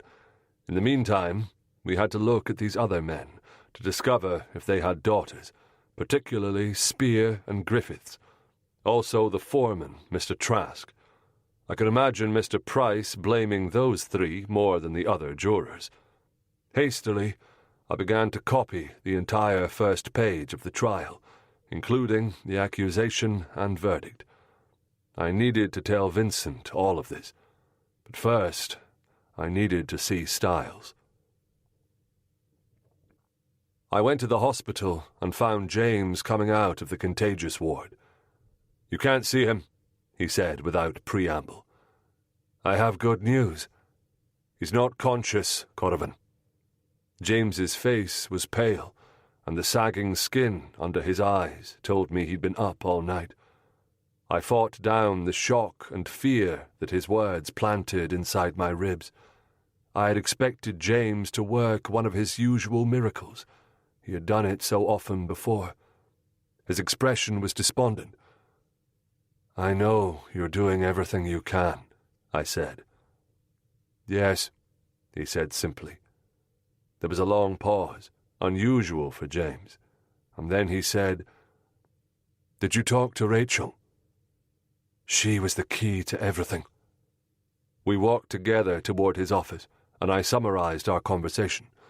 By the end, James's eyes were like flint, and he cursed the Beckfords under his breath. "I know," I said. "The devil of it is they're going to get off scot-free, both of them. There's no chance Rachel will go to court, given what happened to Elaine." James gave a hard knot of a smile. "Perhaps not," he said as he closed the door behind us. "I told you Styles had been out in the rain all those nights." "Yes, following someone." Even as I recalled the words, I could see it in my mind's eye. Styles trailing the brothers at all hours. Was he following the Beckfords? James's expression raised a flicker of hope that Styles had found something damning. "The brothers go to their club on Tuesday and Friday nights," James said. "They go to their club and the theatre on Wednesday." "I know," I broke in. James peered at me. "And they visit a brothel on Thursday nights." The flicker of hope dimmed. "Well, that's not illegal. We can't charge them for that." "One of Mary Jeffries." My breath caught. Yes, that made a difference. Since the early 1870s, Mary Jeffries had run 4 brothels that catered to the rich, the titled, and the royal. It was rumoured that King Leopold II of Bavaria was a patron, as was Dirty Bertie, the Queen's heir apparent. One of the brothels had specially designated rooms for flagellation, and another had rooms for men who liked to do things with animals. "Which one?" I asked. "Rose Cottage, 2 weeks in a row." His voice was flat. "It has girls as young as 7. The thought brought on a wave of disgust, but my hope flared anew. The Metropolitan Police might turn a blind eye to some forms of depravity, but not that one. If we could catch the Beckfords there, it would ruin them. The legal age of consent was 13. The sentence would be prison for years, and I knew enough of life in prisons that I would make sure they received what they deserved. "You're right," I said. "That would hold up. But why wouldn't Styles tell me before now?" "He said Harriet made him swear not to tell anyone at the yard about the Beckfords until after he talked to Rachel. James shook his head. I think she was afraid the yard might not care about what Rachel said, if you already had a crime you could prove. Fair enough, given what the public read about us in most of the papers. Styles only told me last night after you left, and he made me swear not to tell you unless you talked with Rachel. He's the most honourable bloke I've ever met, James added grimly. Much good it's done him. The fear inside my ribs sharpened to a physical pain. The worst of it was I could do nothing for Styles, other than to set his mind at ease. When he wakes, I said, tell him that without Rachel, we'd still be flailing in the dark. He did everything right. Vincent took my confession better than I thought he would. Perhaps it had something to do with the note I'd sent him, explaining my whereabouts for the morning, which lay open on his desk, proof that I was trying to abide by his instructions. I began by relating how I'd found Madeline Beckford in Holmdale, and when I described how she'd attacked me as we reached the house, I saw him making the connection to the scratches he'd observed on my face a few weeks back. I took all the blame for installing Madeline at the hospital, and gave Styles all the credit for finding Rachel. I detailed the attacks Rachel had experienced, concluding, "She was telling the truth, sir. I saw the scars." "I believe you." His voice was brittle. "Do you think that one of the Beckfords is killing these women, then?" "No." I shook my head. "I might have thought something like that, too. But Rachel told me there was another maid, 8 months ago, who was forced to endure the same thing. The difference was she accused Stephen Beckford, and it went to trial." I handed over the copy I'd made of the first page of the transcript and a few select paragraphs of testimony. "In September." He scanned the pages, his face blanching as he read Elaine's account of the assault and the vile words Beckford hissed in her ear as he did it. At last he looked up, his face full of stunned, horrified comprehension. "This is why you went to the Old Bailey?" I nodded. "My guess is Beckford was acquitted because he called in favours or bribed everybody from the judge to the witnesses. I'm trying to determine the extent of it. The maid received a couple of pounds and no justice at all. Then she died giving birth to the baby about 6 weeks ago." "Just before the murders began," he said slowly. "Sir, Elaine's father used to pick her up for a walk every Sunday." "Elaine," he echoed. "Like Elaine of Astolat," I added. "The Lady of Shalott." His jaw went slack. "That accounts for the pageantry of it." A curse I'd never imagined I'd hear from him slid out under his breath. "So, he's killing these women to punish the men who helped to acquit Beckford." He swallowed hard. "That's a twisted sort of revenge." I paraphrased Belinda's words. "The death of someone we love injures us worse and for longer than dying ourselves." Vincent licked his dry lips and thought for a moment. "And Beckford couldn't be the first victim, because Elaine's father would be one of the first people we'd look at as having the best motive." I agreed. He'd never have had a chance to hurt all those others. We'd likely have found him by now. He leaned back in his chair. "What do you think should happen next?" I knew from experience what Styles would have wanted to do, but I hoped Vincent would see it my way. "I don't think we should warn those other families." "Absolutely not," Vincent said. "We'd only set off a panic. People can't keep quiet about something like this." Relieved, I added, "And if one newspaperman hears about it, the world'll know." I took a breath.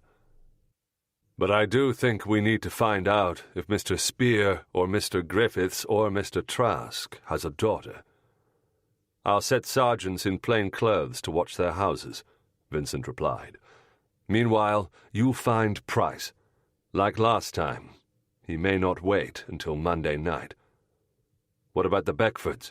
I asked. Vincent nodded. We should have someone at their houses too, for protection. I stiffened. That wasn't what I'd meant. Vincent's mouth tightened. I know.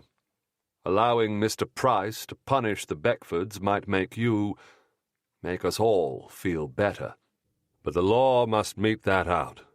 Set a watch on the Spears, Griffiths, Trasks, and the Beckfords. But until I say otherwise, don't tell anyone. His eyes held mine. Is that agreed? I nodded. Dare I ask for protection for Belinda? Damn it, I had to.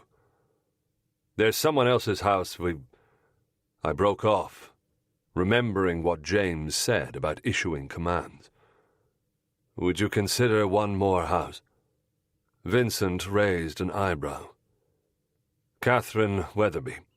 My friend Mrs. Gale took refuge with her sister after she received the letter. It seemed there was a man watching the house yesterday. I hesitated, wondering whether to own my fault in that, and decided I should. I went to check on them. I may have been followed. They've hired a man for protection, but... Vincent's brow furrowed at my mistake, but he said only, "Very well." I gave him the address, watching him make a note of it on a blank page. Now, he set down his pen. How is Styles? Is he any better? No, sir. He's worse. Unconscious. I went to the hospital just before this. Vincent gave a minute shake of his head, but I was beginning to recognize that his gestures and expressions were smaller than most people's, and smaller still when he was upset. He's a good man, he said at last, and fiercely loyal to you. Sir? Slipped out before I thought. He pulled a face. The day you went to the Forsytes for the third time, I was ready to suspend you. Styles asked me not to, because your instincts were the best he knew. His eyes narrowed. He told me about the moment you first saw Rose, and you asked where her jewelry was. Granted, that turned out to be irrelevant, but Styles told me that it didn't occur to anyone else to notice what was missing. He seemed to be waiting for me to confirm it, and I nodded. Last year, when you were trying to figure out who was smuggling guns, he was checking bills of lading against records of weights and shipments. It was you who suggested starting with the boats that were riding low in the water. I shook my head deprecatingly. That's just experience. He continued. One of the first stories I heard when I arrived was how you solved the Bodney case your second week here, when the case was 2 months old and everyone else had given up. I wanted to squirm, as if I were a schoolboy being praised in front of class. I knew someone in Lambeth from when I was in uniform, and I sat at the door in that back alley for 2 days, so it wasn't instincts or expertise, it was just stubbornness. I paused. And coffee. I paid a maid on the next street over to bring it to me every 2 hours, hot. A smile flickered over his features. Styles is cleverer with people than I am, I said, and he does it without even thinking. His eyes held mine, and there was a moment of sincere affinity, for both of us appreciated Styles' worth and desperately wanted him to recover. Then he shifted in his chair, and the moment was gone. Please write up your notes promptly. Keep them concise, because we need the details to be readily apprehensible. This case is breaking quickly, and I don't want to be caught out, all right? I nodded. There's one more thing, sir. He sat back. The Beckford brothers go out most every night together, and Styles found a pattern. I was wondering—" I swallowed. "How would you feel about a raid on Rose Cottage on Thursday night?" His face stilled. "Thursday night, you say?" 2 weeks in a row. Vincent let out a small groan, and I understood his initial reluctance. Depending on who was in the brothel, it could create a political and social maelstrom. But Vincent was as disgusted by the Beckfords as I was. He might find a way to manage this. I held my breath and waited for his answer. At last he said, "I'll think on it." At least he hadn't dismissed the idea out of hand. Chapter 44. At the Doorstones, I was shown into the parlour by a maid. I'd never received an answer to my inquiry to Seton Hall, and dreading the answer, I asked whether Sidney had survived his fall from the roof. She looked surprised that I knew about it, but she nodded. "Sprained both his ankles and broken arm, but he's alive. The doctor said he was lucky." The relief made my standing knee wobble. I caught myself and thanked her, and for a quarter of an hour I stood at the window, feeling grateful. At last, Mr. Dorstone appeared at the threshold. "What do you want?" Mr. Dorstone asked dully as he entered. His eyes were still red-rimmed, either from lack of sleep or crying. "I'm sorry to bother you. I just had a few last questions." I met him on the carpet in the middle of the room. "I know your son is called Sidney Drew at Seton Hall, but has he ever been called Sidney Morris?" He looked perplexed. "Well, Morris is his middle name, a family name, but he rarely uses it." "Does he belong to Clavel's?" "We all do, but he hasn't been there in months." He began to fidget with the ends of his coat sleeves. "Why?" "To your knowledge, has he ever testified at a trial?" "A trial?" he started. "What sort of trial?" "The rape of a young woman. It occurred about 8 or 9 months ago." "Rape?" He gaped in disbelief. "Of course not. He wouldn't... Of course not. Besides, how could he get out of his sanatorium to testify? You saw for yourself. Most days he can barely—" "What are you doing?" came a shrill voice from the doorway. I turned to see Mrs. Dorstone, her eyes glittering and her cheeks pink. "I beg your pardon," I said evenly, "but a man named Sidney Morris testified at an important trial last fall. We're trying to locate him." "Well, it wasn't our Sidney," she retorted. "Surely it's a common enough name." "Perhaps," I said. "But this Sidney Morris is a member at Clavel's, and gave his address as this one." Her face paled. "Dorothy?" Mr. Dorstone began tentatively. "Nonsense! Sidney had nothing to do with any trial." She glared at me. "We've had a wretched fortnight. Now leave us alone." I picked up my hat and left, taking a backward glance at Mr. Dorstone. He had the look of a turtle pulling back into its shell. God help that poor man, I thought. Mrs. Dorstone's defensiveness had me fairly well convinced that Sidney had, in fact, testified at the trial, though it seemed her husband had no knowledge of it. But what a strange bundle of contradictions she was. On the one hand, she felt such contempt for her son that she couldn't bear to visit him, and on the other, she sought to protect him from being questioned. I put it down to the fact that maternal instinct dies hard, and took the next available train out to Seton Hall. I had the luck to find a pleasant nurse in the office instead of Mr. Harper. I told her my business. I didn't need to see Sidney Dorstone, but I did need to see the log of his comings and goings. She produced the records for me, and I looked them over carefully. Sidney was at the sanatorium on the day of the trial. But how? Was it possible that Mr. Price had found the wrong Sidney, and that Jane Dorstone was unconnected by even the slimmest thread to Elaine's trial? Amid all the injustices at hand, that seemed doubly brutal. I asked the nurse if I could visit Mr. Drew for the usual 15 minutes, and she took me to his room. "He tried to destroy himself not long ago," she murmured as she inserted the key in the lock. "His sister was murdered in London, and he's utterly despondent." Feeling the full weight of my guilt, I assured her I would be careful of what I said, and entered the room. Sidney lay in his bed. His legs were underneath the blanket, and his arm in a cast on top of it.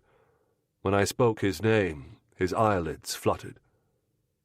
"Sidney." He rolled away from me. "Go away, you pig." I'd probably have said the same thing. "Your father made me swear not to tell you," I said to his back.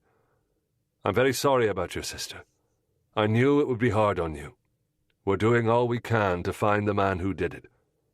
A sniff. "How did you find out?" I asked. "How do you think?" He rolled toward me, his expression disgusted. "Your friend, the newspaperman, told me." Tom had betrayed me. The thought sent me reeling. "What?" "Pike, or whatever his name was." "I don't know anyone named Pike. What did he look like?" "Fairly tall, stocky, brown eyes and hair greying here." His fingertips went to his temple. Damn it, Fischel must have followed me, and then leaked my visit to the papers. "His name isn't Pike," I said. "It's Fischel, and he's no friend of mine." "Well, he said he was. He told me Jane was dead, and you suspected I'd done it." He shuddered. "Then he tried to make me talk about her. I told him to get out." I thought briefly of what I'd do to Fischel next time I saw him, and, uninvited, I dropped into the chair beside the bed. "He was probing for what you knew. I'm going to tell you the truth, all right?" He eyed me warily, his right hand lying protectively over his cast. "Your sister is one of 4 women who have been attacked during the past few weeks. They're abducted by someone who pretends to deliver an urgent letter from someone they love." Dismay creased his brow. "But we found a connection among the women, and it has to do with a trial last fall in which Sidney Morris, residing in Marlton Street, is named as a witness for the accused. Can you explain this?" "Naturally," he said with a shrug. "You're looking for my uncle. His name is Sidney Morris. I'm named for him, to his disgust as well as mine." "Your uncle," I repeated. "Yes, my uncle. My mother's brother," he said with a show of patience. "Of course. Mr. Dorstone said Morris was a family name." Chagrined, I asked, "Your mother's fond of him?" "Dotes on him." His slender fingers twitched against the bedsheets. "Jane and I hated him. Made my childhood hellish." In a flash, the outlines of a picture began to emerge. A young boy, sensitive by nature, abused by his uncle, with the approval of the boy's mother. "Do you think I might find him at Clavel's tonight?" I asked. "Probably." "Is he married? Any children?" "No, he's a bachelor." I drew in a breath. If Sidney Morris had a daughter, Price would have taken her. Failing that, he'd taken Jane. My skin felt as if it was shriveling over my bones. "Why would your uncle give your father's address as his own?" I asked. "Because he lived with us for a year, when he had to give up his own rooms." Disdain twisted his mouth. "He gambles, dogs and cocks mostly. He likes the blood." "When did he leave?" "I don't know. Last fall sometime, October, I think." My pulse quickened. That would be right after Elaine's trial. Were you aware of him testifying at a trial any time around then? He shook his head. Frankly, I'm shocked he'd bother, unless there was something to be gained by it. I rose. Did you write to my friend, the man whose name I gave you? His eyes veered away. No, not yet. Mr. Dorstone, I strongly advise you to leave here and make something of your life. There's a young woman who loves you. Isn't that a good enough reason? He did not answer, only tugged at the sheets with his good hand. A soft knock sounded at the door, though it didn't open. Time to go, sir, came the nurse's voice. Was there anything I could say that would convince him to get out of this bed? I extended my hand and spoke slowly. Mr. Dorstone, you've helped save innocent women's lives by what you've told me. Thank you for having the strength of character and the decency to do that for them. Perhaps I was spreading the jam a bit thick, as Ma Doyle would say, but Sidney needed to hear it. A look of surprise crossed his face. My hand was still before him, and he lifted his own hand from the bedclothes to shake it. Goodbye, Mr. Corrivan, and good luck to you. I arrived at the station in time to see the down train pulling away, which meant my return would be delayed by 3 hours. But I wasn't sorry I'd remained that extra minute with Sidney. I spent the time at a pub, eating a wedge of pie and looking over the papers. Mindful of my promises to Vincent, I also sent a telegram, explaining briefly what I'd discovered, as I tried to find Morris at his club and wouldn't return to the yard tonight. At last, I boarded the train for London, still thinking hard. It was dark as the train drew into the city, and I went straight from Charing Cross Station to Clavel's, where I gave my name and was told to wait in the foyer. Wait I did, for 30 minutes, so damn tired I nearly fell asleep in the chair, before the doorman returned and told me that Mr. Morris wasn't at the club after all.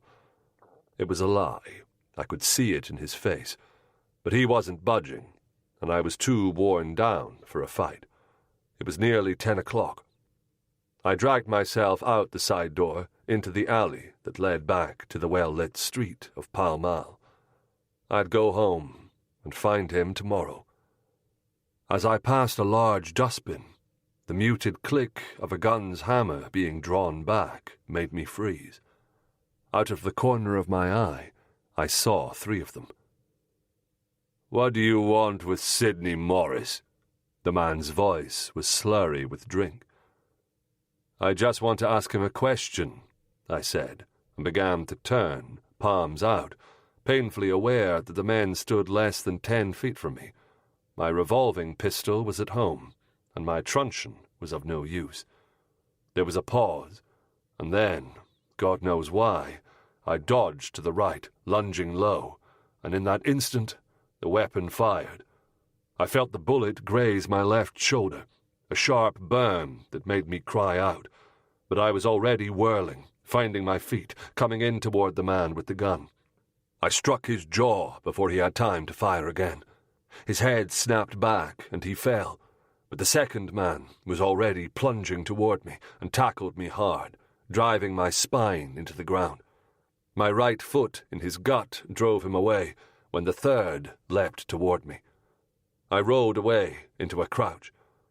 Then something hard hit the side of my head. I heard the shrill whistle of the Metropolitan Police. Footsteps, shouts, someone saying, "Christ, it's Mickey Corrivan, all right."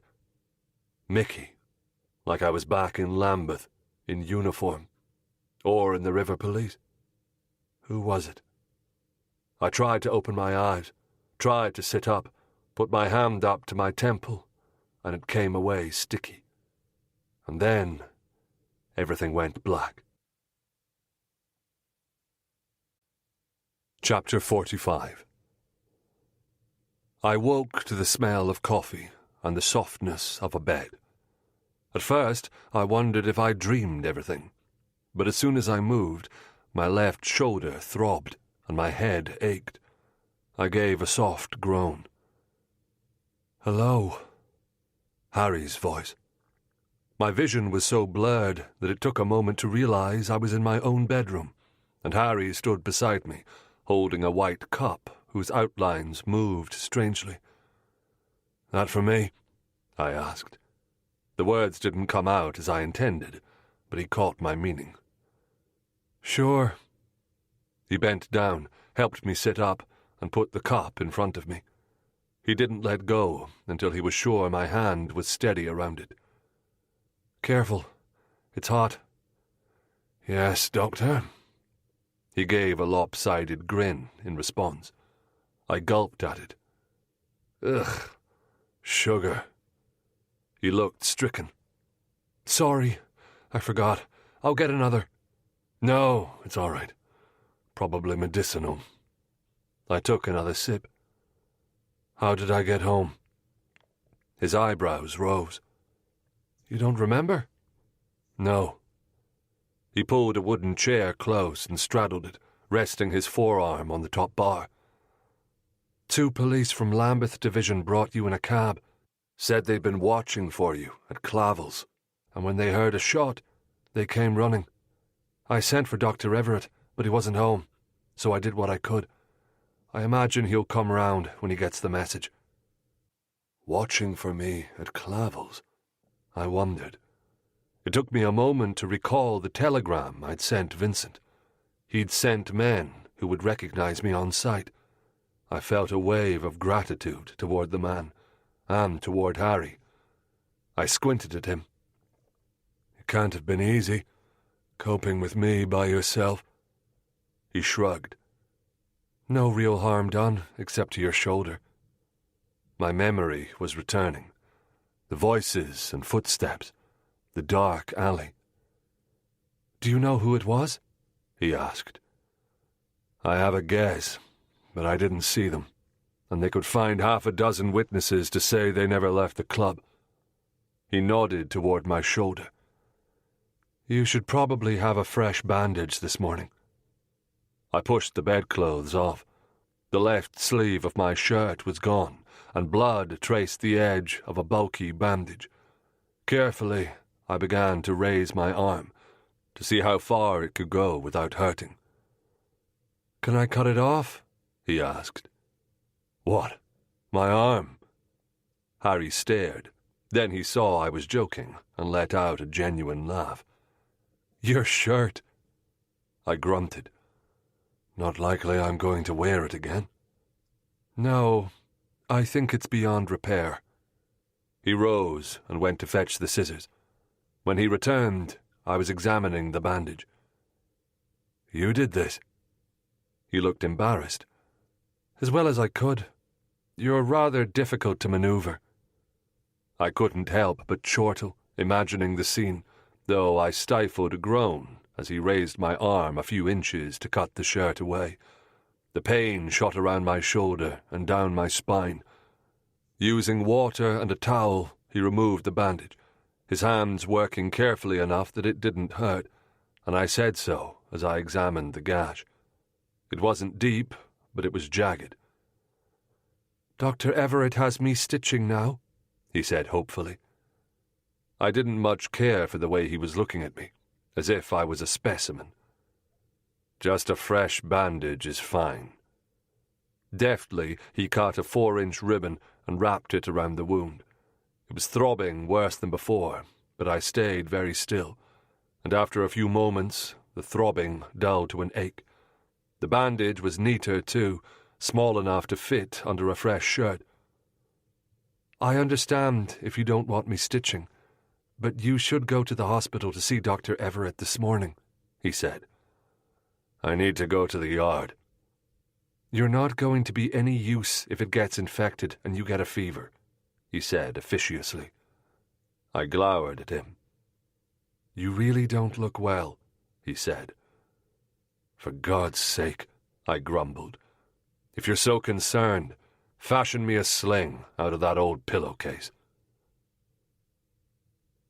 By 10 o'clock I was in my office, with my door closed, feeling sick. Much as I didn't want to admit it, the journey by cab had been an ordeal. My head ached with pain that came in waves. I shouldn't have rushed. Vincent wasn't even in yet.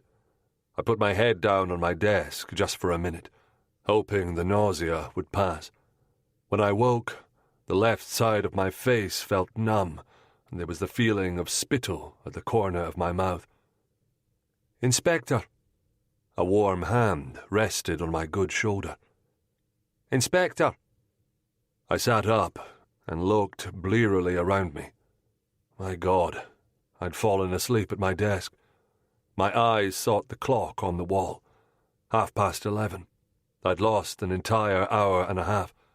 I rubbed the heel of my right hand into my eyes. "Sorry," I muttered. "Inspector." Sergeant Baird's voice was still tentative. I looked up. Those mutton chop whiskers were too old for his young face. "What?" "There's a woman here for you, sir." I took a deep breath. "Is she alive or dead?" "What?" He started at my grim jest. "Nothing, Baird. It's just most of the women I'm seeing these days are dead." He replied uncertainly. "Well, this one's alive, but it looks like someone tried to make it so she weren't. Says her name's Miss Martin or some such." Marvellous. A beaten woman case. "Can't someone else?" "She said she'd only talk to you." He shuffled his feet. "I told her you were busy, but she's insisting. Says she's in a hurry, has to get back somewhere." "Of course she is." I used the desk edge to heave myself to standing, and was relieved to find my headache mostly gone. That extra bit of sleep was what I needed. Gingerly, I adjusted the makeshift sling, settling the weight of my arm into it. "Here," he said, extending his hand. There was a cup of coffee in it, and that small act of kindness nearly unravelled me. That morning, I needed reminding that the world was a decent place, and I needed coffee to put some warmth back into my blood. Somehow the sergeant had known. I finished the cup in 3 long swallows, and as I came from behind my desk, I said, "Thank you, Baird." "Of course, sir," he replied, and I made my way toward the rooms we used for conferring privately with witnesses. I peered through the window. The woman was dressed in good but plain clothes, with a hat that hid most of her hair, neat grey gloves, a small reticule, decidedly middle class. But she was turned away, so I couldn't observe even her profile. When I opened the door, she turned, and I saw bruises on her face and scratches along her cheek. She was between 25 and 30 years old, and vaguely familiar. I found myself struck by her expression, resolute and intelligent. Her eyebrows rose. "Goodness, what happened to you?" "Nothing."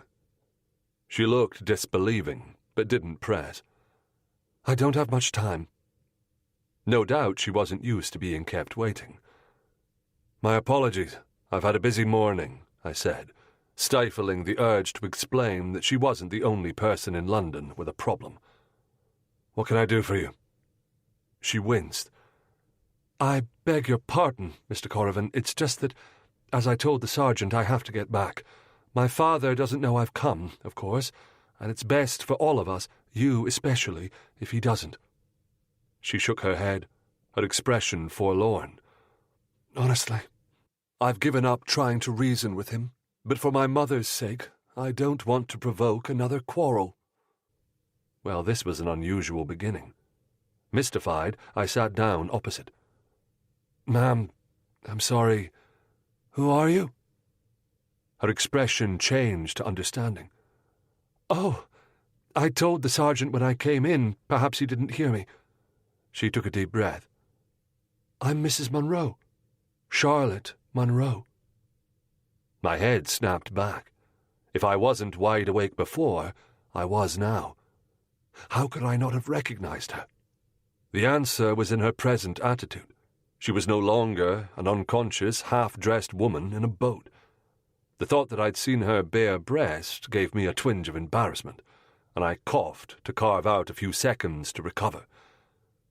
"Mrs. Monroe, of course," I said. "Well, I'm surprised to see you. Your father said you wouldn't speak to me." "My father never asked me," she corrected me.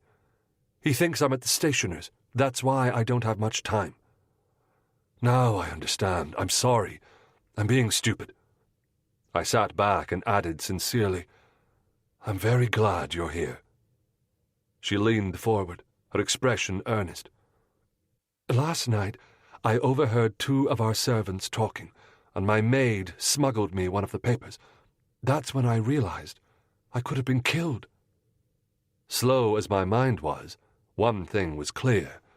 I remembered what others had said of Mrs. Monroe, that she was aware of the dark deeds done in London, and her mission was to help women in danger. A river of hope was rising in me, for she might be able to provide everything I needed. The question was, how much should I tell her, in order to elicit what she knew? She might know details that were essential to finding Mr. Price, and not even know she knew them. She continued, "One of the papers said it might be the work of a deranged man who will keep killing until he is caught. Is that true?" "We do think he will kill again, unless we prevent it." "I want to help, if I can," she said softly. "But first, I wish to know, that is, do you know why he chose me? Was it something I did?" She was fighting back tears. "Could I have prevented it?" My heart went out to her. Despite being a married woman, she looked vulnerable and very young. "No," I was emphatic. "It was nothing you did." She looked unconvinced. "You see, I work at a house for fallen women, and—" "Mrs. Monroe, truly, you did nothing to bring this about." I chose my words carefully. "In fact, I rather think your work may be why he left you alive." A pause. "That, or your condition." "My condition?" she echoed. "You're with child, aren't you?" She gasped and looked at me in amazement. "Mr. Corrivan, he asked me the same thing, in almost those same words. How did you know?" So, Mrs. Monroe being with child, like Elaine had been, had stopped Price's hand. I took a deep breath as I absorbed this. The pieces of the puzzle were coming readily to hand. It was on the tip of my tongue to ask if Mr. Price had said anything else when Mrs. Monroe said in a strained voice, "Please, Mr. Corrivan, what else do you know about him? You must tell me." I did as she bid, revealing not everything, but enough about the trial and Mr. Price and Elaine to reassure her that she wasn't to blame for the attack, and to help her understand the importance of the questions I'd ask afterward. Her blue eyes were fixed on me the entire time. Clearly, she had practice in confronting ugly truths, but I saw the rising horror, and as I concluded, her eyes brimmed with tears. She covered her face with her hands. "To think my father participated in this." I kept silent as she fought to regain her composure. At last she looked up. "That poor young woman," she whispered, "and her poor father." I am not often surprised to speechlessness, but her compassion toward a man who'd nearly killed her silenced me for a long moment. At last I said, "It's a tragedy for everyone, but our difficulty is that we don't know how many other women he intends to hurt. There are at least 3 other men who could be seen as directly accountable, but if he decides to hurt the jurors, there could be more, or he might stop and go after Beckford himself." She sat quietly for a moment, and when she spoke, her voice was strained but practical. "You said the first 3 attacks were on Monday night. But this last was on Friday, so the next attack could happen at any time, couldn't it? Yes, I admitted. We think he might be worried that we're getting close to finding him, and he's hurrying. But we need to know how he found you, where he took you, anything else he said to you, anything at all, because that part of the pattern may remain. Of course. She straightened her spine, and her eyes focused on a point in mid-air, almost as if she was seeing him there. He was an older man, perhaps 45. Her eyes flicked to me. Not quite as tall, but broad like you. His hands were calloused across the palm, as if he worked with them. His hair was dark and thick and wavy. He wore it long, and he had mutton chops. She put her own hands up to the sides of her face. That coincided with the description of the man outside the Dorstons' livery. Thank God you had your wits about you, I said. Did you notice a cough? To be sure, she said. But he looks like any other cab driver. I fit this with what I knew. Mr. Price must have followed her to her parents' house and waited until after dinner when she emerged. He hadn't needed a written message this time. Is Mr. Price a driver by profession? She asked. I don't think so. But anyone with a cab and a horse can set himself up. Please go on. He paused at an intersection, saying that his horse had caught a stone. Then he begged my pardon and said he needed a tool from under the seat. He stepped inside, and I smelled chloroform. She paused, remembering. When I woke, my hands were bound, and my mouth as well, so I couldn't cry out. I was in a boat, and I think the cold water at the bottom roused me. We were inside a shed with some broken panels, and the light was coming in. Moonlight, I think, so I could see him above me. He looked almost mad. His eyes were wide and staring.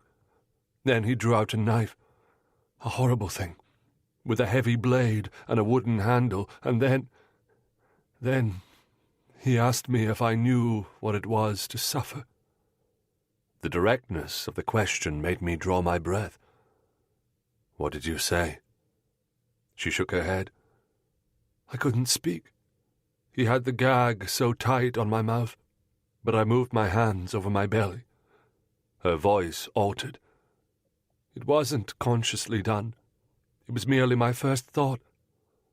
But he saw my hands, and he asked if I was with child. When I nodded, he had the most peculiar look on his face. Grief and hatred and despair all at once, and indecision. I must have looked dubious, for she rebuked me. Mr. Corrivan, I've become practiced at noticing changes of expression. Often they tell me whether a young woman has become hardened to her fate, or is still willing to believe that the world holds something better for her than prostitution. I nodded. Of course. So he stopped his knife? Yes, and instead of cutting my throat, I suppose, he sliced open my dress. She averted her gaze in embarrassment. The entire bodice, and laid his hand on my belly. And just then, as if on cue, the baby moved. Her eyes met mine again, and her voice softened. The man felt it, Mr. Corrivan. Then he put the knife away, struck me across the face, and I remember nothing else until I woke in the hospital with Dr. Masterson. My heart was skipping beats. So Price watched his victims, knew where they lived and where they went. After that, it was simple. A cab and some chloroform, and a boat. What can you tell me about the shed and the boat?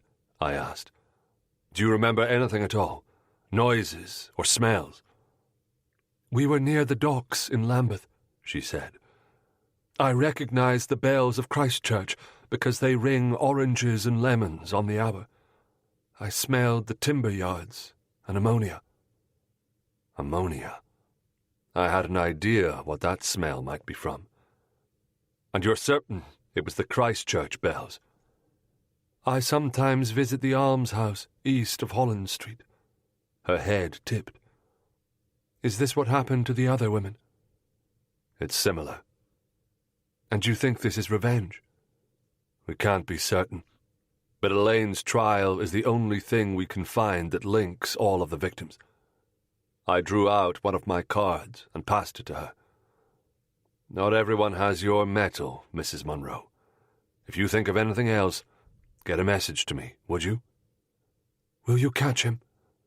Believe me, I'm doing nothing else with my days. She nodded and looked down at her hands. What is it? I asked. She met my gaze. Would you consider me tainted? I sat back in my chair, surprised. She flushed a mottled red. I don't know what my husband will say. My guess, I said, is he is going to be horrified. But he isn't going to think any less of you. I thought about how I'd felt when Belinda received that letter. On the contrary, I think he's going to feel terribly guilty for having left you alone in London. She gave a gasp, and her eyes whitened. Why, you're right, of course. He's going to blame himself, though he shouldn't. She extended her hand to touch my sleeve. Thank you. I wouldn't have thought of it. But that's exactly how he'll feel. She tucked my card into her reticule. At the threshold, with her hand on the door, she turned and looked at me, as if she wanted to say something else. But then she merely gave a brief smile and left, closing the door behind her. I put my right hand to my face and rubbed. The door opened, and Vincent slid inside. Who was that? Charlotte Munro. Vincent shut the door. After I relayed everything she said, a frown gathered on his brow, and I sensed why. I'm sorry I didn't fetch you, sir, but she asked for me, and I was in the room before I knew who she was. He waved a hand. Awkwardly, I added, and thank you for sending the men to Clavel's last night. I'd have been dead if you hadn't, as it is. I dropped my chin toward my left shoulder. The bullet just nicked me. Yes, I heard. He rested his fingertips on the back of the chair Mrs. Munro had vacated. Emma Montooth's father is on the board of directors at Beckford Shipping, and Judge Albert and the barrister Griffiths are both members of the Adwaller Club. I nodded. The Beckfords belong to Clavel's like Morris does, and Griffiths served as barrister for both Forsyte and the Beckfords. He let out a sigh.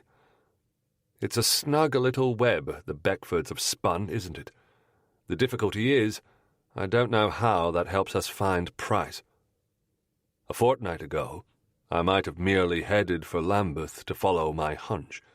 Instead, I said, when Mrs. Munro mentioned the smell of ammonia and the bells, I thought of McOwen's wool works. They're just north of Christchurch, and they use alkaline baths to clean the wool. They'll also have their own lighters for moving the bales onto ships.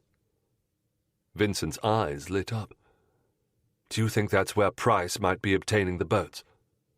Could be. I know the dock supervisor, and he'll tell me if any boats have gone missing. Price may even have found work there at some point, so he'd be familiar with the place. Should I go to McOwen's? I can ask Mills to come along. He studied me for a moment. No need for Mills, unless you think it's necessary. But Quatermain wants to send you down to division after this case, and I would prefer not to. Please don't give him even a thread of an excuse. No barreling through the woods, sir, I said. A tiny, reluctant smile pulled at one corner of his mouth for an instant before it disappeared. Good luck, Inspector. Chapter 46. McOwen's was the largest and oldest of the wool merchants, with manufactories on the river. When I reached its wharf, I slipped in the side door and approached one of the workers rolling an empty wheelbarrow up the dock. He couldn't have been more than 20, but the signs of labor already told. His shoulders were bulky and rounded, his hands rough and reddened. "Where's Wooster?" I asked. He raised his chin toward the smaller of two buildings. "Top floor, most like." I nodded my thanks and headed for the staircase. It opened onto a large second-story loft with a bank of leaded windows overlooking the river. Wooster stood surveying the wharf below, and as my boot scraped the top step, he turned, his expression pleasantly bland. He'd seen me coming. "Corrigan," he said, walking toward me with an outstretched hand and an air of false geniality. I accepted his hand.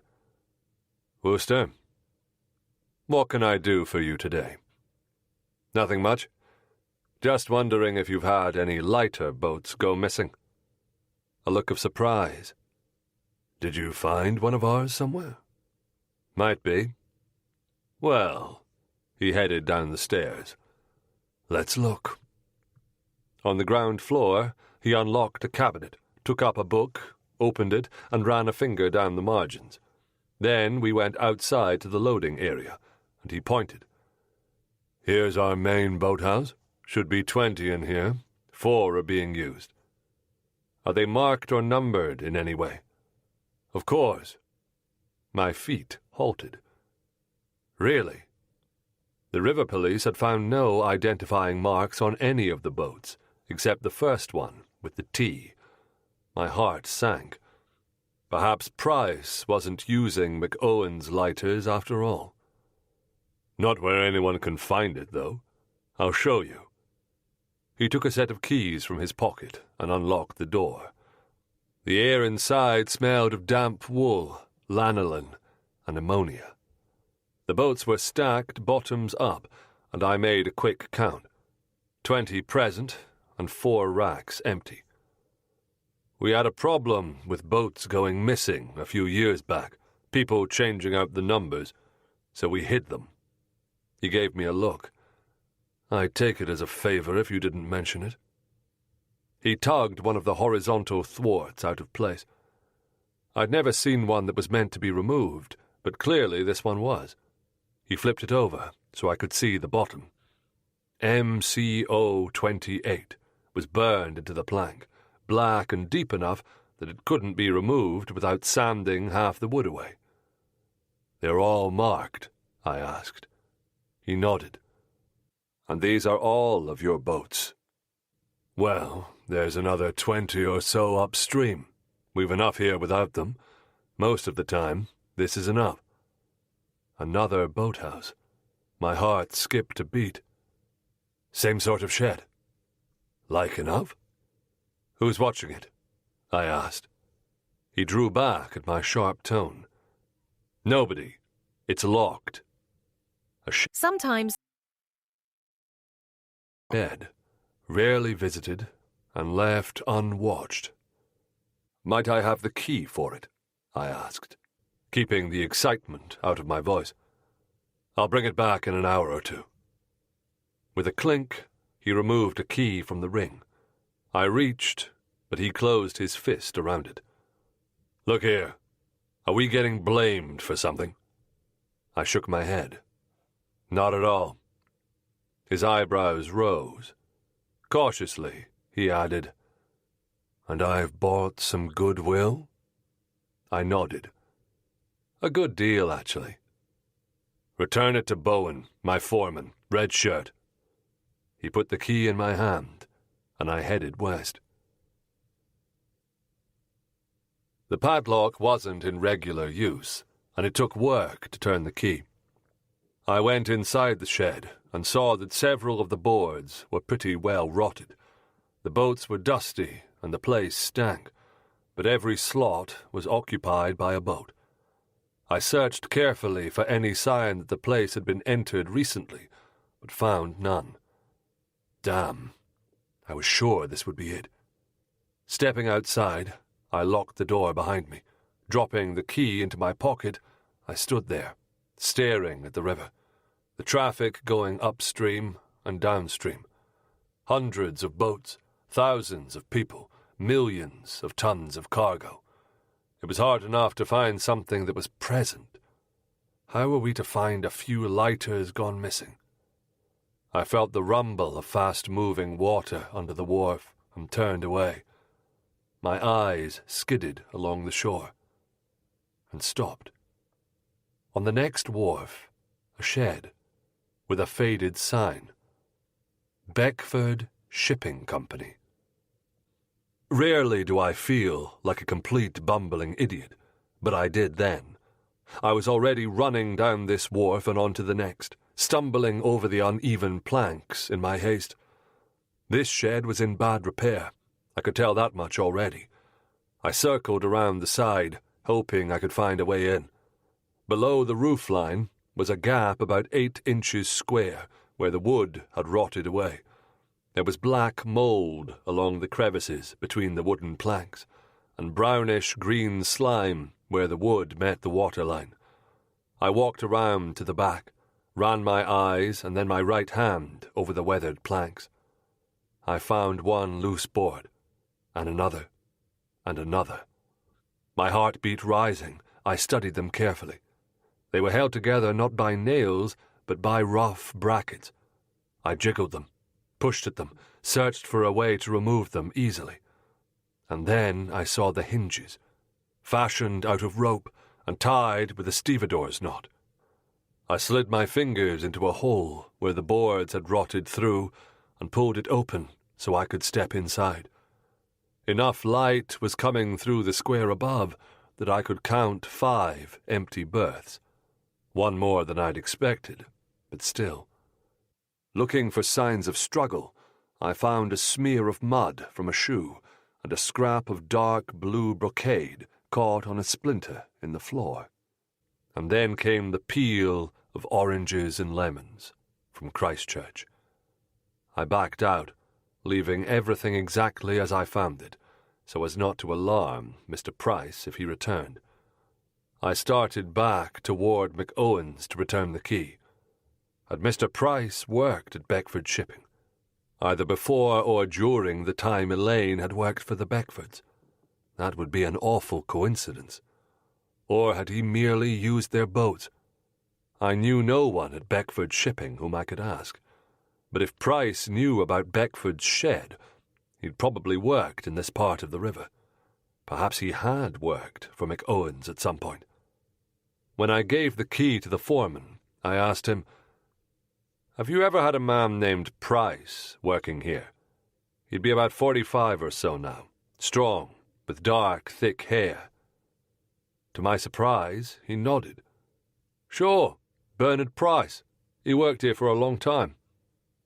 My breath caught. He did. Haven't seen him in 2 or 3 years, though. Was a good man. Knew the river. Any idea where I could find him? He sniffed. He used to go to the Grouse and Gander on Brunswick Street. Thanks. I'd already headed back towards shore when he called after me. He had a daughter. I remember that. Pretty little girl. I turned back. That's right. Elaine. Yeah. Used to come here sometimes with her ma to bring him supper. She could probably tell you where he is, if you can find her. The knot under my ribs tightened, but I merely thanked him again and left. First, I went to the yard to arrange for a plainclothes watch on the boathouse, then to the hospital, where James told me Styles was still hanging on. Where there is life, there's hope, he said. While there, I asked him to look at my shoulder, and he praised Harry's bandaging, put 4 stitches in, and gave me a proper sling to wear. Then to the Grouse and Gander, but no one there remembered seeing Price recently. So I did what I do when I know I won't be able to sleep. I walked, methodically, like I was on my old beat in Lambeth, walking and bearing right, again and again. Back then, it often turned up something. I couldn't say how many miles I trudged that evening, stopping into pubs and lodging houses on the south side of the river, long enough that I got a blister in the same place I used to, on my left heel. But I chanced upon an apothecary that was open late, strapped on a dab of plaster, and kept going. On I walked, past midnight, then one, through the squalor and smells, the gas lamps and garbage. I knew Price would return to the boathouse, but I wanted to find him before he took his next victim, and he might be just around the next dark corner. Finally, it was nearly 2 a.m, and every street was quieting down, so I went home. But all night, in my dreams, I walked. Only I wasn't looking for Price. With the deranged logic of nightmares, I walked because so long as I kept moving, Styles would be alive in the morning. For 3 days I worked feverishly, searching for Price, stopping in at the hospital each morning and evening to check on Styles, and resting my shoulder, which was mending nicely. Harry was home at night, and it was thanks to him I ate and slept. James was wrong about Styles' fever.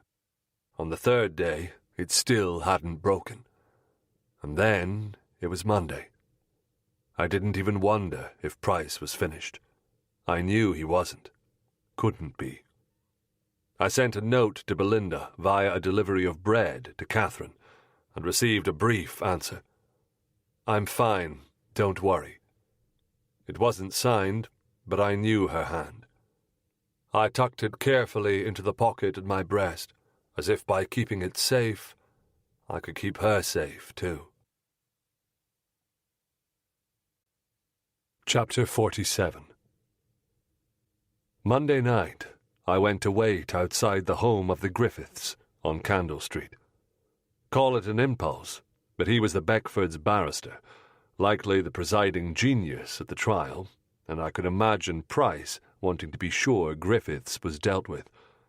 Through discreet questions, we knew that in addition to the man and his wife, a son and a daughter lived at the home, as well as several servants, including 2 maids.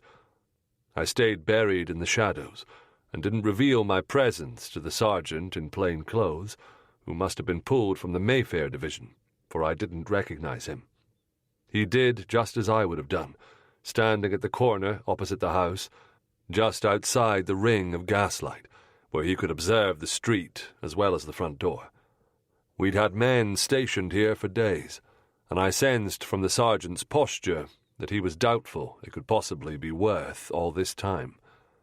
I watched the inhabitants of the house moving through the lit rooms, soft-edged silhouettes behind the curtains.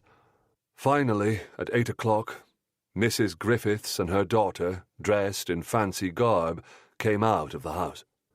My pulse quickened as they approached a cab that drew up to the door. From where I stood, I'd seen that cab loitering around the corner, as if in wait for perhaps a quarter of an hour. I leapt forward and hollered at them. "Stop! Stop! Don't get in that cab!" Mrs. Griffiths turned and stared at me in alarm. "What on earth?" "Did you order this cab?" I demanded. "Cab?" She looked at me as if I'd lost my mind. "This is our carriage." "Your family's carriage?" "Who else's would it be?" she retorted. I looked up at the driver. He was a young man, pale, slender, with short, fair hair, the exact opposite of Mr. Price. "Look here," he began with a frown. "Never mind," I muttered. "I'm sorry. Misunderstanding." The sergeant was beside me then, breathless, though he said not a word. The daughter was clutching her mother's arm, her expression fearful. I realized the irony of it, that in trying to protect them, I had probably frightened them half out of their wits. "I'm an inspector with Scotland Yard," I explained swiftly. and we've had reports of unethical cab drivers in this part of London. May I ask, where are you going?" "We're visiting friends for dinner," Mrs. Griffith snapped. "And as I said, this is a private carriage, not a cab for hire." I looked up at the driver. "Will you wait and bring them home?" "Of course he will," Mrs. Griffith said. "He always does. Now get in, Anna, we don't wish to be late." Mrs. Griffiths and her daughter climbed in, and the carriage rattled off down the street. The sergeant was looking at me with a mix of uncertainty and resentment. "I'm sorry," I said wearily. "I had a feeling the man we're looking for would be here tonight." He frowned. "Well, I've been watching the house since 4 o'clock. He pointed in the direction of the vanished carriage. "They're the only ones who've left, through the front door, leastwise. Some servants have left too, but I was told it was the daughter he'd be after." "That's right." I put a hand on his shoulder to soften any sense that I hadn't trusted him. "You're exactly right." He looked mollified. "Well, that driver ain't going to hurt him. He don't look like he could fight off me sister." A driver and a private carriage. Price could never convince the two women to get into his cab afterward, unless... Suddenly, belatedly, the sergeant's words sank in. I spun on my heel. The sergeant stepped backward with a look of alarm. "That's it!" I burst out. "He's going to get rid of the driver. Throw him off the box. That's how he'll get at her." His eyes went wide, and his mouth opened. "I need a cab." I spun around and darted toward the nearest cross street. The sergeant shouted, "One just turned up that street, going north." "Find out where they're going," I threw over my shoulder. "I'll be back." To this day, I couldn't say how I caught up to a London cab. I'm sure I must have looked mad to anyone watching, but I don't recall seeing a soul. All I perceived was the yellow lantern appearing to grow as I ran. I pulled abreast and waved frantically at the driver. "I need you to drive down Candle Street. Hurry, and I'll give you double." At his nod, I leapt inside, and he turned the carriage and whipped up the horse. We were rattling over the stones when we reached the Griffiths' house. "Hold up here." I leaned out of the carriage and shouted out the window. "Where?" 12 Wigmore, the sergeant called out. He took a few running steps toward me, but I ordered the driver to go, and he did. "Fastest way?" he asked. "Yes. No. However a private carriage will go." "Aye, then." The wheels churned against the stones, and I clung to the strap inside, all the while scanning each cab as we drew up from behind and passed it, looking for the young man with the fair hair and the delicate hands. I was so bent on finding him that I almost didn't see the carriage coming toward us, the driver a dark, hulking man. Was it Price? He'd thrown the driver off already. I twisted round to stare at the carriage. It looked the same sort of wheels, but there were thousands of them in London. I made a split-second decision. "Driver, follow that carriage we just passed," I called. "But don't let him know." He turned obligingly. "All right, Governor." "That man means harm, but we need to confront him somewhere quiet." Then I fell silent, so the driver could muster all his concentration for the task at hand. I craned my head out the window and didn't take my eyes off the carriage for a moment. Staying back a ways, we followed it east and south by the smaller roads, across Regent Street, across Charing Cross, toward the Strand, parallel to Fleet Street, across Blackfriars Bridge, and then down toward the wharves. With each turn, I felt more certain it was Price driving.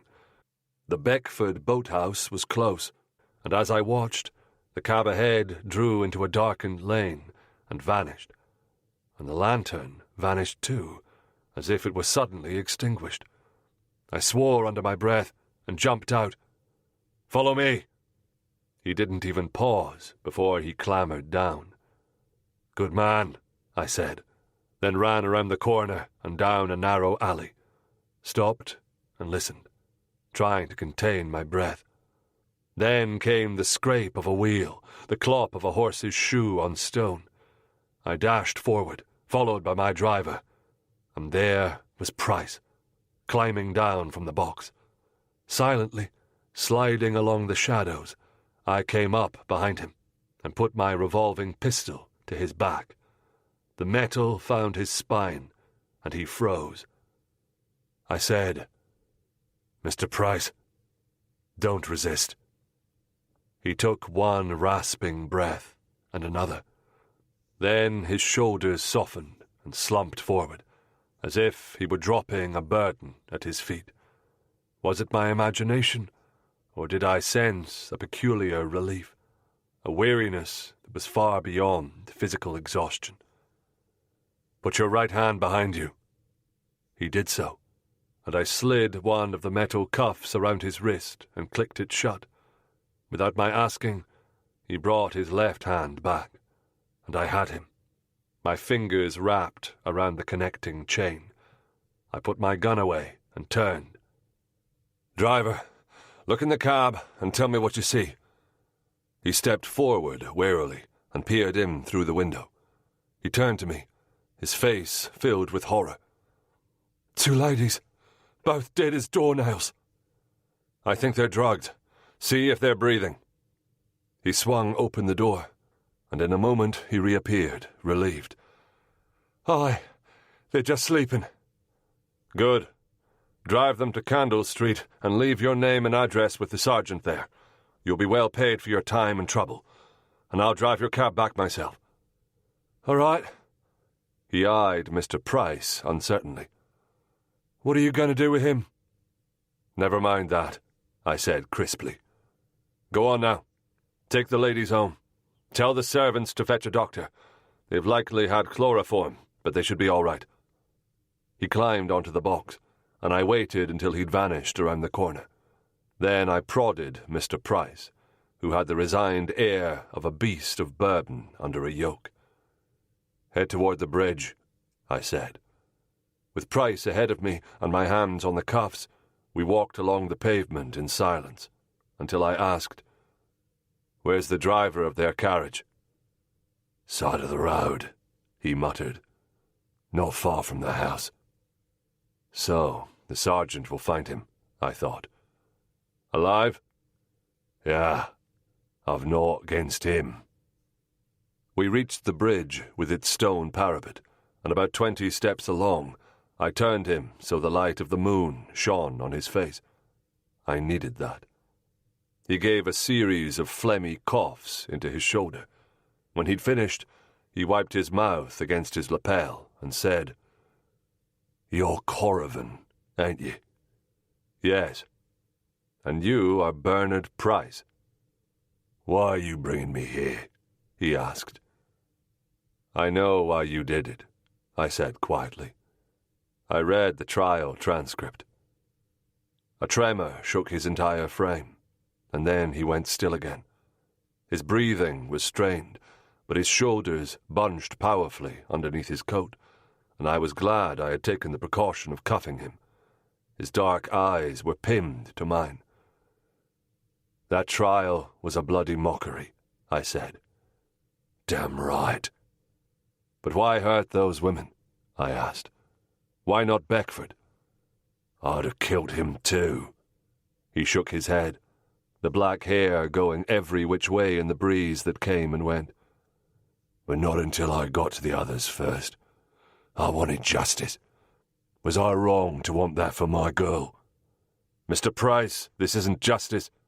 Those poor women didn't deserve what you did, and their friends and their fiancés are devastated because of you. Do you understand?" An expression of uncertainty crossed his face before the anger returned. "It was the only way to teach those men anything." By moonlight, his eyes were black and glittering as the water below. "There are some folk what have a heart. They understand a poor man's pain, even if they hadn't felt something like it afore. But there are some who can't imagine anything they haven't felt themselves. His chin gestured toward all of London north of the Thames. The only thing that lot understand is meanness. I didn't say so, but yes, I'd felt that way sometimes.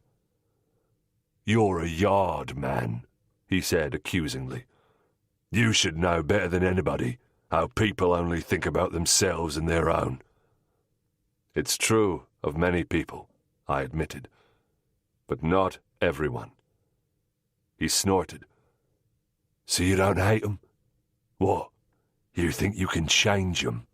You're more fool than I took you for. I loathe men like the Beckfords, I replied, but there are truly kind people in the world who look beyond their own. He grimaced in disbelief. A tug steamed through one of the arches below us, and a vibration penetrated the soles of my boots. I waited until the boat had passed before I answered. After my mother died, a woman named Mary Doyle took me in because I needed a home. But her bigger kindness was the way she did it, for she never let me see what a burden it was, never made me feel ashamed of being an extra mouth to feed. She thanked me for whatever I could contribute, instead of making me feel like it was the least I owed her. He shrugged. You were lucky. Yes, I was. Unbelievably so. Not just because Ma Doyle took me in, but because day in and day out, she showed me what human decency and compassion looked like. I'd never thanked her for that. But now I was endlessly grateful to her for providing an example that might help me here. Bernard, tell me about Elaine, I said gently. He sagged his left hip against the stone. Let me ask you something. Do you know a girl? A good girl? A sister, maybe? Or a niece?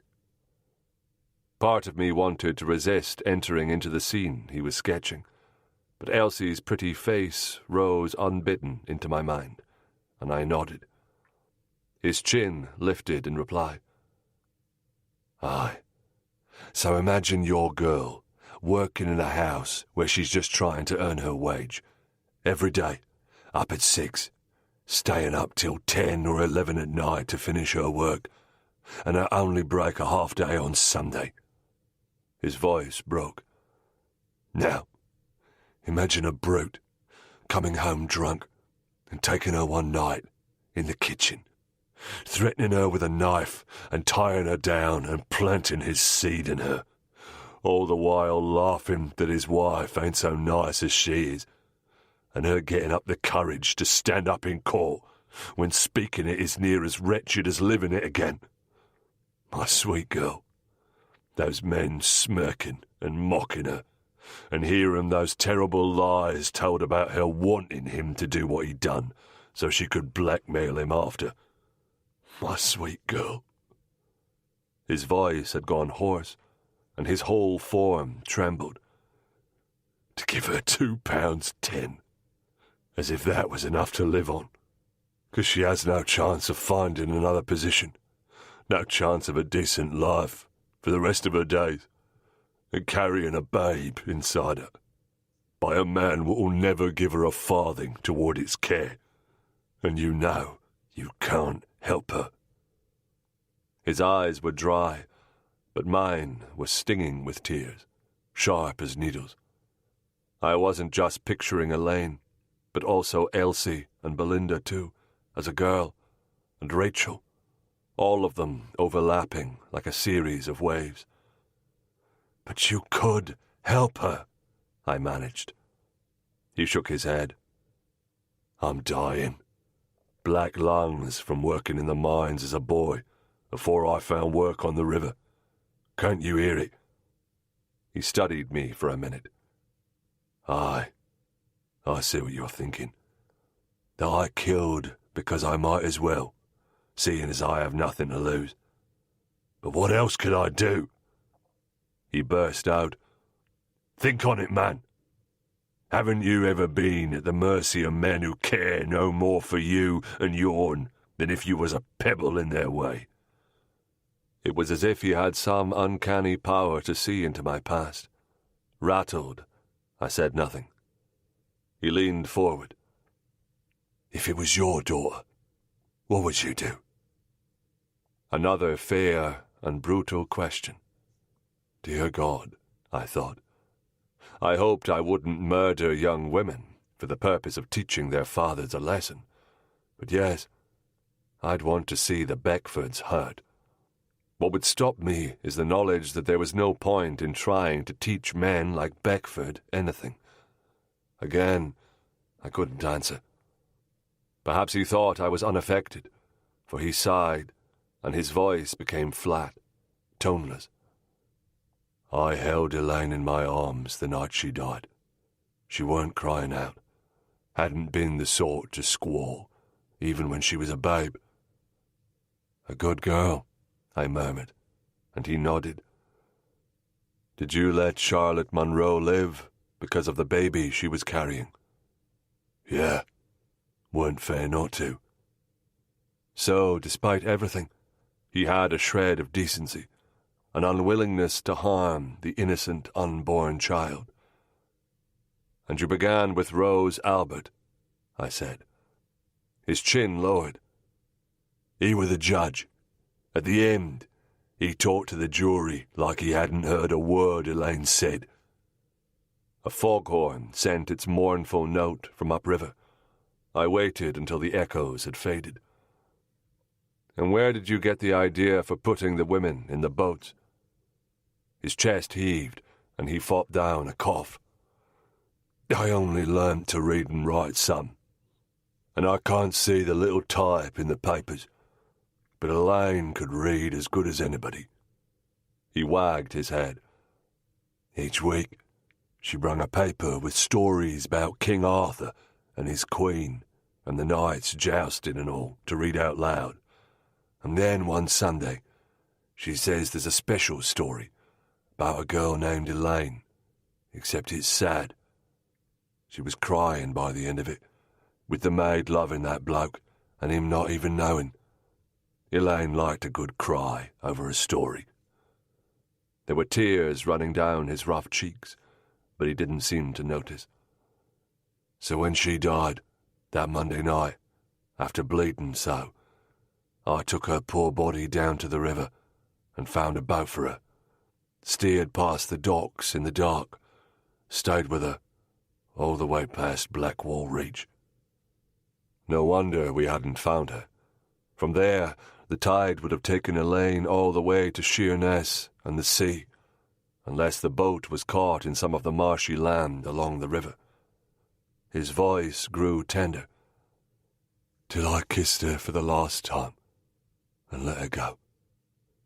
His words were harrowing my heart, but there was more I had to know. How did you write the letters? I have a friend who can write proper, and it don't take long to find out from servants what's happening in a house. And then you used chloroform and cut the women's wrists. His chin came up. Only after they was dead. That weren't half what that man did to my girl. His voice became pleading. It was just to show 'em. I did it so's they could see for themselves. The image of Elaine prone on the table, with Beckford looming viciously and hissing in her ear, rose again in my mind, as clear as a painting. And, God help me, my horror at what Bernard Price had done to his victims was momentarily outweighed by sympathy for his daughter. The shift as evident as the movement of scales at the docks when one too many sacks of grain landed on the plate. But there was no way to balance this scale. Nothing Mr. Price could do, and nothing anyone could do to Mr. Price, could make amends for the deaths and suffering of his victims. And nothing could be done to make amends to Mr. Price for what had been done to Elaine. I felt the futility of it, and for the first time in my life, I understood what Ma Doyle meant once, when she said that finding folks innocent or guilty is sometimes a poor way of righting the world. What could possibly be a just end to all of this? What could be done in the courts? I could think of no result that held justice or even decency, much less atonement. I stood in the path of the cold wind racing down the dark river and felt a profound sadness for all of them and a desperate wish to do no further harm. As if he were following the train of my thoughts, Mr. Price asked, "What are you going to do with me?" Quatermain's voice erupted into my ear. "If you let him go, I will punish you to the furthest extent of my reach." "Mr. Price," I said quietly, "if I do my duty and bring you in, you will stand trial. You'll have to tell Elaine's story to men who will care even less." Horror swept over his face, and I saw the whites of his eyes. He threw back his head and let out a howl. "I can't do that. I won't. I'll be damned if I won't. I won't." His voice rose to a shout, and he broke into a spasm of coughing. I had to come close to make myself heard. "But I can't set you free, either." He clamped his mouth shut, and his black eyebrows lowered in bewilderment. "I've heard that if you hit the water from this high, you don't feel anything else," I said. After he drew a quick breath, a gurgle came from the back of his throat. His expression was a mix of weariness and wonder. You'd be letting me..." He fell silent. Then he leaned over and studied the water. "Here's one of the deepest parts." "Yes." His shoulders straightened as he moved his bound wrists. "No cause to worry. I can't swim with these." "No." He licked his lips. "You could be hanged yourself if they don't believe I got away." "You're a large, powerful man. When I tried to take you into custody, you smashed me in the head and flung yourself over the wall before I could stop you." He considered that. "Why are you letting me go?" I chose my words carefully, to be sure they expressed the truth as I saw it. "What you did to those innocent women was wrong, terribly wrong. Rose Albert, Jane Dorstone, Charlotte Monroe, and Emma Momtooth were loyal friends and daughters. Decent, kind people who took care of others, who tried to do some good in the world. And they were people who loved the dead women dearly and who will never, ever recover from the loss." He flinched. "But making you go through a trial isn't going to bring them back, and the courts have injured you enough." His breath came in quick pants. "What about Beckford? I can't..." "He'll be dealt with. He and his brother go to a brothel on Thursdays." He nodded. "Yeah, in Hampstead." "The police raid it on occasion." I paused. "The next time may be on a Thursday." His panting halted. "Once word gets round what they've done, they won't survive prison." My voice was thick with feeling. "Trust me on that." Relief flashed over his features, and one deep, ragged breath and then another swelled his chest.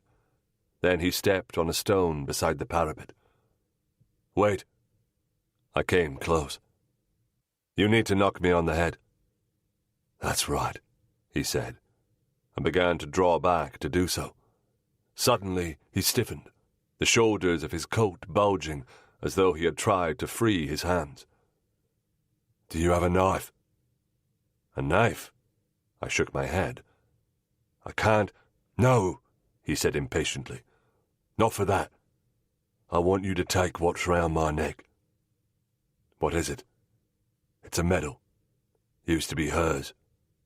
He tipped his head sideways, revealing a narrow strip of leather against his throat. I don't want it to go down with me. I drew out my knife and ran the blade underneath the thong. It clove in two, and I caught the ends. Threaded onto the leather was an oval bit of pressed tin. My thumb detected bumps and ridges. A saint's medal, perhaps, like the silver one Belinda had given me of St. Michael, patron saint of police, that I refused to wear, leaving it in a box at home. It came to me, in a flash of insight, how pathetic that was, that I wouldn't even accept a symbol of assistance. "Who is it?" I asked. "Saint Zita, patron saint of maids and servants." His voice was low. Not that it helped her any. Dear God, if only it had, I thought. "Will you keep it?" he asked. "I ain't worth remembering, but she was." His words made my throat constrict. "Of course." I put the medal carefully in my pocket, so he could see I had it safe. Then I stood still, ready for the blow. He made a good job of it, his forehead smacking mine hard enough that everything went black, and pain razored from my neck down my spine.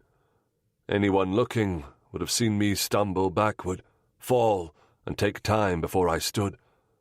Through a blur, I saw his bulk lurch sideways and vanish. By the time my vision cleared, I was alone. I struggled to my feet and leaned over the parapet. Below, a dark shape disrupted the moon glow that flickered over the river. Then the shape sank, and the surface ripples recovered their rhythm, running the pale silver light all the way to the shadowed shore. A fierce uncertainty hollowed out a space in my chest. I wished I'd knew if I'd done the right thing. Chapter 48. The next morning, as the bells struck 6, I sent a message to Catherine's to say the man had been found, and she and Belinda were safe. I reached the yard early enough that I found only the desk sergeant and a constable. It was yet another Tuesday, but this one would be different. I stood in the doorway of my office and watched as Vincent entered. In all the months he'd been at the yard, it was the first time I'd taken the opportunity to study him as he made his way through the main room. His very stride and gaze bespoke prudence, evenness of temper, and intelligence. Perhaps from the beginning he hadn't given me enough credit for my virtues, but I hadn't acknowledged his either. That morning, I fully recognized how well suited he was to the task at hand, rebuilding public trust, fending off the Quatermains of the world, taking a position of civility with the newspapers, and managing men from all sorts of backgrounds. His eyes caught sight of me, fixed on the bruise on my forehead, and he said, "Give me 10 minutes, Mr. Corrivan." "Of course, sir." My subdued tone, perhaps more than the words, made him pause before he disappeared into his office, closing the door. I returned to mine, where I simply sat. Sometimes waiting is what must be done. At the prescribed time, I knocked, and he bade me to enter. Vincent stood behind his desk with an opened letter in his hand. Although I'd given him his full 10 minutes, he was still in his overcoat. My entrance roused him from his reverie, and he exhaled audibly through his nostrils as he greeted me. He folded the paper. "It's from the hospital. Styles is all right. His fever broke." A profound sense of gratitude wiped all other thoughts from my mind for a moment. "Thank God," I said fervently. He nodded toward another written message on his desk. "And the body of a large, dark-haired man in handcuffs was found near Blackfriars Bridge this morning." I kept my face expressionless as he hung his coat on the creaking rack. Vincent sat, gestured for me to follow suit, and folded his hands across his waist. "I heard that you were at Mr. Griffith's last night. The sergeant stationed there said you ran after the family's cab and sent the two women home." "Yes, sir. The young man was watching the house conscientiously, and it was he who alerted me to how Price would capture the two women." "But you caught him?" I gave him a clear and concise account of the exchange between Mr. Price and myself, up to a certain point. "He confessed all of this to you," Vincent observed. "Where were you standing?" I had my answer ready. "On the bridge, sir. I'd put him in cuffs. He told me he would talk, but I'd have to keep my distance. He said he'd throw himself into the river otherwise." His gaze sharpened. "You believed he was so casual about his death?" "He was already dying, sir. Black lung. He worked in the coal mines as a child, and at times he could hardly speak for coughing." Vincent looked thoughtful. "Letting Charlotte Monroe live for the sake of her child. Strange bit of decency, wouldn't you say?" "I think he was a decent man before his daughter died. Some of it remained, I suppose." Vincent went very still, and I had the feeling suddenly that I had revealed too much of my ambivalence. But he only asked, "What happened next?" I explained that he would have to stand trial for the murders. He said he would rather die, that he had sat through Elaine's trial, had seen her disbelieved and laughed at by the judge and barrister and the rest, and he was damned if he'd repeat the experience. "I see." "It became clear to me that I'd have to seize him in order to bring him in alive," I continued. "I came toward him as he finished speaking, and he smashed me in the head so hard I fell backward. I touched my forehead, where the bump was purplish and very evident. And then he flung himself sideways, so quickly that I didn't have time to grab him." A frown creased his brow. "Is it your belief that he planned to do so all along, after he explained himself?" "Yes." "But why would he do that when Beckford is still free?" I took a deep breath. "I told him we knew about the brothel, and it was a prosecutable crime." Vincent's expression was inscrutable, and I added, "So long as we keep mention of Mr. Price out of the papers, the Beckfords won't be alerted. They'll go to Rose Cottage as usual on Thursday." Vincent pushed himself out of his chair and went to the window. Into the closed room filtered the morning murmur of other men's voices, the muted blare of boats on the river, the banging of a door in the corridor upstairs. "I'll authorize the raid," he said finally. "But I want Mills to handle it, especially given what happened with Mr. Price. There can be no appearance of you meting out justice to the Beckfords." Relief blazed along my nerves. "And the Beckfords will be the only ones Mills captures," he continued. "Unfortunately, it's not unlikely we'll find men of prominence at Rose Cottage." "Yes, sir," I said, and began to stand, hoping he would not ask. "Mr. Corrivan?" I sat back down. "You left the sergeant at Griffith's and went after Price alone." His eyes, intent, met mine. "Did you seek that private interview?" I had spent most of the night honing my answer, an honest one for myself, but also an honest one I could give Vincent. Had I wanted to confront Price alone because, as Belinda said, I always wanted to be the sole rescuer, to affirm my own strength, so I never had to admit my own weakness? Perhaps. But the closest I could come to the truth was that from the moment I spoke with Rachel and heard Elaine's story, my revulsion toward Price had been tempered with understanding. Certainly, I wanted to hear Price's story to bring a successful close to the investigation. But there was another reason, too.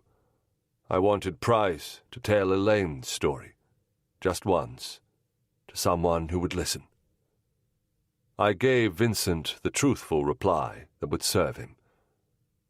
I was afraid seconds would matter, sir. I didn't want to lose the carriage, and if, as I suspected, the driver had been thrown off, I thought the sergeant should find him and ascertain he was all right. Our eyes met and held for a long moment. I could have sworn I saw a flicker of approval, even admiration. It seemed both of us felt justice had been served, though neither of us, for different reasons, would ever say so aloud.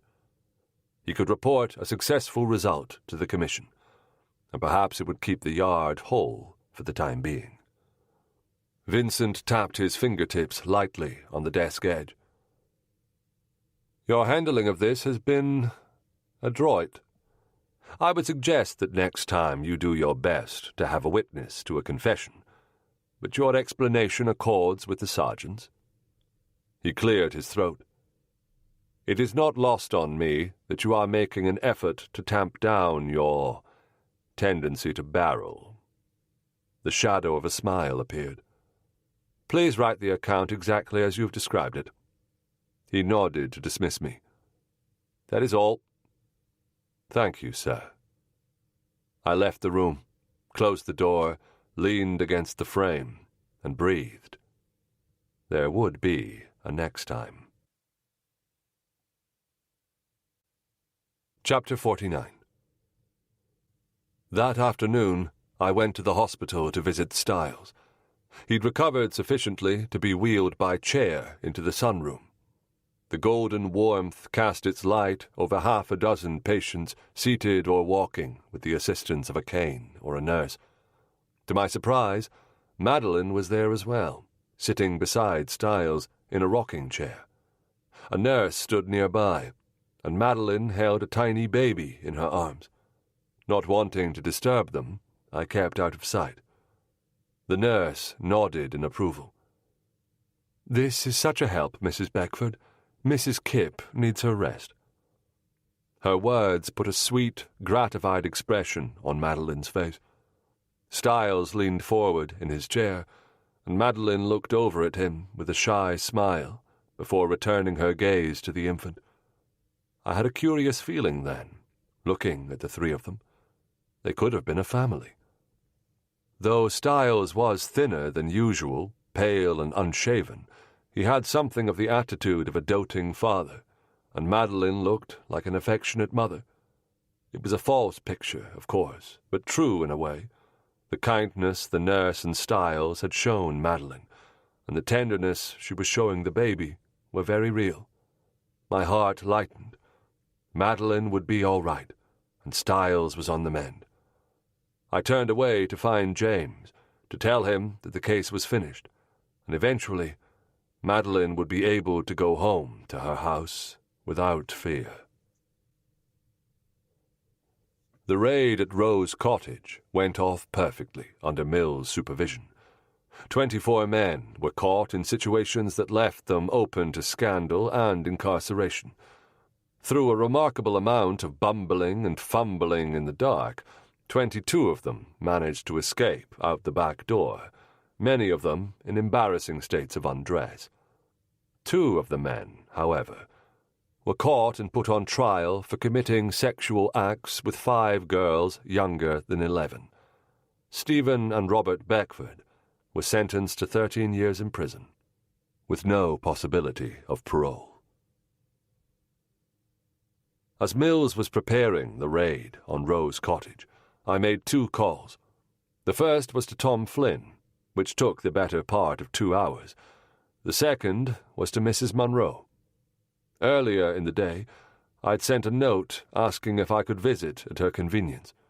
She sent back a reply asking if I might come that evening, as she was most eager to speak with me. I could understand that.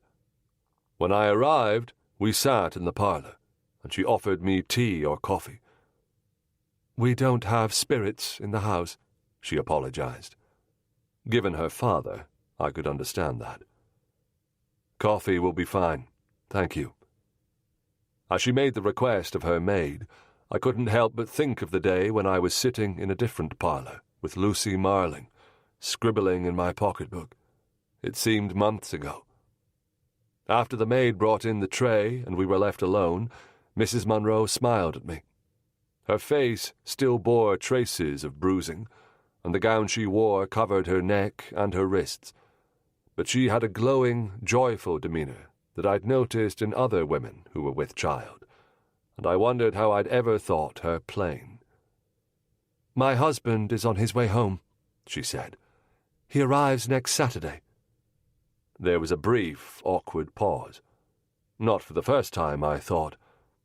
There is no easy way to begin a discussion about a murder. "I'm here," I began, "because the case has come to an end."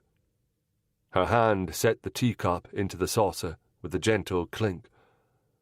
"I imagined so, when you asked if you could visit, although I've seen nothing in the papers." "No, we won't be releasing it until tomorrow, for various reasons.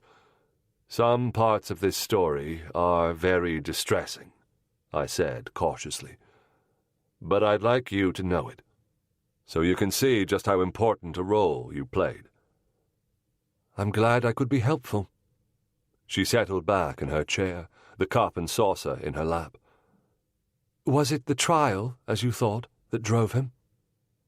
So I told her the end of the story, omitting little.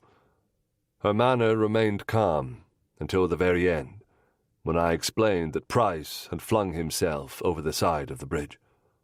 Despite my careful narrative, she discerned the truth. "Why, you let him go?" she said in astonishment. It was on the tip of my tongue to defend my action, but then I realized she was looking at me not angrily or even uneasily, but as Vincent had, but with admiration. I looked at her in perplexity.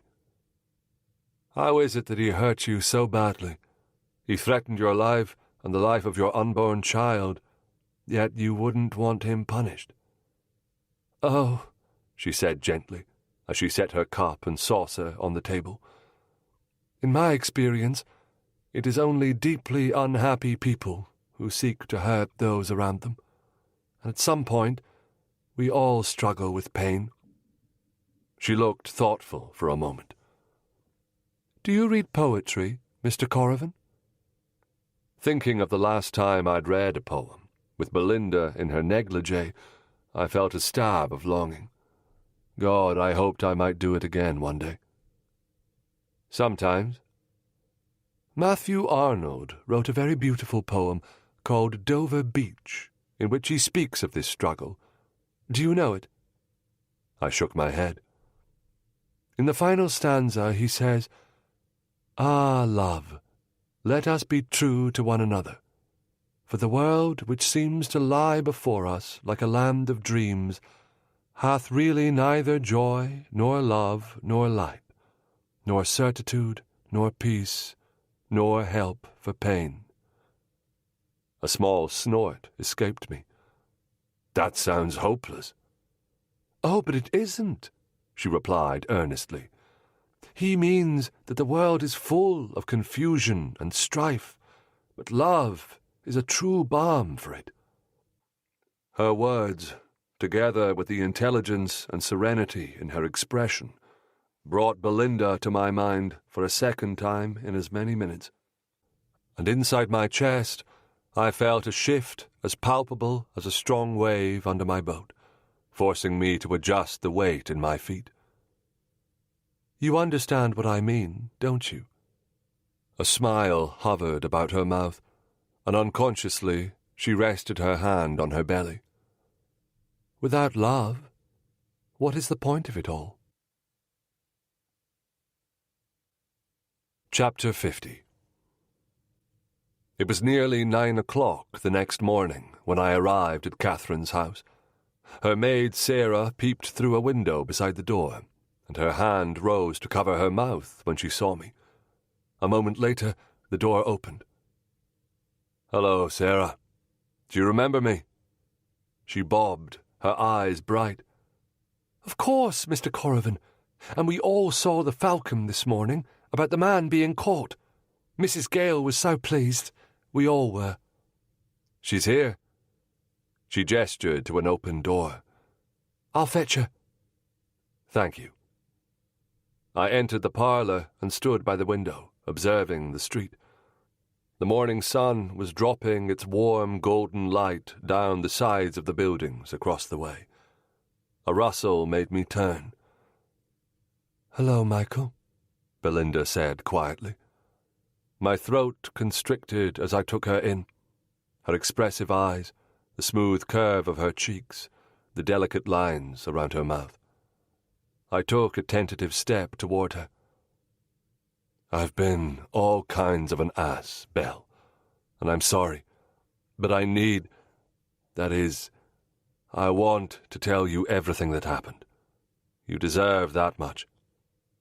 She gestured to the sofa, and we sat at either end, facing each other. "You were right, you know," I began, "when you said I was a coward." She flinched. "Oh, Michael, I shouldn't have said that. I was angry and hurt and upset." "But you weren't wrong," I interrupted, and she waited while I tried to find the words I wanted. "When I ran out of Whitechapel all those years ago, I made up my mind that if I got away, I'd never again let myself be that scared. Never again be so desperately at someone else's mercy." She nodded. "And you're right, that being an inspector lets me pretend that I have the power to undo evil and brutality." I shook my head. "But really, I don't. None of us does, except in small ways. And despite all my efforts, I was that scared again. The day Price threatened you." "Michael." I held up a hand. "Let me finish, please. The newspaper account isn't anywhere near complete, and it can't be, until after certain things happen. But I want to tell you why Mr. Price attacked those 4 women. The story really begins with his daughter, a girl named Elaine." She sat silent and wide-eyed through my entire recital. I omitted the ugliest details from the trial transcript and from Rachel's account. I didn't want to put those images in her head. God knows, I wish they weren't in mine. But even so, as I finished, her breath was coming in small gasps, and her fingers were clasped together and bone-white. At last I concluded. After I heard what Price had to say, I realized we weren't all that different. She looked aghast. "Michael, what he did was unforgivable. You'd never do such a thing." "I hope not," I replied. "But I know for certain I'd want to hurt people very badly. If anyone did to you what Beckford did to Elaine and Rachel, and God knows how many others." She reached a hand for mine, and I gripped it tightly. "I've felt the same outrage he felt," I continued. "The same feeling of coming up against someone who had more power than I, who cared nothing for my pain." "I know," she said. "That's why I understood him. He wanted to make those men experience the pain they'd caused. He had to put them in his position so they'd know what they'd done." "Revenge isn't always just about hurting someone back, is it?" Belinda said slowly. "It can be a way of conveying something, when words don't compel someone to admit their wrongdoing." "And the law courts fail," I supplied. "It's a way of calling people to account."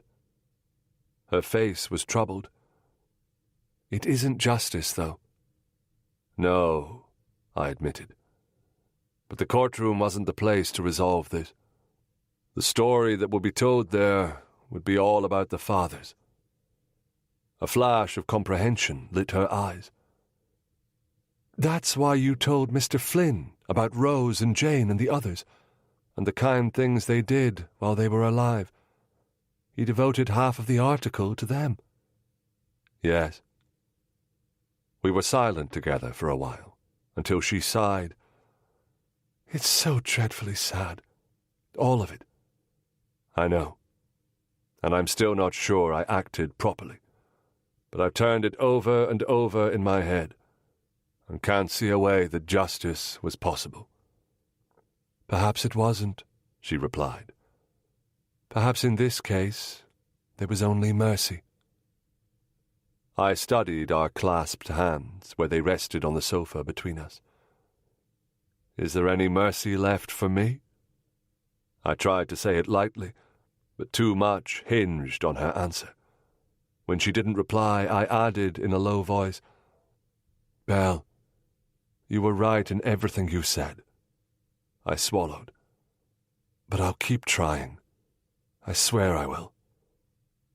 Michael. Her voice was tender, and it gave me the courage to raise my gaze to meet hers. I don't deserve to have you take me back, I said hoarsely. But I'm yours. However you'll have me. Her eyes sparked with perplexity that softened to understanding, and the faintest smile curved her mouth as she gently shook her head. How can I take you back when neither of us ever left? It took 2 ragged breaths before I could reply. Belle, I whispered, and like quicksilver on glass, she was in my arms. And we did not say another word for a very long time.